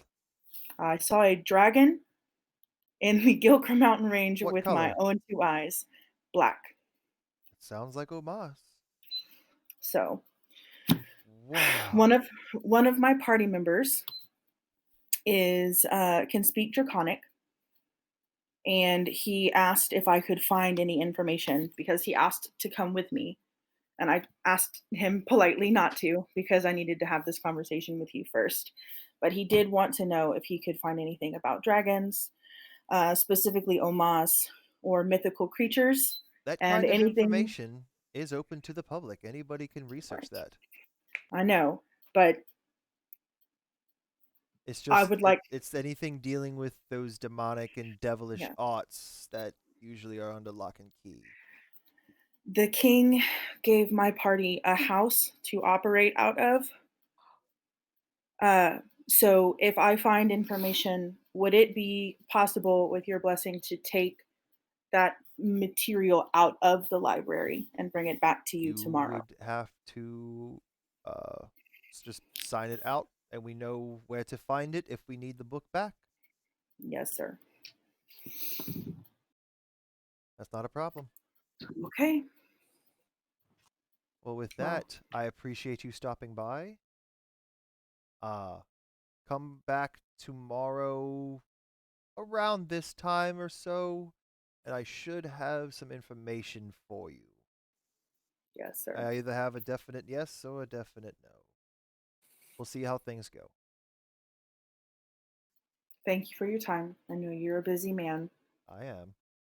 And I appreciate you stopping by, though. He goes to give you a hug and like stops halfway through. He goes, sorry. It's just so nice to see you.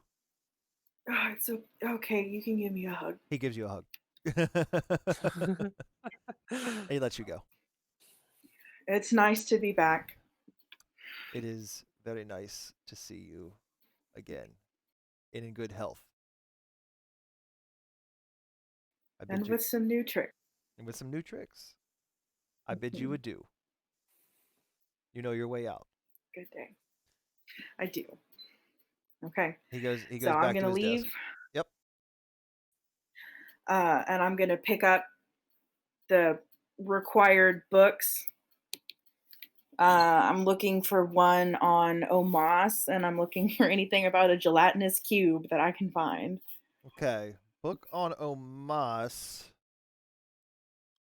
You can find you do find a little bit of research material on ancient dragons and stuff like that, worms, drakes, that kind of thing, and there's probably like a little bit of mention of like ancient, quote unquote, like mythical dragons that may or may not actually have existed. So you can find a book on that, and then easy enough finding information out for a gelatinous cube. That's easy enough for you to find. All right. Good deal. Quick DM question. Yeah. As far as knowing how cities work, are generally the gelatinous cube put there after the sewers were built and maintained by the city? Correct. So, Sort of. Like they sewer system would be down there, but they would sometimes put gelatinous cubes to eat either people waste or solid waste, kind of like its own garbage disposal system. right. But so would it be suspicious to me that he's asking about us to handle the cube when it's probably like the city's cube? You guys didn't ask him any questions like that, so no, I would. But I mean, you might think it's a little weird. It's like, why is he asking me and not somebody like higher up the food chain, kind of thing. Yeah. Okay. Well, we might stop by and ask again. All There right. you go. Just so I know more about like city and how that works. Got it. Thank you. Gotcha.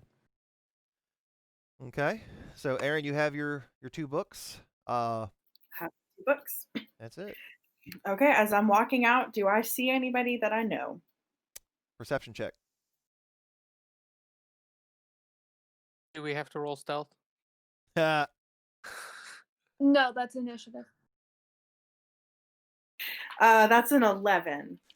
You do not notice anybody that you recognize. Okay, good deal. Alrighty, so you start working your way out of the library.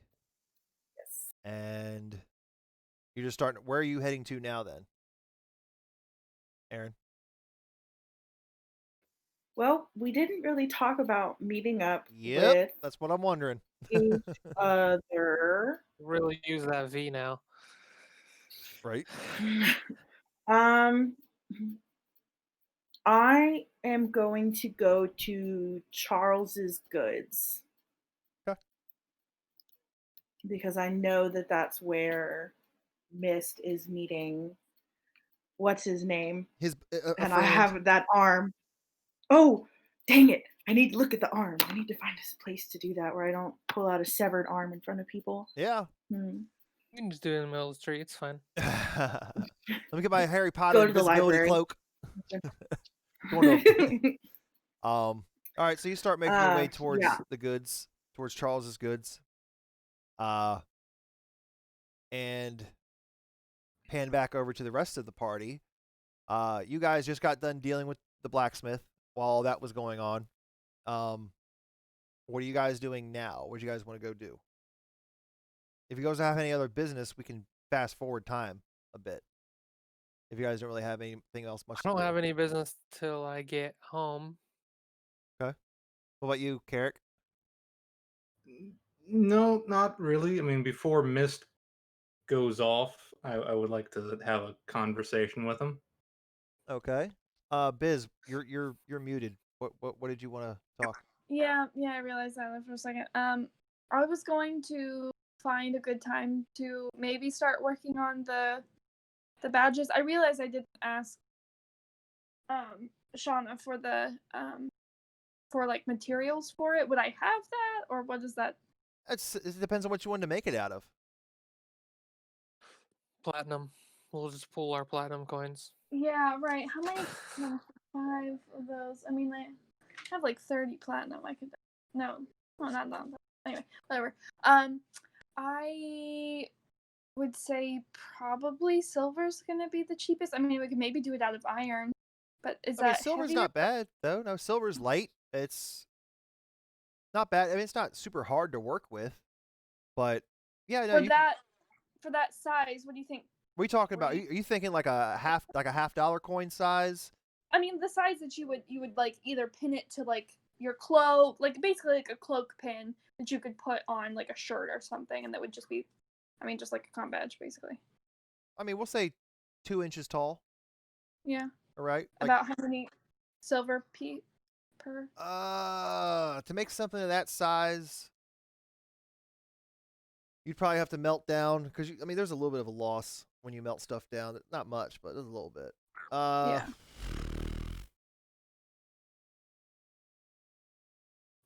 I'd say like 20 coins a pop. That's it. Yeah. Maybe not even that. I'll say 15. 15 silver per badge, and that would cover Okay. it, which is only 1.5 gold. Okay, and I would have that. Yeah, Yeah. you'd have that. So if nobody else wants to do anything else, we've just got time to kill, and I'm gonna spend some time there. But if we're all acting as a party and moving places, then I'll just stay with everybody else. It sounds like you got time to kill right now. So Yeah. if you wanted to start working on that, you can. Okay. That's where I will be. Mercer Yeah. sounds like he wants to go back to the house and take care of some things. Yeah, I just want to go back to the house and begin reading through the enchanting book. And then when I'm done with that, I wanted to try some stuff, but that'll obviously take time to read through and learn from that book. Right. All right, Carrick, what did you want to talk to Mist about? Go ahead. Mist, you got a moment? I have a few before I need to meet with someone. Sure. And Carrick is kind of visibly uncomfortable. I know you don't like being asked favors, and I'm really hesitant to talk about this, but I know you got some connections here in the city, and I'm wondering if you could help me track someone down. What kind of tracking down are we doing? A family member who I haven't seen in a while. Now, that's simple enough. You could tell me who they are. I could go find them. I don't need to necessarily rope anyone in on this. The problem becomes, are they a family member that wants to be found? Or are they someone who would rather not be found by you? and have either taken up residence in this town or taken up residence on this side of the mountains to elude you and your little friend.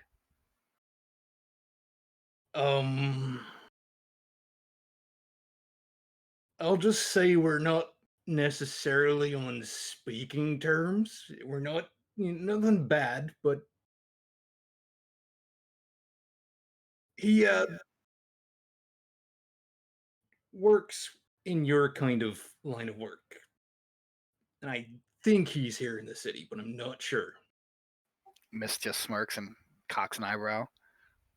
And pray tell, just because I want to be amused right now. What work is it you think I do? He's a sneaky fucker. He's a spy and a thief and does that kind of shit. Yeah, that's about what I do. Allegedly. Don't forget that. Yeah, there you go. Allegedly. That's his middle name. Do you have a name? Delbin Nightbreeze.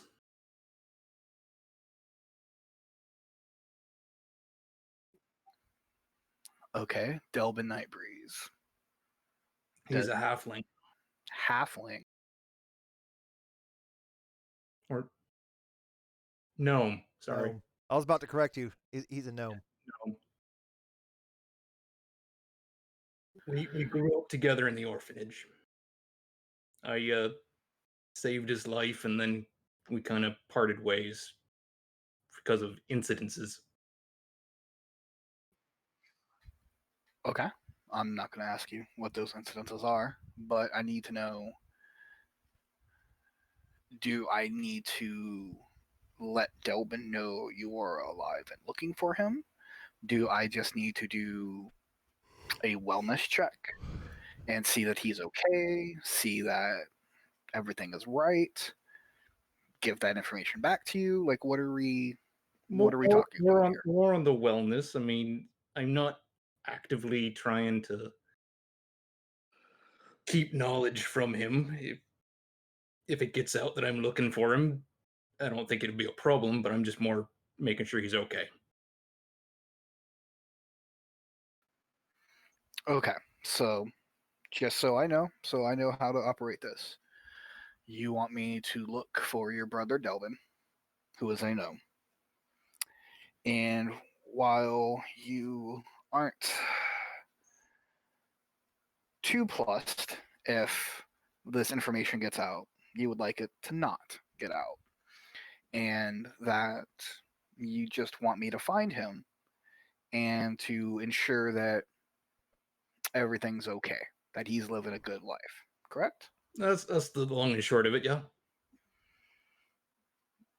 Okay.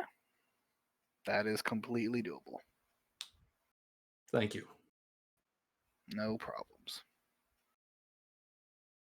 Okay, Carrick, where do you want to go then? While Mist is going to go on his little escapade. I am heading back to the bar. Crooked Bullet. Yep. Fair enough. And I'm on my way back. I am going to stop by Mr. Kenley's place real quick. Okay, so you want to go back to the civil speaker? Yes. Okay, fair enough. All right, Hot minute, and I'm heading to the bar. We'll do that real quick. Okay, what do you want to do at Kenley's? I'm gonna pull out Tornellis's little staff of thunderclap or whatever it was, and just have him look at it. I swear to God, if you sell that after I get it, okay, so you want him just to look at it? Look at it, appraise it. Okay. I need more information. That's what I'm getting after. Okay. So we'll retcon that, or not retcon, but we'll kind of play through this real quick. Kenley looks at it for you. He looks at it, tells you this is a very nice cane. Doesn't really ask you where you got it, just because he doesn't really care. But essentially, it's obviously enchanted, and having the thunder spell it has in it. Mhm. What kind of information are you trying to get out of it? Like, you want to know, like, if there's a monetary value, like if this was to sell, how much would it cost? That's one thing I'm looking for. Yeah. Okay, so what price? Like, if you wanted to sell it to him, how much is he willing to pay for it? Is that what you're looking for, or is it like if he was to sell it to somebody, how much would he charge? There's two different prices. Like, what are you looking for? Right. Yes, I want both prices. I'm just trying to. So I know what it is. I know what it does. Okay. I'm just trying to wrap my head around how exactly is it useful to me. And if it's not useful to me, other than It's useful to you. I mean, you cast a No, spell with it, sure. no, but I mean, like, I'll put it this way. This will take your mind off of that. If he was to sell that staff, it's 2,000 gold. Okay, if he was to sell that to somebody, it's roughly 2,000 gold. If you wanted to sell it to him, he'll give you 700 gold right now. all right. And how much would it be to? And this may be not a question for him. How much would it be to transfer that spell to another object? Oh, that's expensive. That takes time. You're gonna be taking. It's almost better just to enchant something else completely with the same type of spell than it is to take it out, which is possible, and then plug it into something else. Mhm. I mean, unless you really want, unless you like really wanted it to have the exact same stats and everything, but if you were to go about that, shoot.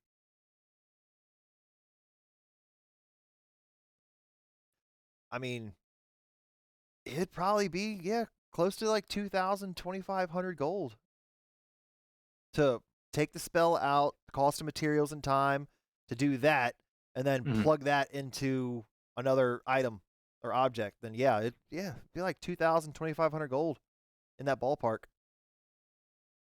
All right. I think that's good. Good. All right. So you head to the bar. Uh, everybody. Actually, real quick before we go to Mist. Biz, give me a blacksmithing check. Let's see what happens with the first one. Okay, so that is my roll. Roll plus, since it's blacksmithing, I'll let you. I'm proficient with Smith's tools Right. and Tinker tools. Right. I know you're proficient, so I know you get to add your proficiency. I just want to make. Hold on one second, real quick.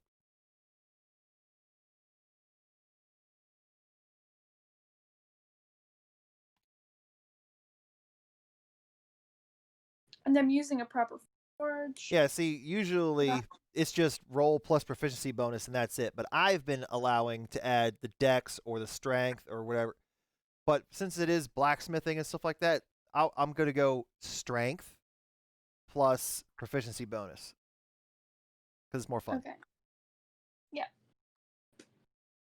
Okay, well. So for you, that's a +7. Yeah, so that's 17. Okay. Simple enough. You beating and banging. You've been working on this for about almost 2 hours. And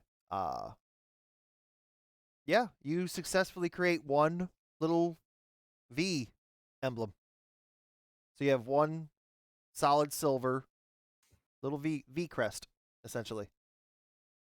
That's one. And that used 15 silver. Because I know, like, when Percy rolls really low, like, it uses more materials than that. Yep. No, you rolled good. No, it was 15 silver. Gotcha. Okay, good deal. Alrighty. Mist. Hey. You head to the Charles's goods, and when you get there, Aaron is waiting for you. What are you doing You here? have approximately, hold on one sec. You have approximately 30 minutes before it's meetup time. What are you doing here? I forgot to give you the arm. I had to give it to you.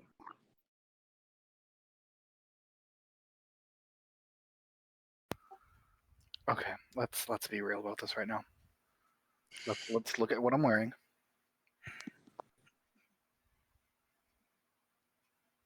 Yes, I'm kind of wearing a cloak, so sure, but where the fuck am I going to put an arm? In your quiver. In your quiver. She His has quiver, a point. a human arm is longer than the quiver. Not by much, but it is. It's like a hand would probably be sticking out. Little phalanges, the digits just kind of chilling. I mean, you have a sword with you.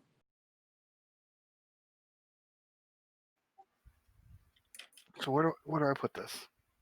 You don't have a backpack? A satchel? A man purse? What? I was gonna Backpack go. do you think would carry a human arm? Mine carries a human arm.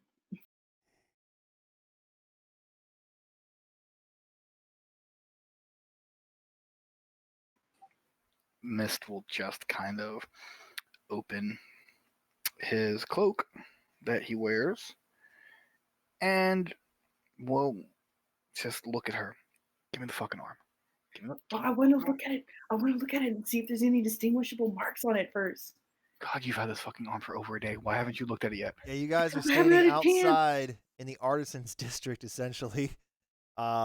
There's people walking around. There's a lot of people walking these streets Can right we find now. it? Can we find a secret spot to look at it? There's an alley. There's an alley between Charles's goods and the building next door to it. There is an alley. We can go in the alley and just look at it. I just want to look at it real quick, just a little bit.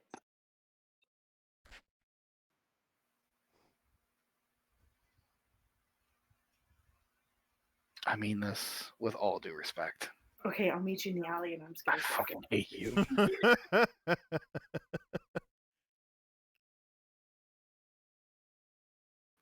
Okay, so you're in Oh, Aaron's in the alley. Now what? Mist is gonna walk deeper into the alley because I assume that does it have like a is it like a two-way alley or is there like a back wall where it kind of like closes off? Like what kind of alley is Let this? me get this going. Let's see. Yeah. Oh, he has a battle map. That's nice. Oh no! No battle map. Okay. Who knew the arm caused so much trouble? Red tile Yeah. roof of Charles's goods. There was a whole bunch of nice flowers around the building, everything. The building to the left looks about the same. But at the end of it, there's hold on one sec. Make sure I'm describing this part correctly. That's not what I wanted. I wanted this.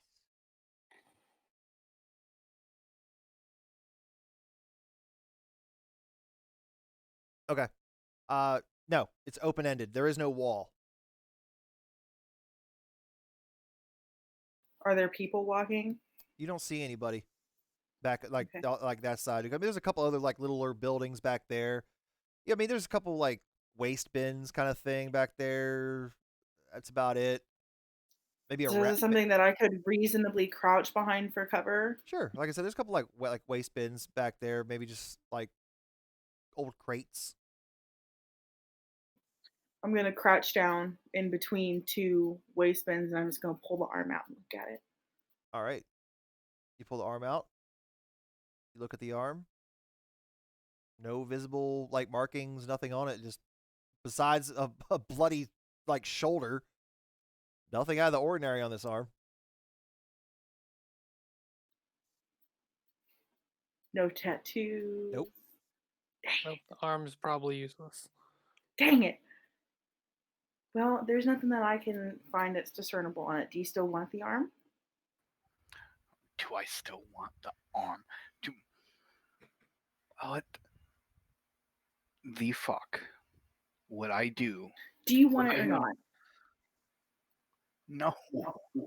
Okay, I'm gonna throw it in the wastebasket and I'm just gonna walk out Oh the my alley. god. Okay. Good deal. Arms in the waste bin.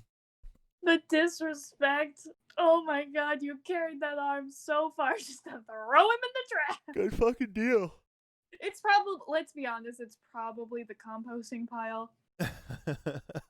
Like, she would specifically seek out like the recycling bin to make sure that that gets composted.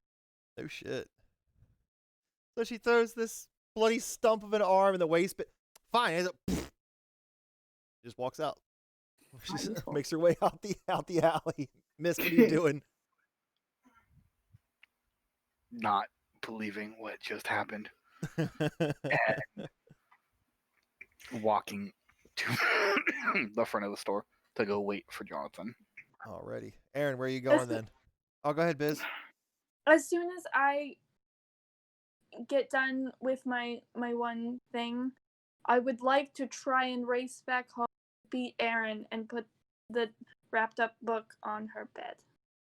Okay, that's simple enough. Okay. I'd say you actually probably get there before her. Are you heading back home, Aaron? I'm not allowed to stay, miss, really. No, you're not. Like, what if I hide in the alley? I'm really good at hiding. No. Will you tell me when you get back? When I get back to the house, I will tell you I'm at the house. Yes. That's not what I meant. I'll make you a deal. I will tell you what I learned at the library if you tell me what you learned at the thieves thing.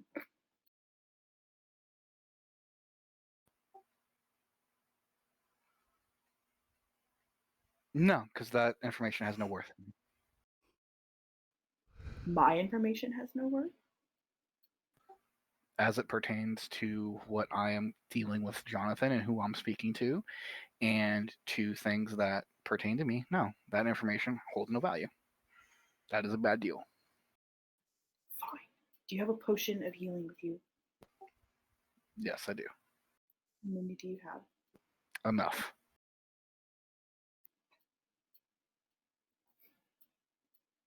Are you lying to me? Can I do a perception check to see if he's lying to me? That's an insight. An insight check? Okay, Yeah, I go want ahead. an insight check. 16. He seems to be telling the truth. Okay. As much as Mist can tell the truth. I mean, the Mist that you know. Fine. I will go back to the house and I will wait for you. But if you get hurt, I won't hurt you more, but I'll be really mad at you. I'll never forgive you. Okay.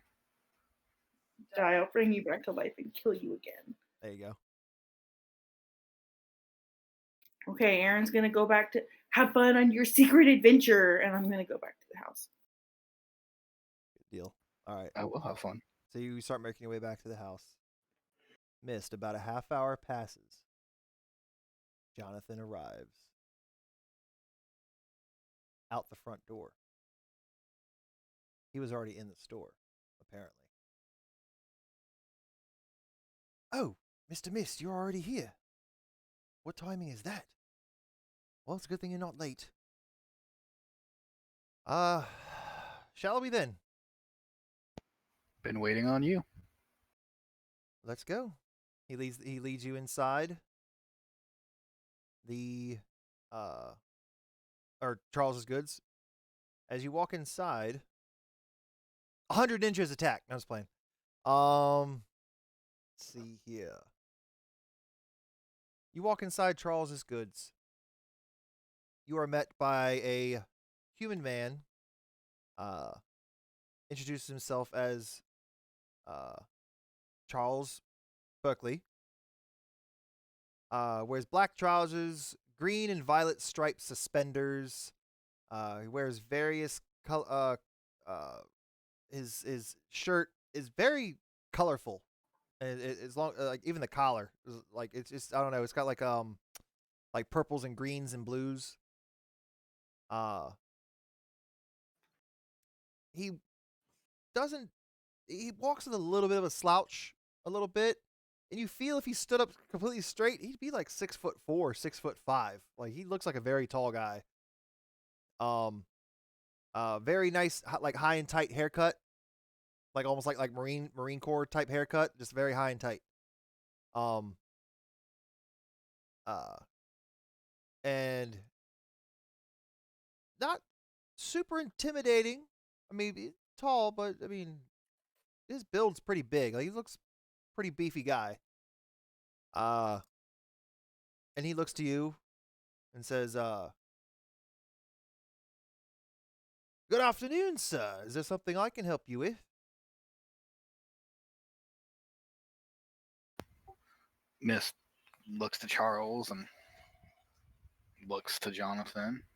And Jonathan just kind of waves over to Charles and was like, "Yeah, he's with me, Charles." "Oh, this is the fellow. Alrighty then." And he just turns around, like he doesn't even see you guys. Essentially. I like you. Who, Charles? Yeah. Didn't ask any questions, just you're not here, I don't fucking see you. As you walk into this general store though, you get a good look around. And I mean there's a plethora of just different things. Your normal gears, that kind of stuff, clothes, some food. I mean, it's like a one-stop shop kind of thing for all your basic needs. Not that you're in a shopping mood right now, but I'm just giving you a little heads up. You guys walk to the back of the store, directly ahead, walk in front of the cashier area kind of thing where Charles would be. But you just keep on walking to what looks like almost like a fitting room, essentially. You'd think in the back to try on clothes. And Jonathan opens the door and asks you to go in. Like waves you in. It's like 3 foot by 3 foot. It's not huge in here at all. By all means, Jonathan, you go first. Just shrugs his shoulders and walks in, and just waves for you to come in. Yeah, and follow. Shut the door behind me. Shuts the door, and what I'm about to show you, you do not speak of. Understood? Miss just looks at Jonathan. I don't need the rigmarole and the games you do with everyone else. Let's just get on with this. Reaches his left hand back, knocks on the door. Perception. And the door opens up. A hidden door opens up behind it. You give me a perception check.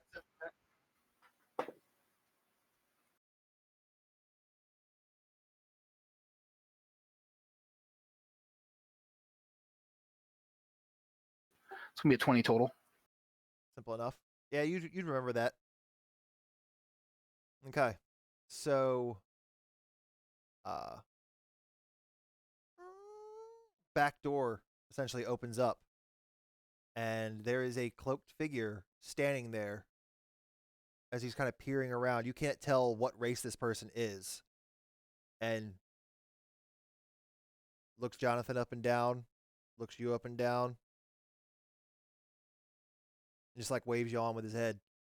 And he steps back and opens the door up to reveal almost like a catacomb type setup where, I mean, you instantly went from this, like where they hide this at, you went from very nice wooden elegant doors and everything to this looks like a fucking cave, or at least maybe leading to like some kind of sewer system.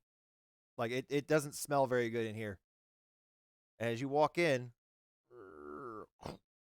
he shuts the door behind you, and you are led down about a 20-foot long tunnel. And there's torches in here. I mean, there's light. The ceiling is moist and drips a little bit. Everything's made of like cobblestone type setup. And you are led down this set of stairs. Again, you're just following Jonathan. You look over your shoulder. Nobody's following you. It's just you two. You walk down, come to a door. Hi, it's Jonathan. Open up. We're here to see Wells. Weren't you just here? Yes, he was waiting outside. All right, then. You just hear like a whole bunch of like bolts being undone on the back of the side of this iron door.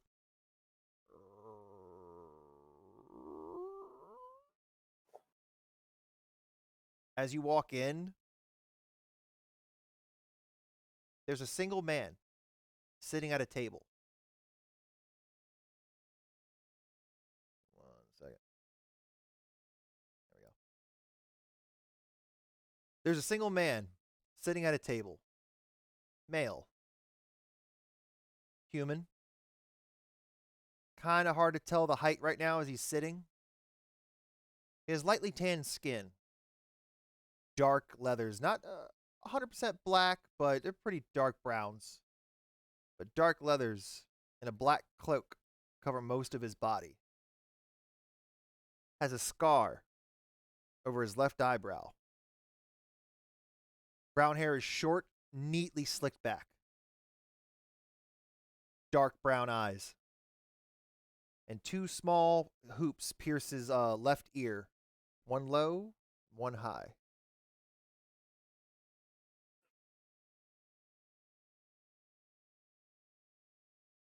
He has, kind of like you do, with your silver face mask, except his is just a cloth over his mouth.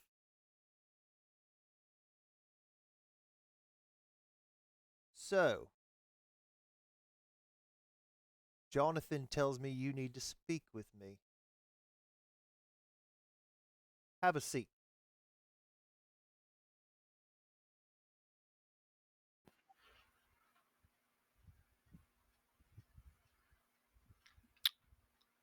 Can I inspect the chair for traps? Sure, as you're walking up to it, you can give me an investigation check.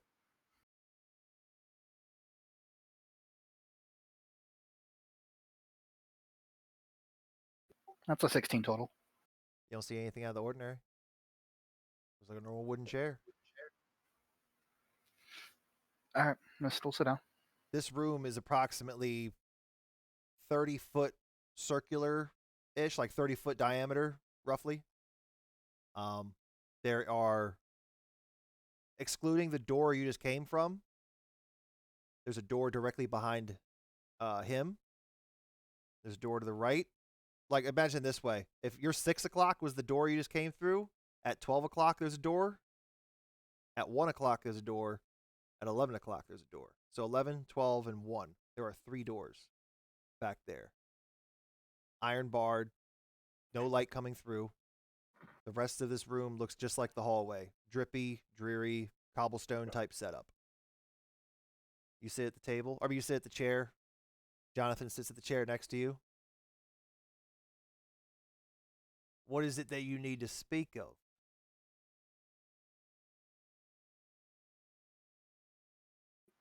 Miss just looks at Jonathan like, you really didn't fucking tell him, did you? I wanted to hear it from your lips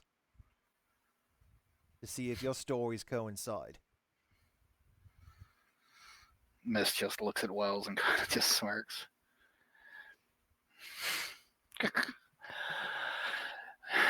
Yeah, I've gotta say, your reputation precedes you.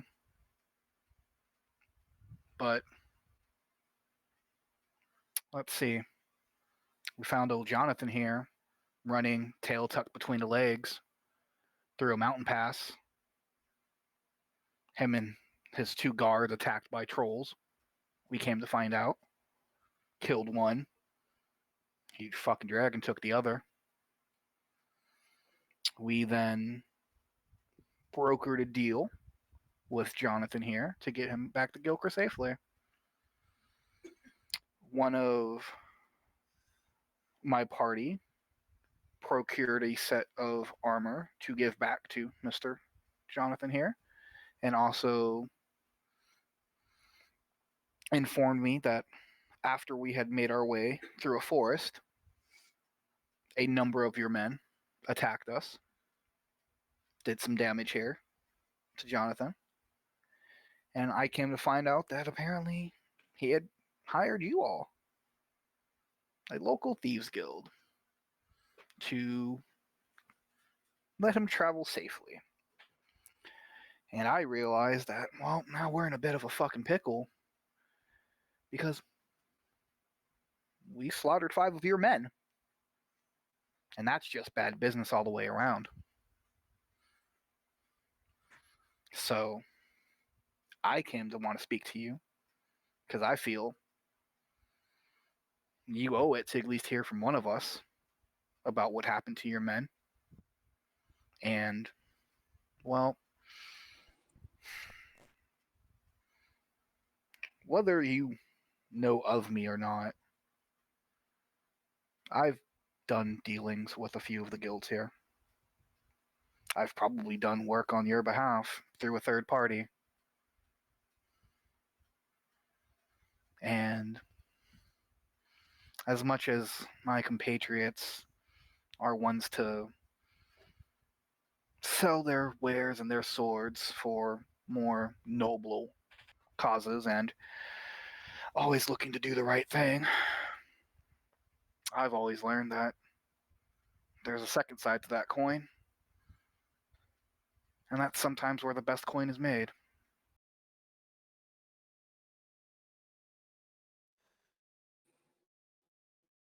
What is your name? They call me Mist. I have heard of you. One who goes through the shadows, but has not quite picked a spot to lay his head. I've heard you doing jobs for the Broken Chalice before. Just little things. Nothing astronomical. Still good. Still good. You've never come up short. You disappeared for a little while. Not quite sure what that was about. We thought either you were dead or the guard got you. The guard did get me. You open your mouth. Mr. Wells. The reason why the guard got me was because I kept my mouth shut. Now, the fact that one of the guilds that I've been under employ of sold me out, as I said before, that's just bad business. I don't deal in that. I have no reason to believe it was the chalice at all. I do not believe it was anybody in the chalice either. Not to say it wasn't, but to my knowledge, we had nothing to do with what happened to you. But that's a talk for another time. We're here to discuss that I have 7 dead men. The 2 that were in charge of Jonathan. That's understandable. Trolls do roam those mountains. The dragon, on the other hand, is kind of hard to take in. That's a bit hard to believe. True or not, Jonathan has shown me the armor. They definitely look like something big and menacing took them out. Those 2, definitely excusable. No problems. Comes with the territory. It's a risk we take. For the other 5, that's where things get a little tricky.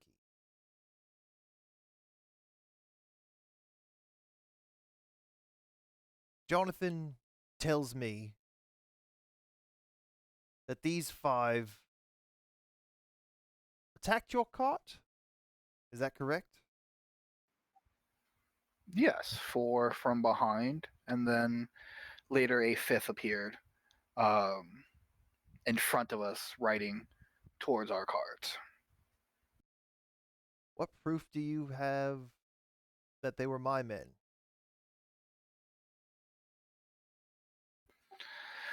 Well, if you want, seeing as how to the discernible eye there was no markings there, and I'm sure under a more scrupulous means, there's an arm in an alley right next to here that was torn off from one of your men that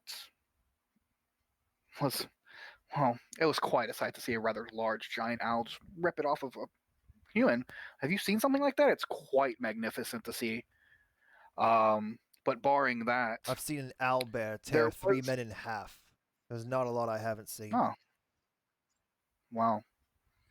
Then there's also the dagger that was thrown into Mr. Jonathan's shoulder here, Where's the of dagger? which.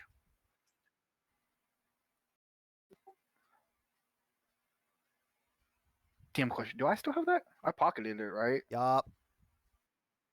Yeah. Mist will put his hands up. Mhm. Just so you know, I'm going to reach for this dagger. I'm not reaching for anything else. I believe you. Just so we know. He pulls out the dagger and we'll lay it on the desk. Who says you didn't pickpocket Same that marks. dagger? About this Wells. arm. You hear a whistle, Mhm. and the door immediately behind him opens up, and 5 armed guards come walking in. Or you can say guards, but whatever. 5 armed, like, rogue-type figures come walking in, and they surround the table. 2 are now behind you. 1 to your left now, 1 to your right, and 1 behind him. Wells leans back and just whispers. 1 leaves. We'll see if you tell him the truth. A few minutes pass. Man comes back downstairs. Walks around to the table. Plops the severed arm down onto the table.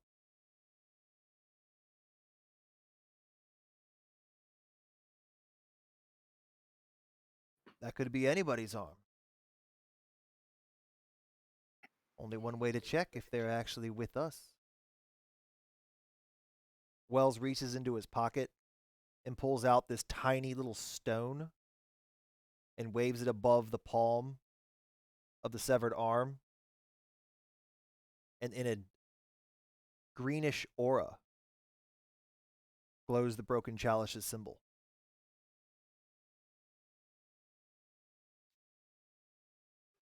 Well, that proves it was definitely one of mine.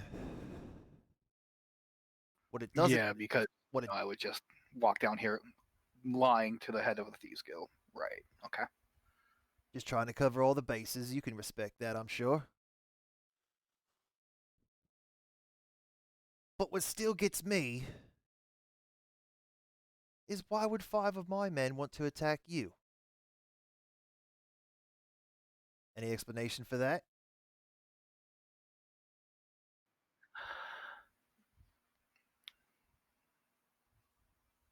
Wells, let's. Do you have a price on your head? Does somebody in your party have a price on their head? Somebody could have taken a bounty contract out on you. Or one of your own. Let me ask you this, Wells. How really connected are you to the inner workings and goings on of this city? Very.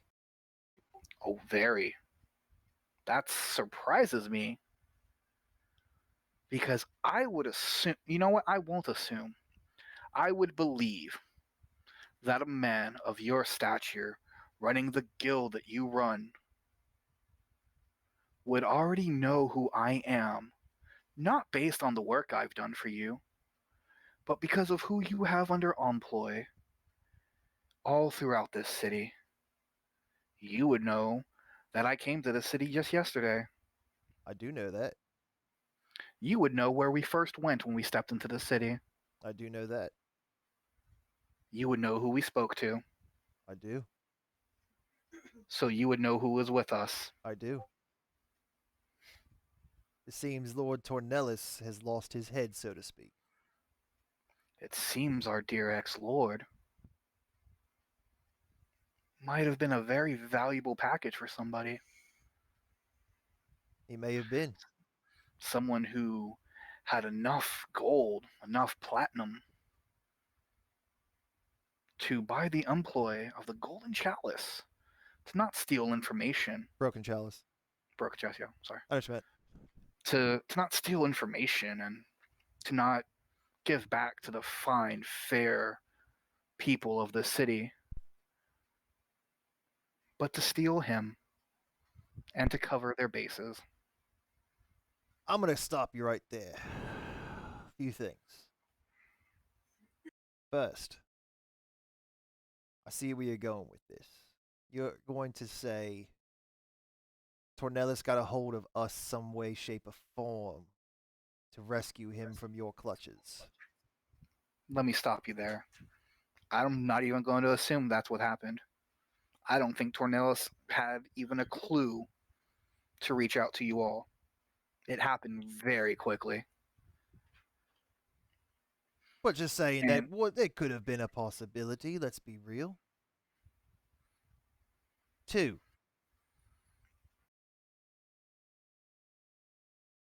I have my hands in a lot of cookie jars. I know the ins and outs of what's going on.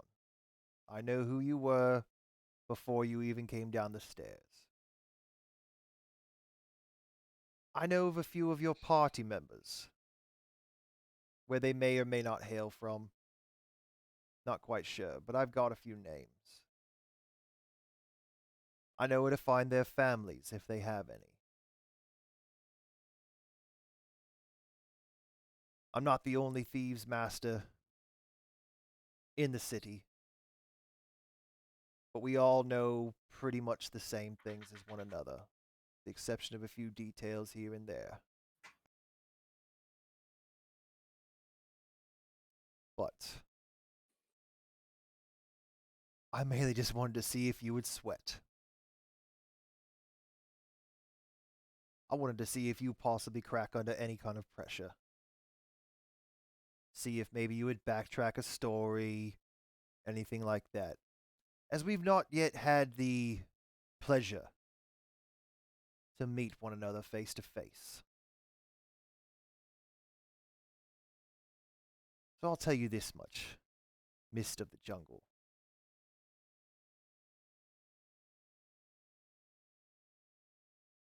The 5 men, whether they attacked you first, you attacked them first, at this point, it doesn't fucking matter anymore. Those 5 were a rogue cell. I had not seen or heard of them for 3 days. They felt they weren't getting their fair cut. I told them to fucking take a hike. But before they could get this, and he points back down to the severed arm holding the stone back above the hand, before they could get these removed, they left. I was hoping the wilds would take care of them. It seems they did, so to speak. I have no ill will against you and your friends. It sounded a clean-cut self-defense. So you have nothing to fear from the broken chalice, as long as your affairs do not get in the way of ours.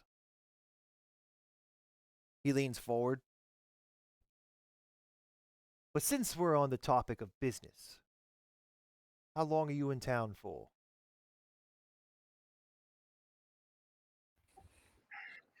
takes about a week to get some armor I've crafted made. Seems that the king would rather have our employ for quite a while, seeing as how we do have a rather lavish home. And He holds his there- finger up to stop you. Jonathan, take a hike. And and he just kind of looks around. Yes, sir, no problem. Mr. Mist, I do hope you will be fine. 2 of the guards now grab him under his arms and just gently just escort him out to make sure he actually leaves. So now you are left alone with Wells and 3 of his men. I'm sorry for that. Continue. Well, as I was saying, there is this whole sad state of affairs of getting to the underbelly of why Vernuth Withers and Dane Tornillus were crafting pacts with each other and calling upon hellhounds. So I feel like we're going to be within Gilcra for quite a while. Well, I'm going to make you an offer. If you come across any dealings with information that could possibly help me in my organization,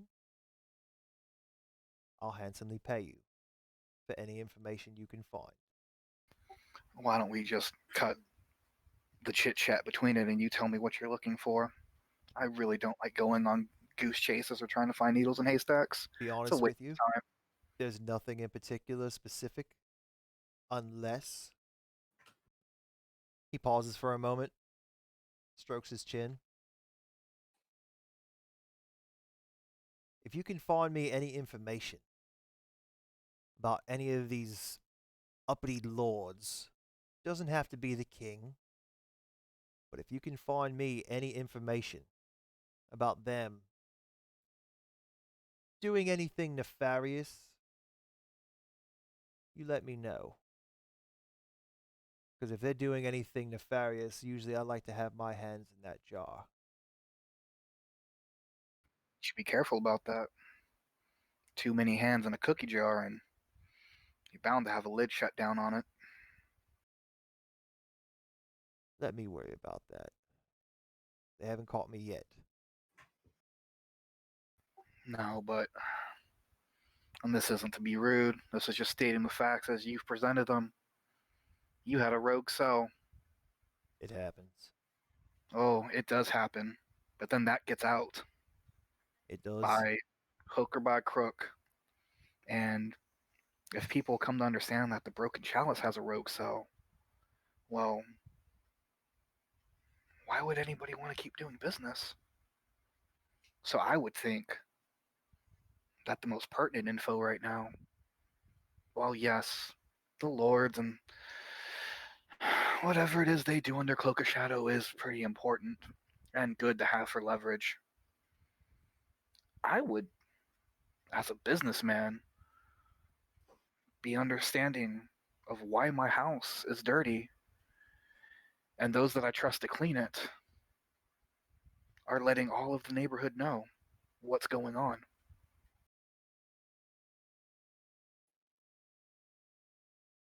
I'm going to leave it at this. We're not the Scarlet Blades here. Oh, I'm We're not not here saying you. to kill anybody. We usually have our own addendum. Those who do not feel. I'm sorry, retract that. Those who do not appreciate the value of coin or food, it needs to be taken from them and give it to people who are in need. That's usually how we operate. The Blades, on the other hand, not to say we haven't taken the occasional contract out on someone. We do. That's mainly their cup of tea. So we're not down here to hurt you or kill you. If I wanted you dead, you'd already be dead. So do not worry about that.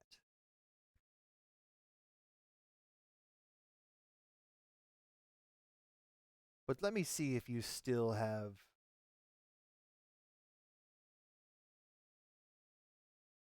possible skill set that may be needed later. Are you interested in a little thievery?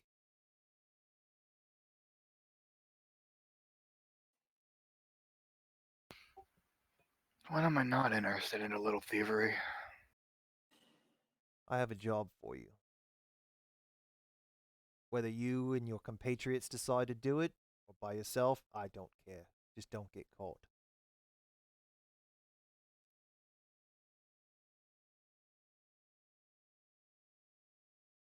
I need you to go into the Sapphire's Key, which you know is the jewelry store.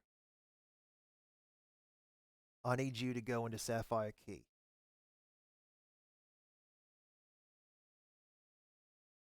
Under her under her main desk, like where she would normally like just like take place, but like the cash register kind of area. Under her main desk, she has a lockbox. Bring that to me. That's it. That's all I need you to do. Do you know how big the lockbox is? How heavy? What are we talking about here? Well, I've never felt the weight myself, but I have information on how big it is if that helps you. It's only about 8 inches by 4 inches, 6 inches tall. It's not huge. Easy enough to hide in a cloak. But I need the contents of that lockbox. So I need the lockbox. You bring that to me, there's 2,000 gold in it for you.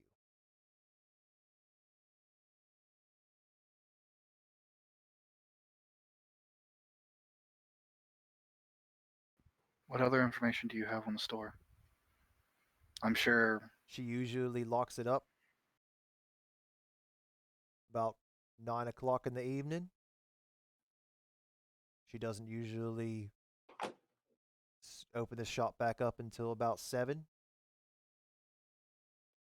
But Miss Watson sleeps upstairs, so you might need to be quiet.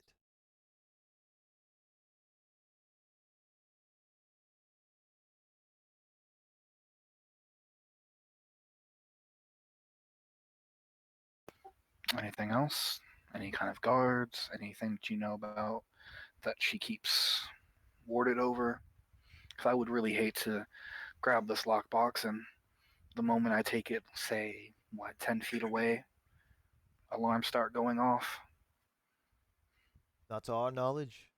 She doesn't seem to be one that's privy to those kind of things. She feels the town's guard keep everything safe. To our knowledge, she has no enchantments whatsoever when it comes to security. Now let's say I take this in the middle of the night.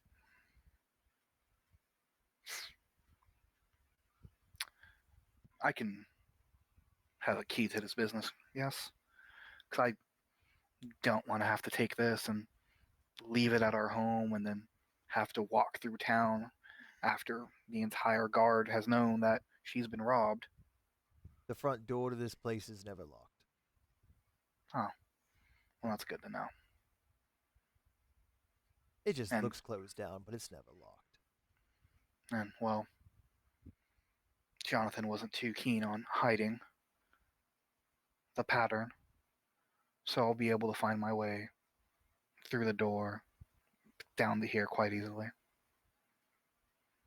As a man of your means, probably that's not surprising. You should definitely have that skill set. Okay. The sooner the better. All right. I'll do my own reconnaissance, see what I pick up, and I'll get it to you. So that's a deal. A deal that need not be mentioned. He holds his hand out to you, And I still extend his. shakes your hand. Okay. You know your own way out, I would assume. That would be a correct assumption. Then get out. I'll see you with the lockbox. Always the gentleman. And Mist will get up and walk out. And that's where we're going to end tonight's session.